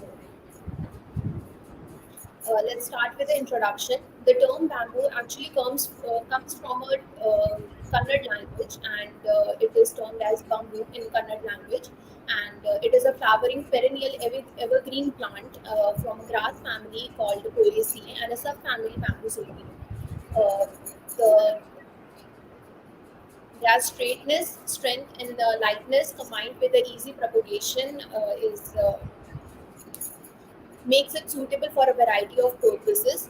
And bamboo is a versatile, strong, renewable, and eco-friendly friendly material as well. It is the fastest growing woody plant present on the earth, and bamboo can be grown quickly and easily with quite less and minimal maintenance. It adapts to most of the climatic conditions and soil types, and it also acts as a soil stabilizer as well. Bamboo in India. So India has a vast market of bamboo cultivation and bamboo production as well. So India is the richest source of bamboo, and it comes second only after China. And the annual production is estimated to be 3.23 million tons annually. So, according to the Forest Survey of India (FSI), in India, bamboo grows in 8.96 million hectares of forest area, which constitutes of about 12% of the total forest area of the country. From which 28% of the forest area is from northeastern states of India, and especially in Assam only, 38 species of bamboo, different species of bamboo are found. Recently, government has also welcomed the idea of increasing the import duty to 25% on the bamboo raw materials, which will quite encourage the small industries to participate into bamboo cultivation. The common varieties are Bambusa nana, Bambusa talda, Bambusa mutans, Bambusa and Bambusa polymorpha. Bamboo cultivation. So bamboo cultivation is includes land preparation, and the land should be slightly acidic. The addition of lime can enhance the acidicity of the soil and make it suitable for the cultivation. The bamboo plantation, it can be grown easily from seeds, which is quite rare, but usually it is cultivated using node cuttings and potted bamboo. Maintenance is quite low for the bamboo cultivation, and it is also drought tolerant and doesn't require extreme care until grown commercially and on large scale. Spacing for bamboo, it is estimated to be 6 to 8 meters from the clumps, and 400 bamboos can be planted in 1 hectare if planted with systematically. Bamboo can be propagated using several methods like layering, whole culm cutting, double knot cutting, and branch cutting as well. Yield and harvesting of bamboo. It is generally 3 to 4 tons per hectare under forest grown, and 5 to 12 tons per hectare for the commercial plantation and growing. It takes about 6 years before you can have your first harvest, and after that, we can harvest it for next 50 years continuously. So it's a one-time investment process. This is the flow chart. This is the chart I have made for the comparison of the first year investment value and the fifth year investment that is going to be, which has a huge difference as we can see. In the first year, the investment cost is about 1,80,000 approximately, and in the fifth year, it takes only 60,000 rupees approximately to cultivate a bamboo plantation. Income and profit. To just summarize this slide, I would just say that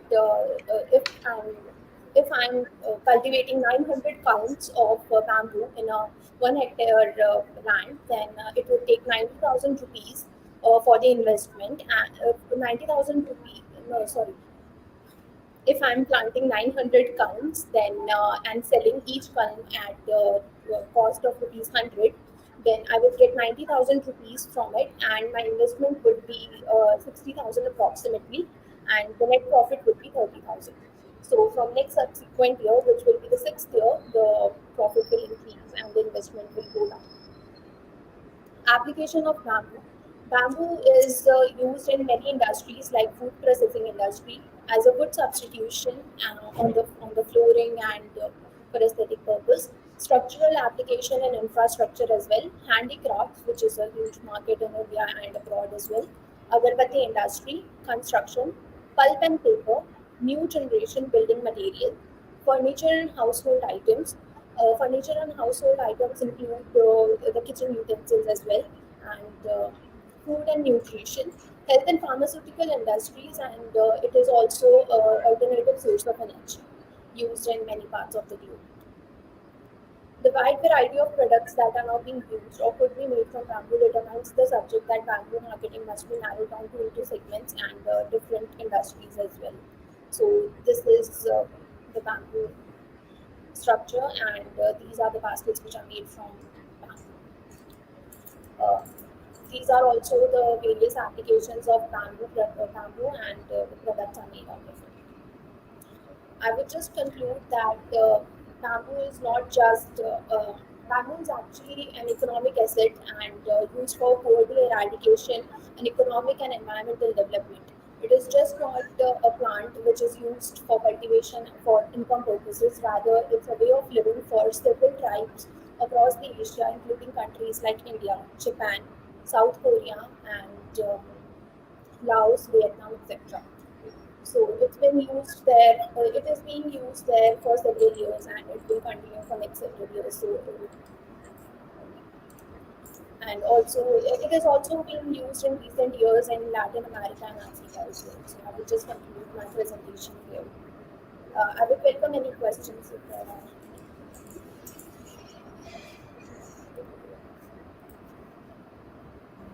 Yes, she told about the bamboo, and bamboo cultivation is popularizing for sure. And I would like to ask a question from you, very simple question. Do you know the name of any government agency which is involved in the popularization and cultivation of bamboo? It was recently established. It is still growing. I'm aware of a research and training center which is in Chichapalai, Maharashtra. Rather than that, I'm aware That is of one. Yeah, companies. that is Yeah. one. But there is a central level agency. No, I'm not aware of it. I'm aware of private industries. Yeah, it's a mission actually, National Bamboo Mission. National Bamboo Mission is taking care of all the bamboo cultivation, popularization, end products, exhibitions, and everything. And it's trying, and state have been given the responsibility, and the states are also starting the state bamboo missions, like for example, Rajasthan Bamboo Mission, MP Bamboo Mission, and all. So it's slowly increasing. You wrote it's a healthy vegetable. How? And then over to you, Sandhya, ma'am, if you want to ask. There are products which are made from bamboo, out of bamboo. Like there are products which are Tell me needed. the name of two products. That's what There I'm is asking. this bamboo tree, bamboo tea, Bamboo what? bamboo tea, leaf Bamboo tea. tea is, yes. That's bamboo leaves tea anyway. What Yeah. else? And apart from that, I'm not aware of any dish which is made out of it. Just, So, yes, couple of products are there. Okay. Bamboo का मुरब्बा भी बनता है. Bamboo का pickle भी बनता है. bamboo achar. Bamboo water is very popular. Okay. Anyway, over to you, Dr. Sandhya. Thank you, sir. So, how this bamboo is contributing towards global warming? It's not contributing towards global warming as far as I know, and no, okay, it is helping in reducing the global warming, and that is why its cultivation is quite popular as well, because it is resistant. It helps in stabilizing the soil. Produces 35% more oxygen. Yeah, Yes, that is the point. That's what that's the right point. If you are planting 1,000 or 2,000 bamboo trees in an enclosed area, it is about oxygen park. People are giving it the name of oxygen park nowadays. And it is Because, also reducing the soil fertility among the for various 18 out of 24 hours, for 18 hours, it is providing oxygen. That's the You specialty of it. you should have given a slide showing the application of bamboo, like in soil erosion, and then to reducing carbon footprint, and how it is reducing this global warming. So it could be more scientific. Anyway, it was good. How many species are there in bamboo? There are several species. As I know, in Assam there are about 38 species, different species, varieties found in Assam. So totally, it is around more than 1,500 species are available for bamboo. nice presentation. Over to you, sir. From my side, it is done. Okay, yeah, nice presentation, Neha. Next presentation, Ushu madam, allow the next student to present. Next presentation is about medicinal plant cultivation and value addition as an opportunity for income generation. Paper code is AFBI-2022 and paper is presenting by Priya Jha.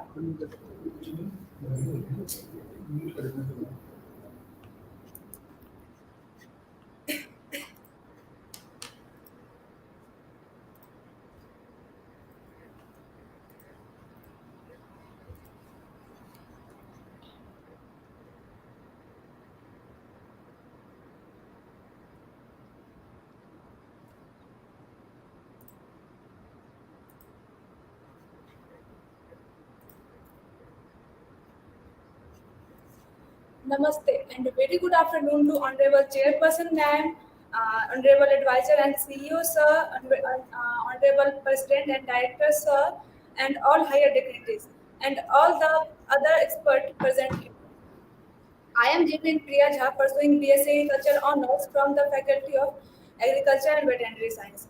I am here I am here for presenting my topic, which is medicinal plant cultivation and value addition as an opportunity for income generation.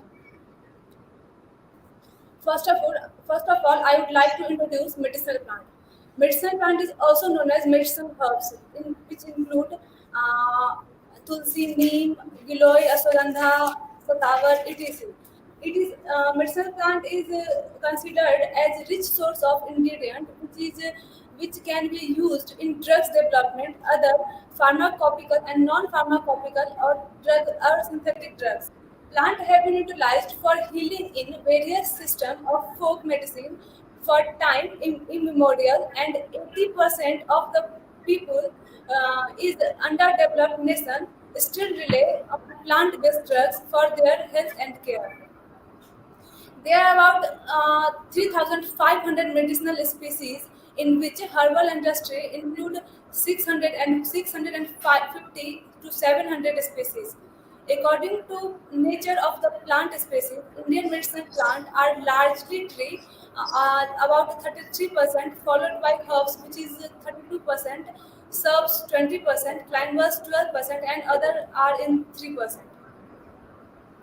In Ayurveda medicine, correct identification of medicinal plant is a great importance. Uh, Plants are identified by human expert using their visual features and aroma. Now, if you can see a classification of medicinal plant, there is several way to classify, but here we will only discuss major methods of classification.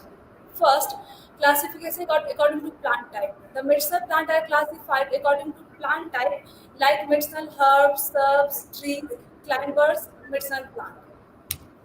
Here I have made the chart in which we can see trees like annual, biennial, perennial, and shrubs with their botanical name along with their families.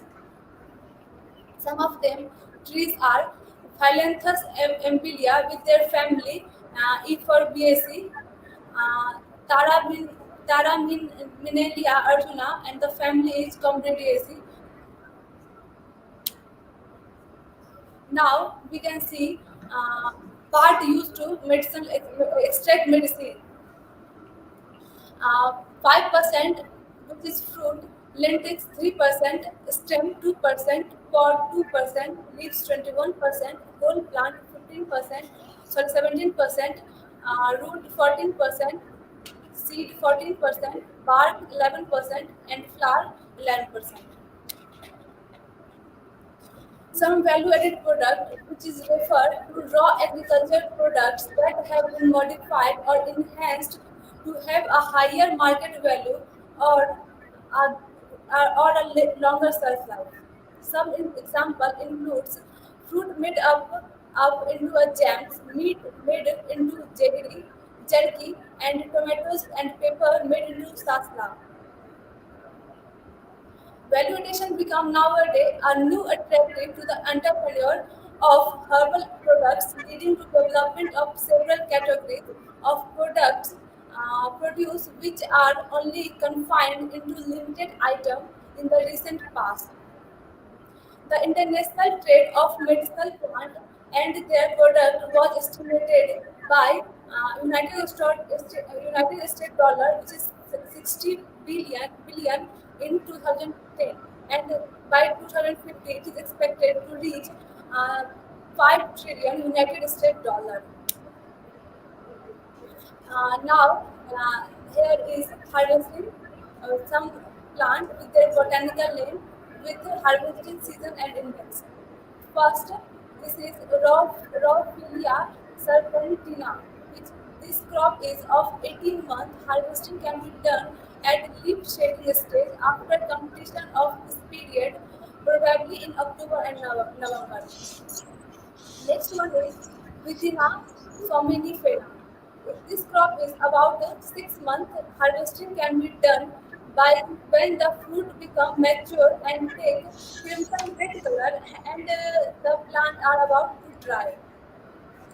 And third one is Plantago ovata. The crop is of 4 month. Harvesting can be done when the plant becomes yellowish and the spikes turn yellow brownish.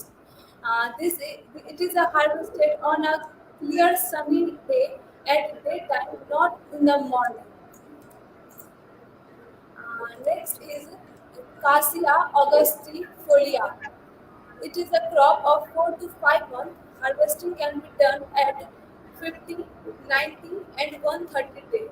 Bluish green leaf and young pod are preferred. And the last one is Aloe This is a perennial plant, include leaves of at least 700 grams are harvested. Now we will talk about processing. After proper harvesting, the raw herbage need to be dried thoroughly and stored in a proper package or container, checking admixture with inert material and microbial discontamination through fungal growth and mold development. There is some profit and income generation in medicinal plant. Cultivation of medicinal plant in a commercial mode is one of the most profitable agri-business for farmers. If anyone can significant land and knowledge of herb marketing, then he or she can earn high income in a very moderate investment in India. Cultivation of medicinal plant herbs are changing the India agri and Ayurvedic scene along with the extra coordination opportunity of the farmer to increase their income. Now, I would like to conclude demand for medicinal plant is expand rapidly in future and fueled by the growth of cell or herb supplement and remedies. The key benefit of medicinal plant cultivation for farmer are improved access to local market, assured market and price, especially for non-traditional crops.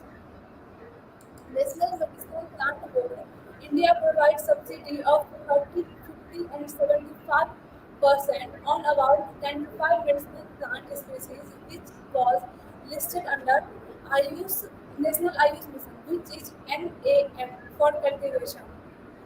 Farmer can grow some selected plants species according to their suitability and generate their income.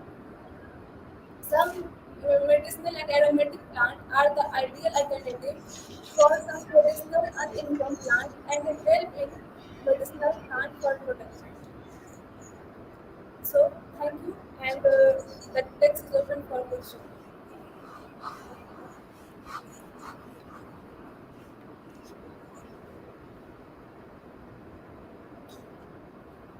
Nice presentation, Pooja.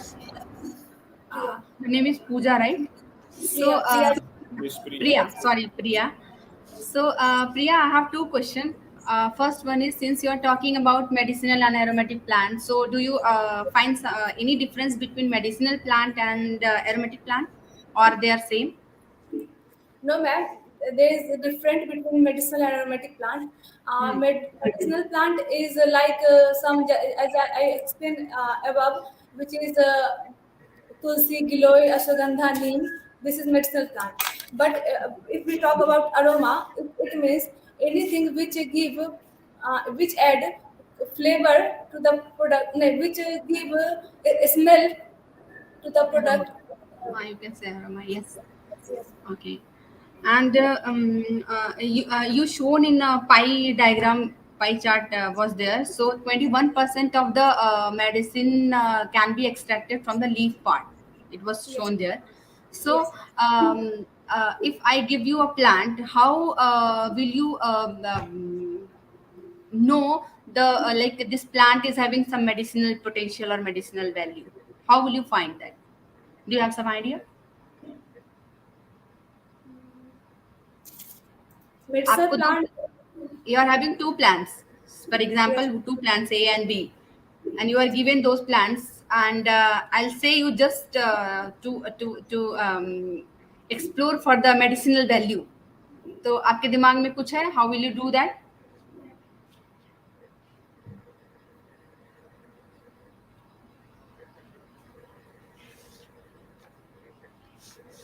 Okay, that's all from my side, sir. Over to you, sir. Yes, your name is Priya. Priya, you told about the medicinal plants cultivation, and I'm associated this from last couple of years. Even trained the farmers regarding cultivation, entrepreneurship, and post-harvest technology, and worked on the packaging also. You tell me, Priya, do you have land? Do you own or your father's own land? Yes, If sir. I say you, if I say you cultivate medicinal plant or grow medicinal plants, it is profitable for you. For example, if I say Videnia somnifera, ashwagandha, so would you be agree? Of course, आप तैयार sir. होंगे grow करने के लिए या Of course, डरेंगे? sir. Sir डरेंगे क्यों? क्यों? Sir अभी जब जैसे कोरोना आया था, तो corona teacher us that how much medicinal plant important for us. एक घर में रह के भी हम लोग उसका होम रेमेडीज में कितना यूज, मतलब तुलसी, गिलोय, अश्वगंधा, इनफैक्ट मेडिसिनल अभी कोरोना के टाइम पे तो हमने घर में लगाया भी है पॉट पे, टेरेस फार्मिंग में मेडिसिनल प्लांट का इतना यूज हुआ अभी है. इसकी वैल्यू पता लगी आप लोगों को कि ये कितना बेनिफिशियल है. Yes, Everywhere sir. Ayush, everywhere it is herbal, natural, and medicinal plants and kadha and all that. Yes, sir. Okay, so this is really good. The medicinal plant cultivation is really, really profitable for the farmers. But what happens? It takes time in changing the traditional practices or the even habits. If they are used to growing what they are growing, they will do that. Will not switch easily. So this is really good. Government is also putting lot of efforts toward this, and it is good to cultivate the medicinal plants. So your topic was really all right, and you did a good presentation. But you could not answer my question that why would you not grow the medicinal plants if someone's say you or someone try to convince you.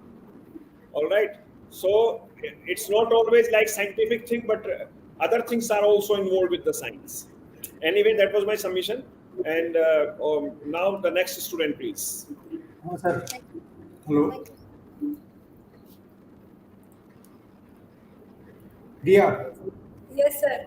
नमस्ते sir. ये जो plant है इसबगोल राजस्थान में कौन सी जगह होता है ज्यादा?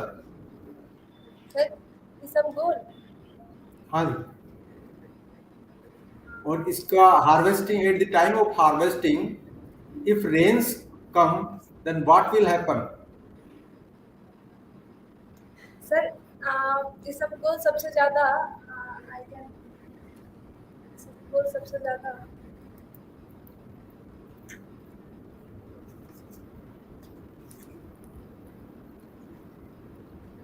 Okay, not an issue. Sir ये सर इसबगोल सबसे ज्यादा जैसलमेर के साइड में होता है शायद. जालोर बाड़मेर सिरोही है ना, पाली. Yes, sir. Jalore. What happen if at the time of harvesting it rains come? That's the basic question. It will decrease. It will decrease.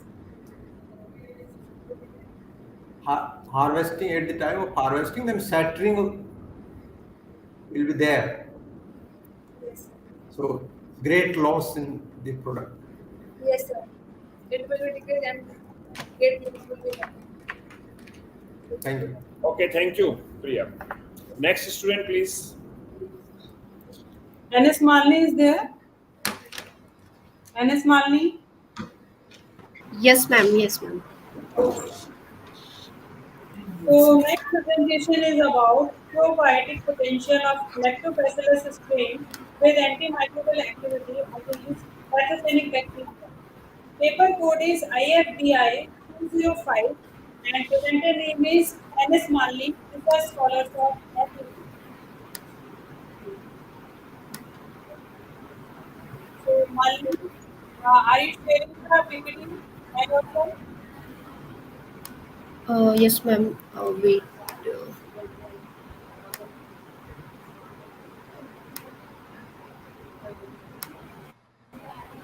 Ma'am, is it visible?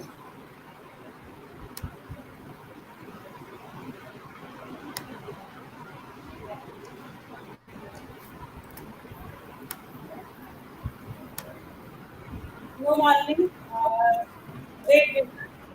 Now it's visible. Okay. Good afternoon, respected CEO, sir. Respected faculty members. My name is NS Malini. I'm a PhD scholar, Department of Food and Biotechnology, Faculty of Agriculture and Veterinary Sciences. Here I'm presenting my presentation with the topic of probiotic potential of lactobacillus strain and with antimicrobial activity against pathogenic bacteria. Ma'am, next slide.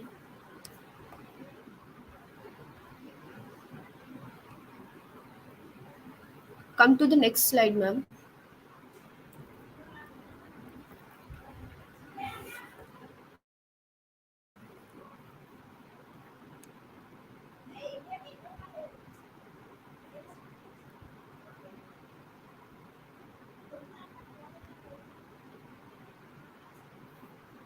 Ma'am, next slide.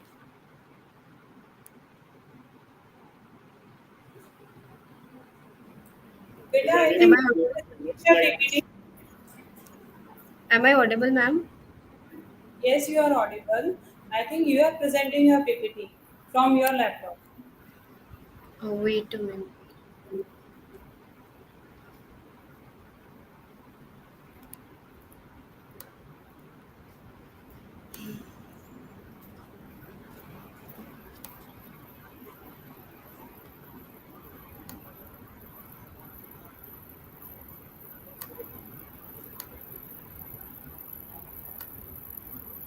So To first we start from start with PPT. Yeah, same what time. are probiotic. Uh, am I audible? Yes, you are Yeah. audible. Okay, ma'am. Continue. First, we start with probiotic. What is probiotic? Probiotic is a living microorganism that helps our body help keep going and working well. Probiotic is a living microbial feed supplement which beneficially affect that intestinal microbial balance. Probiotics increase the population of the good bacteria. Microflora, while are needed in the intestinal tract in order to process food properly, they are given to animal and people too in order to add to or replace the bacteria that normally exist in the animal gastrointestinal tract as a probiotic. Camel milk is a unique ability to help with provide good probiotics. It help support the cell that line your gut to prevent bad bacteria that also may have consumed through food and drinks for entering your blood. Um,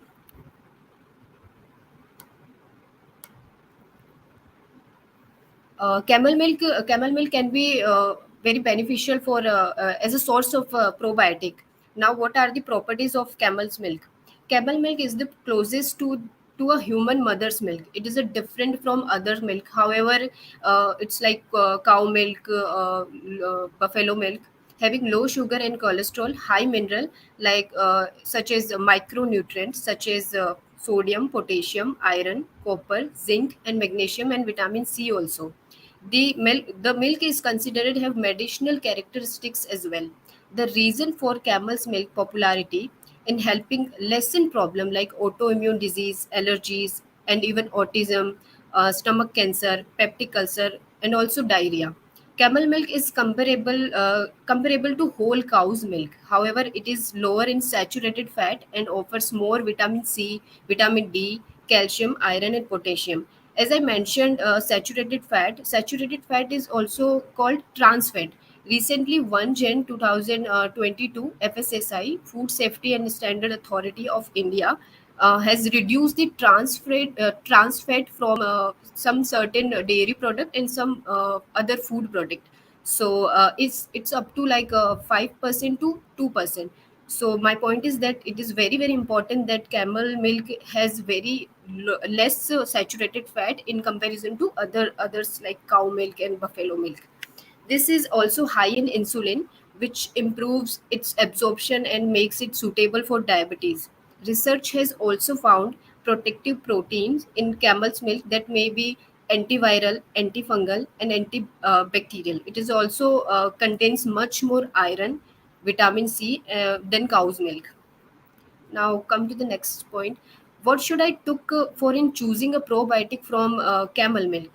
This is the base of the research in this study was to isolate, identify, and characterize some lactic acid bacterial strain such as Lactobacillus casei, Bifidobacterium as a potential probiotic with antimicrobial activity against some human pathogenic strain. The bacterial species Helicobacter pylori is associated with the several gastrointestinal diseases like peptic ulcer, stomach cancer, diarrhea, and etc. Helicobacter pylori infection is a strong risk factor for certain type of stomach cancer. In this figure one, we can see that there is a these are the beneficial bacteria of probiotic family. First is Lactobacillus plantarum, second is Bulgaricus, third is Lactobacillus, fourth is Bifidobacterium, and fifth is Lactobacillus casei, and last one is Streptococcus thermophilus.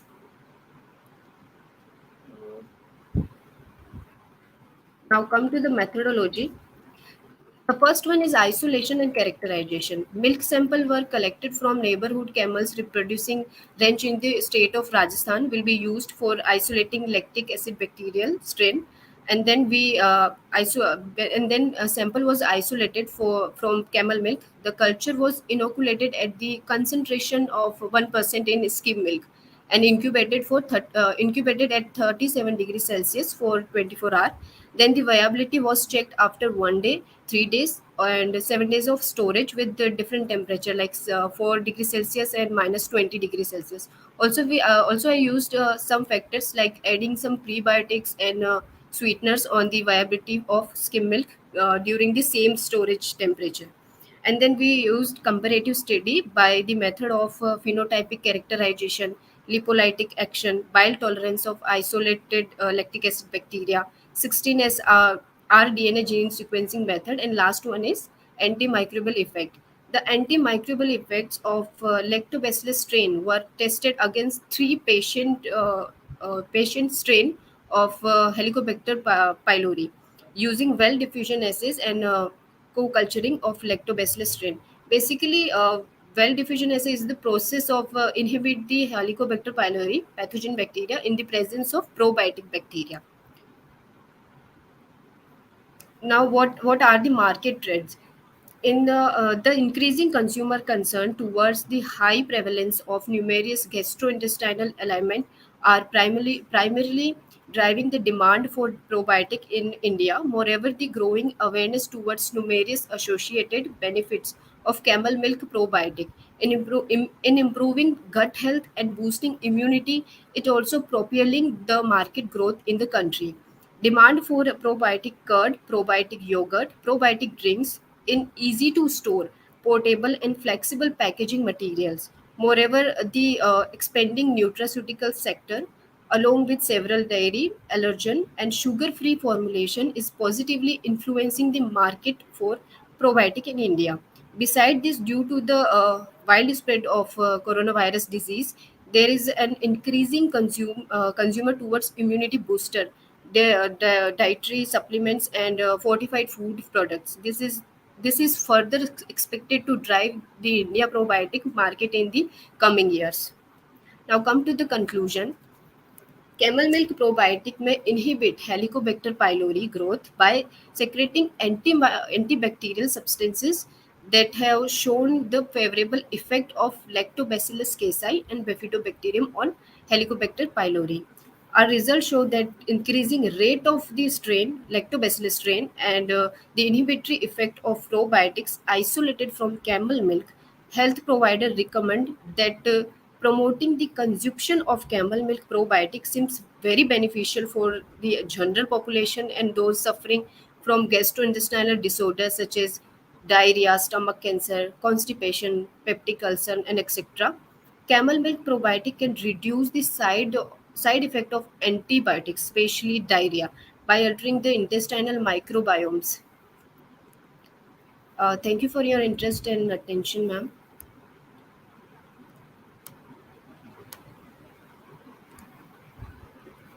Any query, ma'am? Yes, over to you first, Sandhya ma'am, for the Yes, sir. moderating. Thank you. So, Yes. what is your conclusion? Means what you can say this camel milk is better than cow and buffalo in one Yes, sentence? ma'am. Camel milk, ma'am, 10 time higher benefit देता है probiotic as a probiotic bacteria because camel milk के अंदर एक protein होता है that is called alpha lacto albumin, वो 72% होता है comparison to cow milk. Cow milk के अंदर जो प्रोटीन होता है दैट इज केसिन. सो जो वो प्रोबायोटिक बैक्टीरिया है वो हमारे जो हेलिकोबैक्टर पाइलोरी है वो एक पैथोजेनिक बैक्टीरिया है, तो उसकी इनहिबिटरी जोन को डिक्रीज कर देता है वो. तो दैट इज द रीजन हम उसे एज अ प्रोबायोटिक यूज कर सकते हैं. So, what about the pathogenic bacteria which are present in the cow milk itself? Ma'am जो Do you know pathogenic that bacteria the occurrence of pathogenic bacteria is more in camel milk if you compare with the cow milk? But ma'am यहाँ raw milk और fermented milk से ही probiotic का वो कर सकते हैं, otherwise Yeah. So, boiled से which kind of milk you are preferring, raw or fermented? Fermented. Yeah, because you are if you are taking raw milk, then it is problematic. Yes, ma'am. Yes, ma'am. Nice work. Thank you, ma'am. Sir, you are muted, sir. Please unmute yourself. Yeah, I got the point. I heard the conversation. Anyway, there is a disease, Malini, which is cured by camel milk, very popular disease, and that's one reason of its popularization. You know. Yes. So tell me the name of the disease, because you are Disease- doing a PhD on camel milk, na? So Yes, sir. we expect a lot from you, not only just in pathogenism and all that. What type of disease Okay. it controls, or even cure in some cases? Yes sir, yes sir.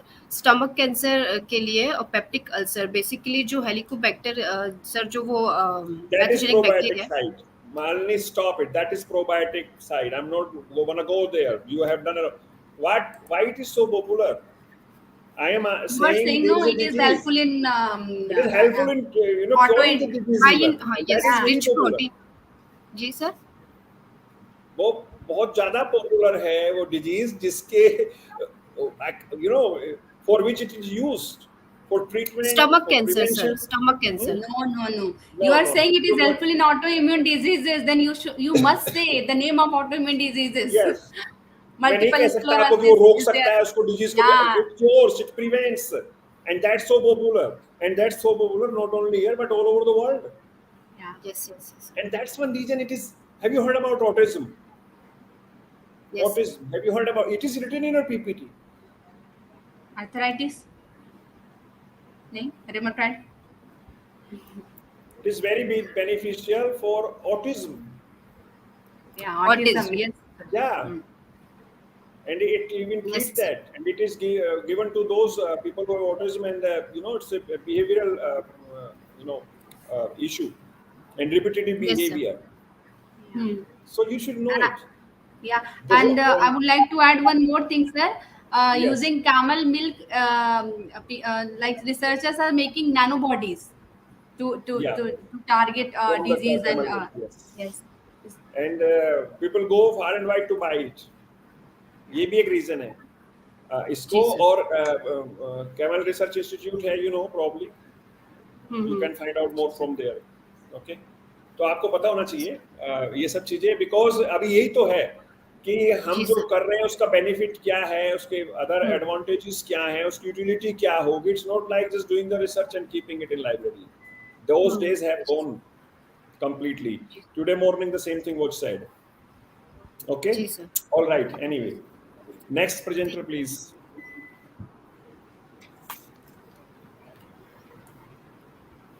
Next presentation is about new opportunities in food biotechnology as an avenue for sustainable income. Paper code is AFBI-2022 and presenter name is Nikita Chaudhary from Biotechnology second year.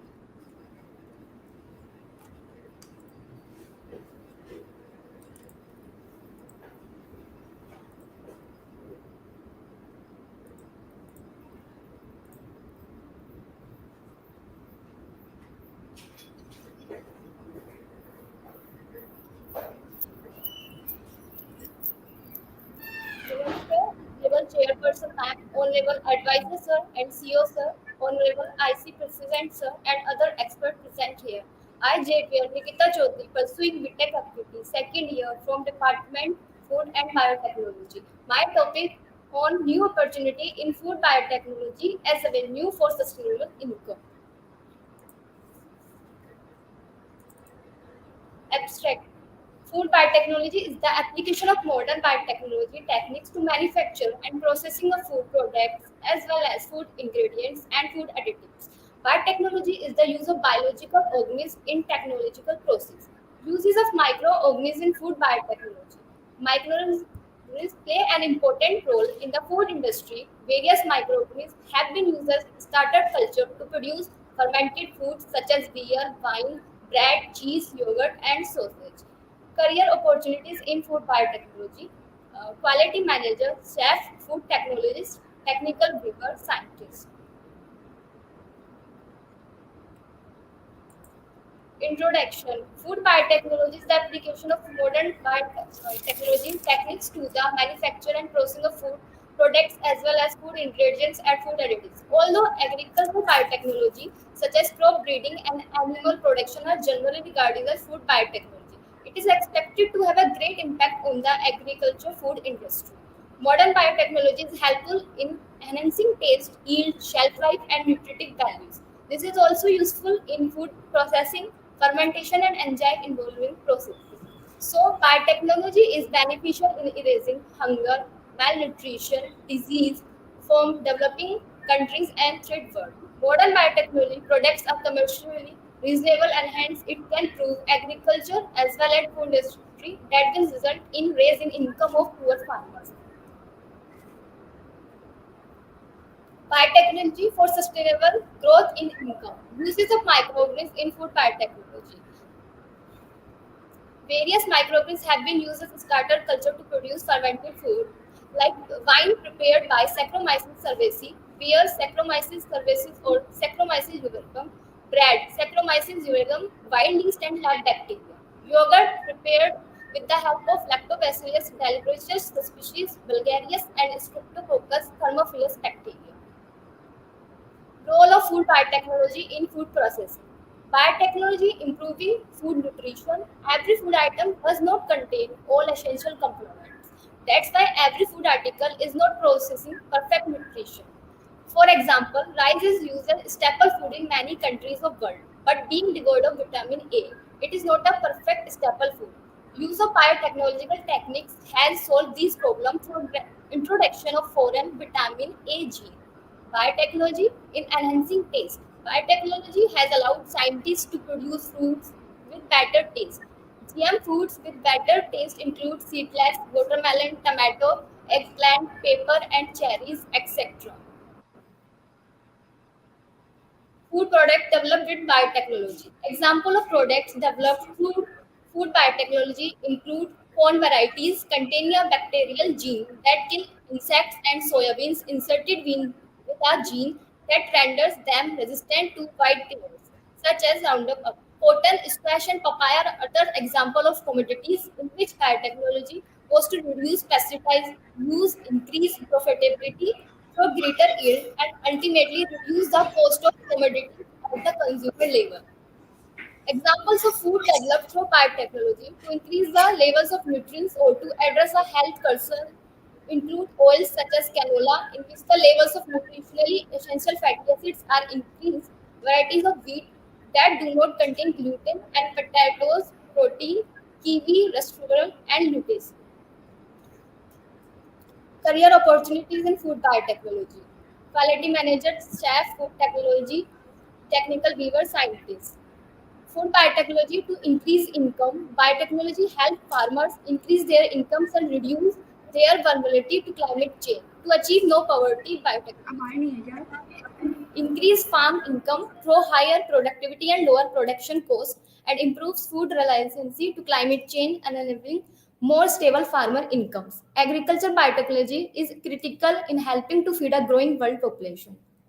To achieve zero hunger, biotechnology produce healthier and more productive crops, reduce food waste by extending shelf life of produce, improves children nutrition through enhancing stable crops will increase amounts of essential vitamins and minerals. Thank you.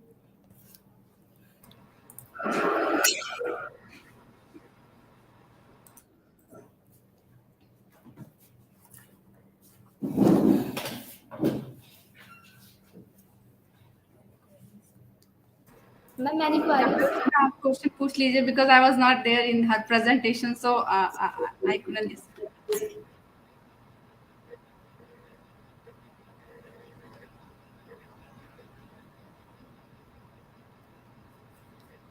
Any queries? Sorry. On new opportunities in food biotechnology as an avenue for sustainable income. That was your topic? Yes, sir. Yes. So you tell me one application of food biotechnology which can help in enhancing the income or sustaining the income. Only one So, application. That will be it. so we use genetically modified plants for increase. Say again.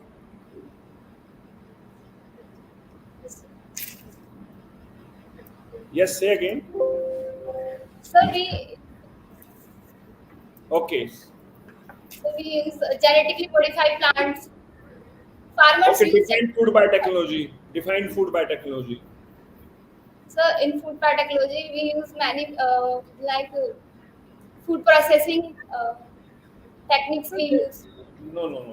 Anyway, next presentation. Okay, your presentation was good.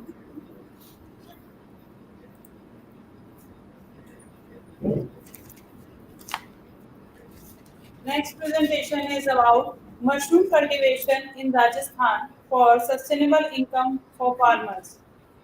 Paper code is IFBI-2022 and presenter name is Diksha from MSc MB and Deepika from BSc FSC.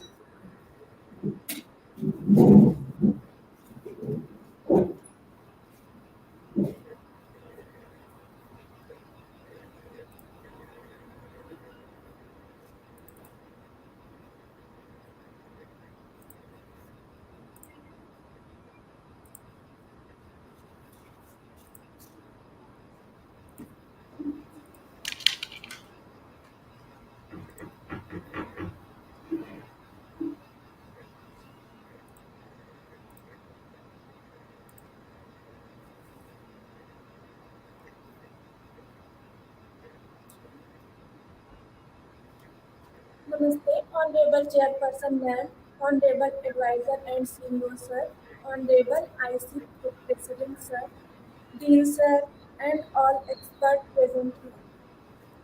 I, JVN Diksha Yadav, pursuing MSc Microbiology 4th semester from this university. Namaste, I Devian Deepika Sharma pursuing BSc Food Science and Technology Department Food and Biotechnology, Faculty of Agriculture and Veterinary Science from Vidyapeeth University. Presenting the paper topic Mushroom cultivation in Rajasthan for sustainable income of farmers.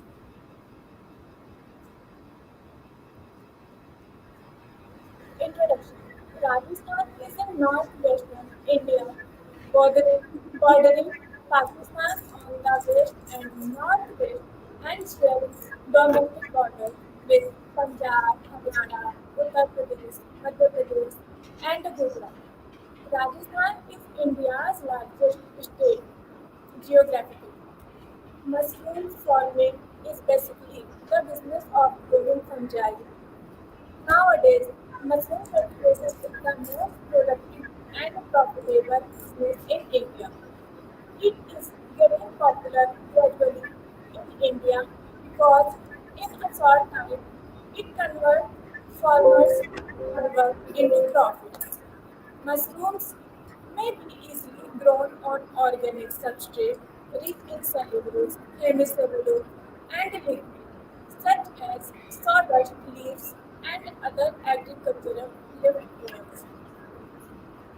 Nutritional benefits of mushroom. Health benefits of mushroom. Lowers bad cholesterol levels, helps prevents osteoporosis and arthritis, helps prevent anemia, protects hair, nails, and teeth, boosts bone minerals density, protects against cancer, regulates insulin level in body, helps lower blood pressure. Cultivation. Mushroom farming consists of six steps, and although the divisions are somewhat arbitrary, these steps identify what is needed to form a production system. These six steps are Phase 1 composting, Phase 2 composting, spawning, pressing, pinning, and cropping. Types of mushroom grown in Pakistan. In Rajasthan, five types of mushroom are available: white button mushroom, oyster mushroom, enoki mushroom, paddy straw mushroom, and seated mushroom. Benefits of mushroom cultivation. Mushroom farm. Very important industry activity in the rural development program. It yields economic betterment of small farmers, landless laborers, and other weak section of communities. Advantages: reduce environmental pollution, means of generating employment. It provides additional quality of life. Special benefits of mushroom cultivation. For some farmers who can't provide suitable environment condition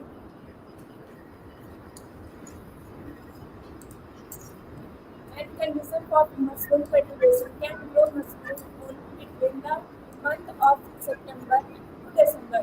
During this period, temperature is low and farmers don't need to maintain the cooling condition. Cultivation during this period can also reduce the cost of cultivation.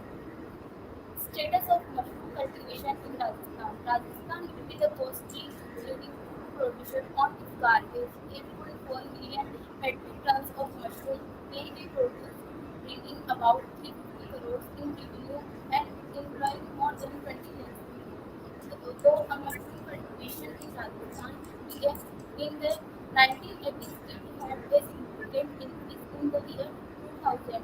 As a result, mushroom produce increased significantly from 5 tons in 1992 to 750 per year in 2007. However, button oyster mushrooms account for the majority 80%, despite the fact that specialty mushrooms have a large market in Rajasthan, India. Mushroom cultivation rate in Rajasthan is lower due to climate conditions, but it has been increasing in recent years. Mushroom cultivation income growth for farmers.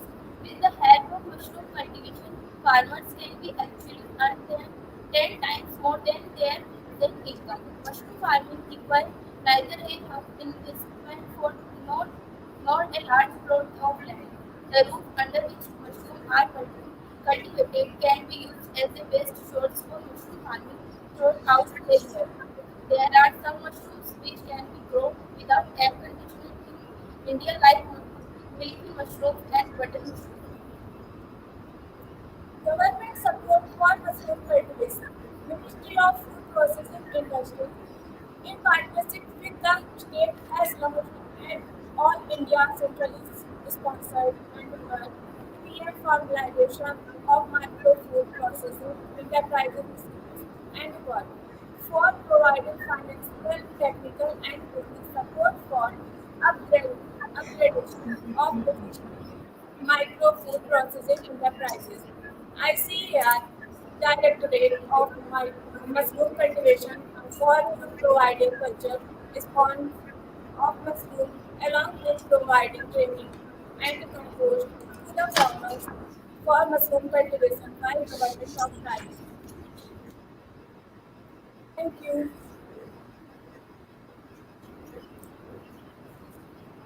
Sir, any questions?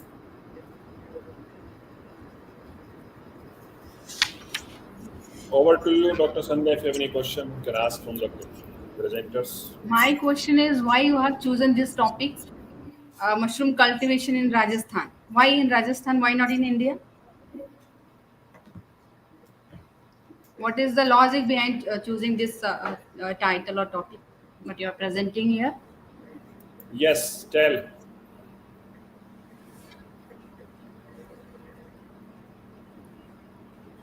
आपने क्यों choose किया राजस्थान में? India level का क्यों नहीं choose किया? Why Rajasthan only? I don't belong to Rajasthan, तो आपका काम सुन के मुझे क्या फायदा होगा? क्या राजस्थान में ग्रो करते हैं मशरूम? Yes, sir. करते हैं? Yes. हाँ करते हैं. मैं आप ये पॉजिटिव आप कॉन्फिडेंस से कहें कि करते हैं, पर करते हैं, ज्यादा करते हैं, इसलिए आपने उस एरिया को फोकस किया क्या वहाँ पे बहुत ज्यादा होता है, इसलिए कुछ तो रीजन होगा ना लेने के लिए, ऐसे ही ले लिया बहुत कम होता है. और चूंकि एक मिथ है कि यहाँ गर्मी बहुत ज्यादा पड़ती है तो मशरूम कल्टीवेशन नहीं हो सकता. आप लो कॉस्ट टेक्नोलॉजी की बात कर रहे हैं. लो कॉस्ट टेक्नोलॉजी में हम अनकंट्रोल्ड एनवायरनमेंट में जाएंगे. कंट्रोल की तो हम बात ही नहीं करेंगे. जो 4 मंथ का एक स्पैन है, कहीं ना कहीं अक्टूबर लास्ट वीक से लेके नवंबर फर्स्ट वीक से लेके और जनवरी लास्ट वीक तक, और मैंने देखा है कई बार फरवरी मिड वीक, वो स्पैन ऐसा है.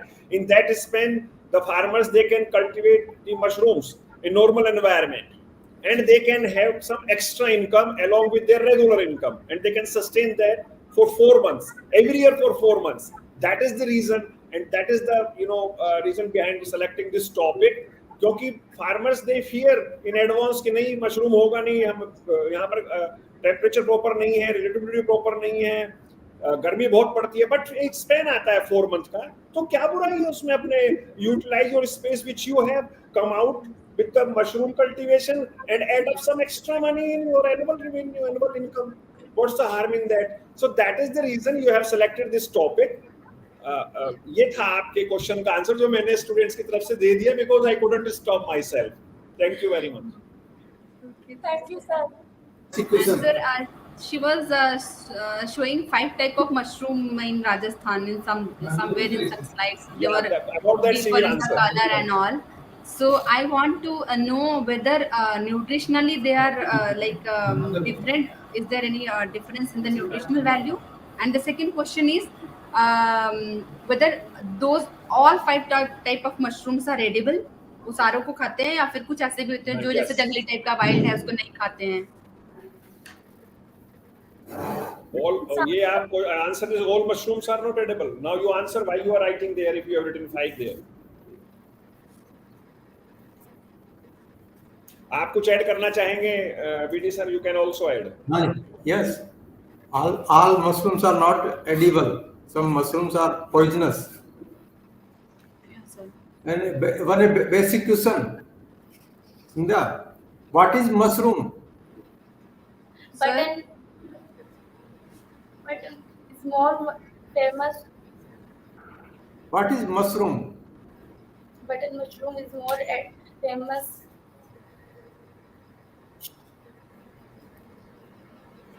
Sir, mushroom is a fungi.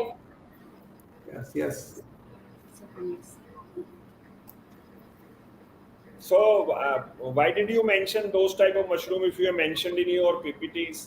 Because you should be very careful what you're writing in your slides, and you should know about that. Like if you another are girl was not knowing about autism, and autism was in her slides, and you are not knowing about mushroom anyway. But you are trying at this small level. That is very commendable, and you are coming and Yes. speaking and defending also. Over to you, Dr. Sandhya. So you're talking about mushroom cultivation. So you told all the positive aspects. I just want to know what all are the problems while cultivating mushroom. What are the major problems people are facing? Ma'am, time. Time.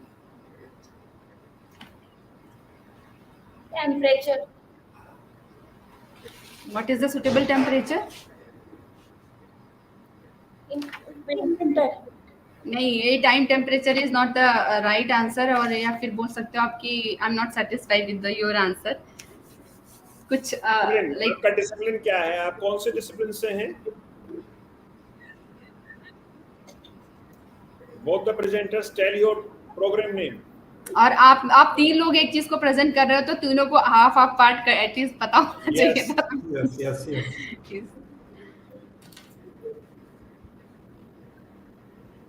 बाकी दो presenters को तो हमने देखा ही नहीं now you can over to them also we can ask question Because they are also responsible what is being written. Anyway, yeah. Anyway, over to the next student. Call the next presenters. These are sometime it happens. Next presentation is about popularization of traditional fermented food products in relation to sustainable development of rural community.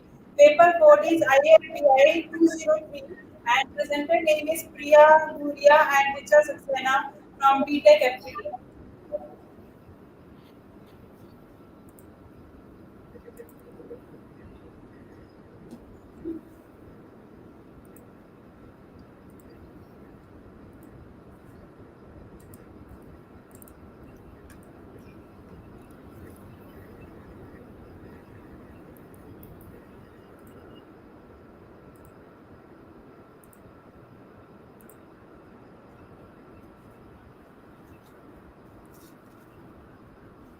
Namaste, Honorable Chairperson Ma'am, Honorable Advisor and CEO Sir, Honorable IC President Sir, Director Sir, and all other experts present here. I, Jibin Priyathuriya Parsi, BTech and Tech third year student from Department of Food and Biotechnology, Faculty of Agriculture and Veterinary Science, from Jyoti Vidyapeeth Women's University, presenting a paper on topic popularization of traditional fermented food products in relation of sustainable development of rural community. Traditional fermented food, traditional fermented food products are those products with our in, with our to people on the local area. Prepare them with the help of their ethnic knowledge from the ethnic knowledge from the there are uncountable varieties of traditional food. Traditional food present in the world. One such country is India, where numerous varieties of traditional food. The two things for, cen- for centuries, for centuries, diverse plant and animals materials have been fermented by various bacteria, yeast, and fungi to make excellent foods. The two principal advantages of food fermentations over other processes are to add flavor and to prevent spoilage. Flavor is especially important in vegetable diets based on bland foods such as rice. Fermentations. Parallel with the fermented fish sauce and fish paste are two fermented products made from all have originated from the experience gained from the preparation of fermented fish. With fish and soya fermentations involve the use of large amount of salts and select certain organisms.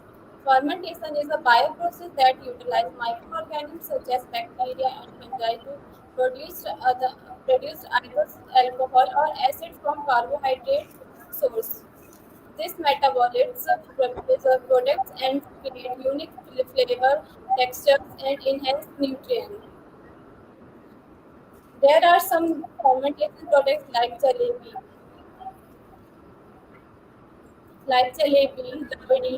cereal bread, cereal type with present taste people of Rajasthan, rabdi or rabdi is famous in is famous cereal-based fermented dairy product prepared in the northwest part of India, especially in Punjab, Haryana, Uttar Pradesh, and eastern region of India. Ja- Jasni, raita, kadhi. Raita is a side dish made using dahi containing vegetables, fruits, and spices. Traditional method of preparation, raita is prepared initially using various seasonal vegetables and fruits. Kadhi. Kadhi is a product made from chas by a recipe which varies from region to region. Bari. Bari is a ethnic Indian fermented black gram or or or earned bean product. Pickles. Pickles is a fermented product where or various spices mix are used to preserve fruits and vegetables or for a long period of time. Namaste. I JVN Saxena pursuing Biotechnology with final year student from Department Agri and Veterinary Science from Vidyapeeth University. Traditional fermented products of India, fermented milk and milk products. Cattle were an integral part of agriculture. Literature before 800 BCE refers to cow, buffalo, and goat milk, which were consumed either fresh or boiled. Milk is products are used to most preventive due to their nutritive value. Fermented plant food. The lactic fermentation of plant source is used as a preservation method for the production of finished and semi-finished products. In eastern Himalaya region of India, extensive range of fermented plant source products are prepared for storing and consumption. Fermentation technology. Fermented meat and sea products. Meat is highly prone to microbial spoilage. Traditional processing of meat is done by various methods such as drying, smoking, and fermentation. In India, societies of the northeastern region ferment meat and yak. Traditional fermented food prepared using meat, milk, cereals, and pulse occupy a pivotal position in the dietary practice of people of India's western state Rajasthan. Researchers have tried various techniques for preparation and extracting the shelf life of some of these ethnic foods. Traditional fermented foods were prepared to preserve the surplus local produce, and gradually these products become a part of traditional diet of local population. Thank you.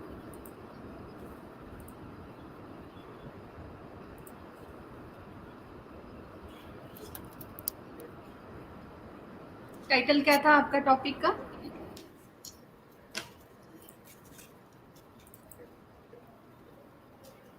Popularization of traditional fermented food product in relation of sustainable development of rural community. So how do you relate sustainable food development with this traditional things?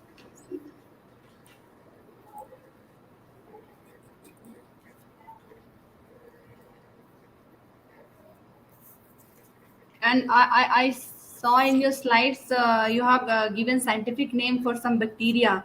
Whenever you are writing scientific name, it should be in italics. ये अभी से आप practice डालो, है ना? You are in MSc or Listen carefully what Dr. Sandhya is telling. These things will help you. yes, yes. Italics में botanical name italics ये तो first year में बताया जाता है. You are in which year? Probably third year if I am guessing. This is a matter of habit. अगर आप नहीं सीखोगे आज तो बाद में 2 साल के बाद फिर से Yes. गलती करोगे. तो And ये now चीज she is हमेशा asking a question to answer that. You have to answer that question. Traditional food को पॉपुलराइज करना चाहिए. sustainable things को आपने कैसे correlate किया? Because I didn't find any correlation in your slides. तो आप क्या कन्वे करना चाहते हो अपने पूरे प्रेजेंटेशन से? आप क्या बताना चाहते हो? उनका आप ये 2 लाइन पूछना है आपके जो फर्मेंटेड ट्रेडिशनल फूड्स हैं उनसे डेवलपमेंट किस तरह से सस्टेनेबल हो जाएगा, इनकम किस तरह सस्टेन हो जाएगी। या द वेरी राइट क्वेश्चन। बताइए कैसे हेल्पफुल होगा और ये कैसे कोरिलेट करता है इस थीम से, ये इस टॉपिक से। You have to learn defending your the thing you are presenting. बताइए। आपके जो मेंटर थे they were supposed to tell you fermented products का यूज करने में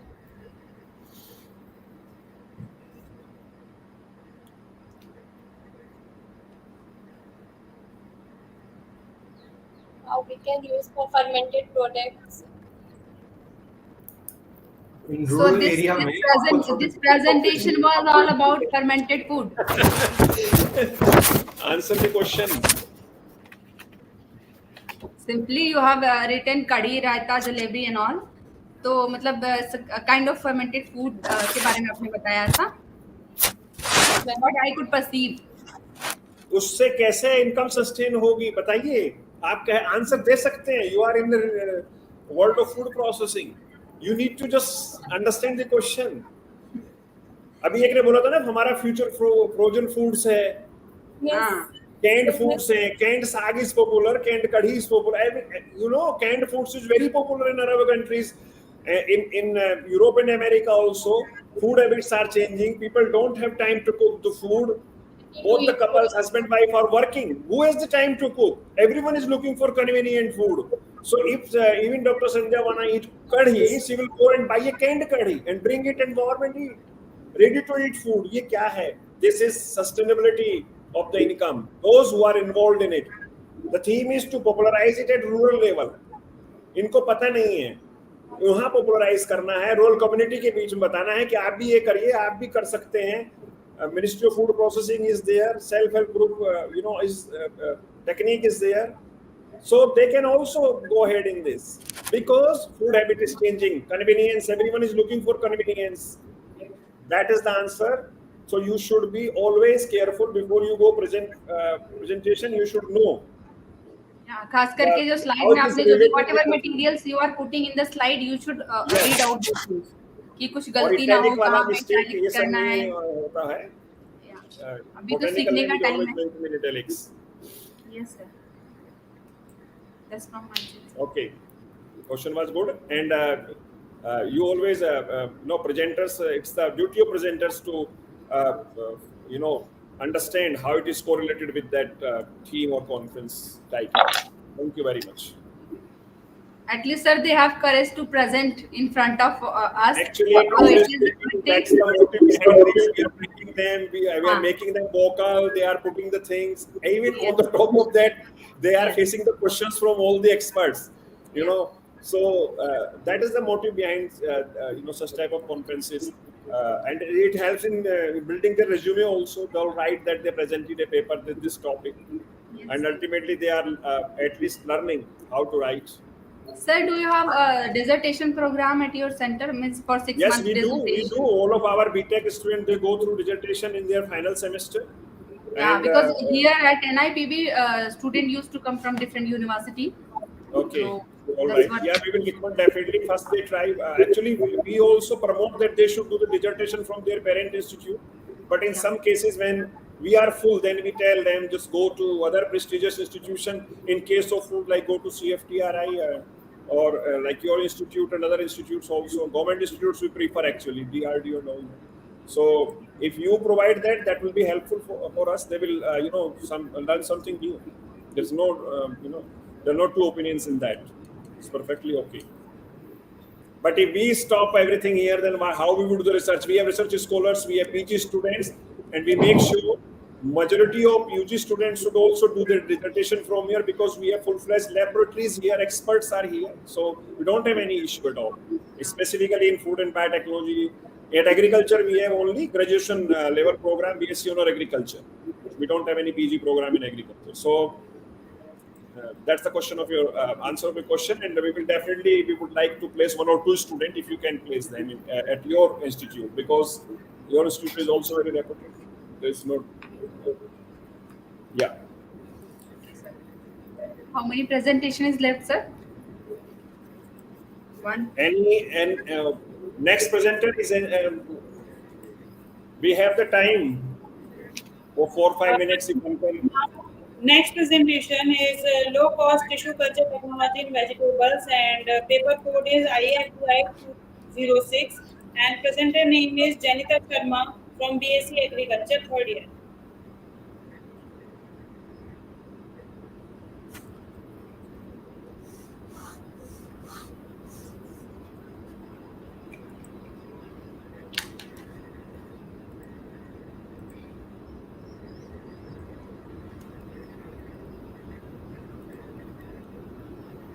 In the meantime, I'm seeing that Dr. Arjun Singh Balota is Director RARI. He is, logged in. Can you hear me, sir? Am I audible to you? I think he's not here. Anyway, continue the presentation.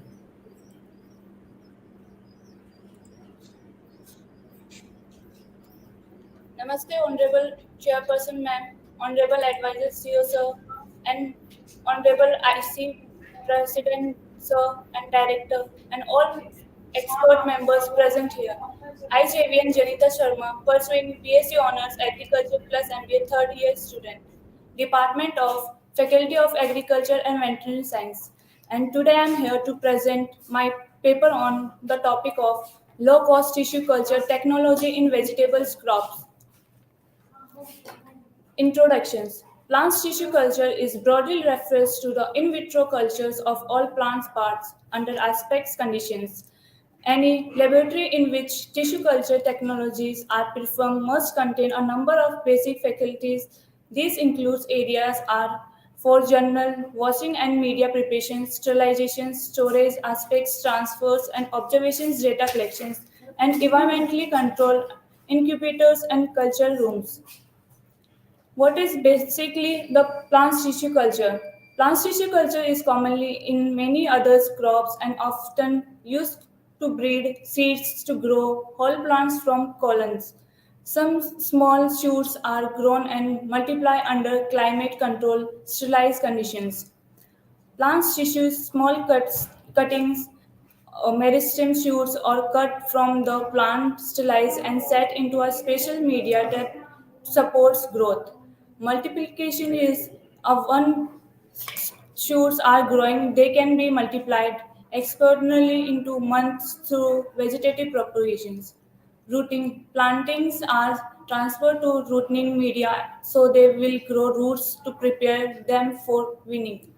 What is winning? Winning is the process of accumulations from vessels in the lab to greenhouse, grow rooms. Once winnowed plants can be potted up and grow into mother plants.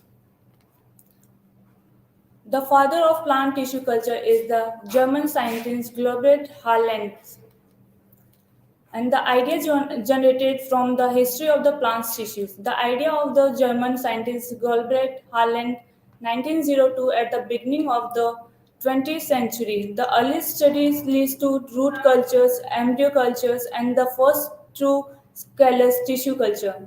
In 1902, Harland proposed the concept of in vitro cell culture, and in 1926, when discovered the first plant growth hormones, indole acetic acid. In 1934, White introduced vitamin B as growth supplements in tissue culture media for tomato root tip. In 1941, Overbrick was the first to add coconut milk for cell division in Dhatura. In 1971, Take B it regenerated first plant from tropoplast. The methodology is the case study in which we will discuss about the potato, the multiplications and regenerations of potato. The botanical name of the potato is Solanum tubulum the from nodal plant eggplant. Potato is the most important vegetable crop for the occupation major areas under cultivation in Pakistan. The company is working in for introduction for high yielding vegetables and crop varieties in Pakistan. Potato can be disease free, tuber worst both with detergent and distilled water to remove impurities and allow to sprouting.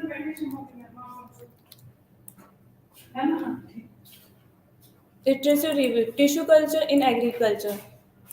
As an emerging technology, the plant tissue culture has a great impact on the both agriculture and industry through providing the plants need to meet ever increasing world demand.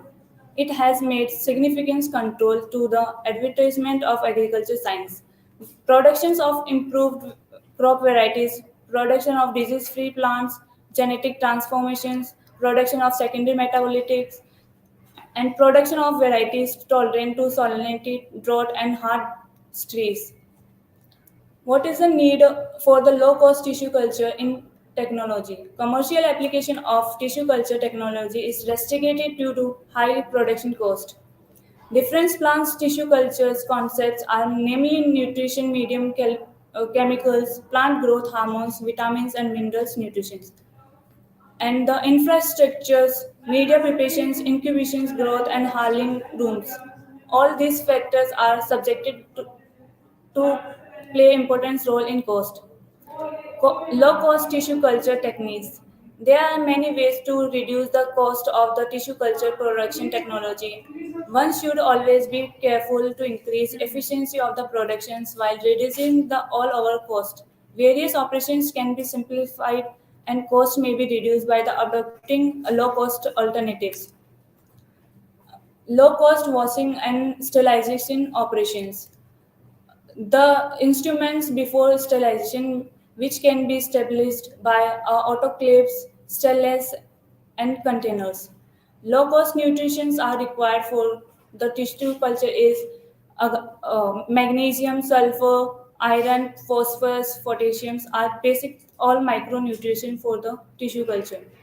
Low-cost low-cost containers are glassware, some normally used in plants tissue culture. Conclusions: the potential of the plant's tissue is increasing What you agriculture. want to conclude? आप क्या conclude करना चाहते हैं? What is your conclusion? Tell that. Yes. So we can conclude that use the low cost tissue cultures and make the awareness to the farmers to increase the production in agriculture and improve the developing country. Okay. All right. Are you done? Yes, sir. Okay. All right. Over to you, Dr. Sandhya, for one question because we are almost out of time. So, but moderation is must, so you can ask. What is low-cost tissue culture? Low-cost tissue culture is the method in which we can use the cheap things to cultivate the new plants in a low period of time. Why it is called low-cost tissue culture? Because the tissue culture is an expensive method to cultivate the plants. So we use the low-cost tissue culture to minimize the price of the cultivation of plants. Do you know what is totipotency and pluripotency? Yes, ma'am. The totipotency is also known as a plant tissue culture only. Is there any difference between totipotency and pluripotency? Good. That's all from my side, sir. Okay, so today's this was the second session of the first day of today's conference, and in all total 17 presentations were done, and all the experts which were scheduled for today joined the conference and they spoke about it. And our chair professor Meenakshi Mathur madam is also here. She was also with us from whole day. Thank you very much to you also. Thank you very much. Yeah. Thank you to Dr. Arjun Singh Baloda, Director RARI. Thank you to those who have spoken. I already said them. Thank you. So that's how first day of this conference is ending today. And we will be starting sharp tomorrow again at 10 a.m.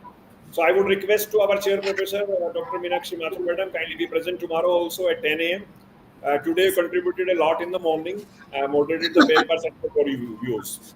Thank you very much. Tomorrow you will be sending tomorrow's link. Will be Tomorrow the same? I will share the link with you for 29. And Dr. Sandhya, if you would also like to join, because I like the way you moderate, You can also join, and you are also welcome tomorrow, no matter for half an hour before noon. Actually, sir, parallelly we are also I'm also registered for here conference, so I won't be able to present tomorrow. Thank you so Anyway, much, thank sir, you very much for Thanks a lot. considering me, sir, and congratulations for organizing such a good conference, and best wishes, sir. Thank you. Best wishes. Namaste. Thank you.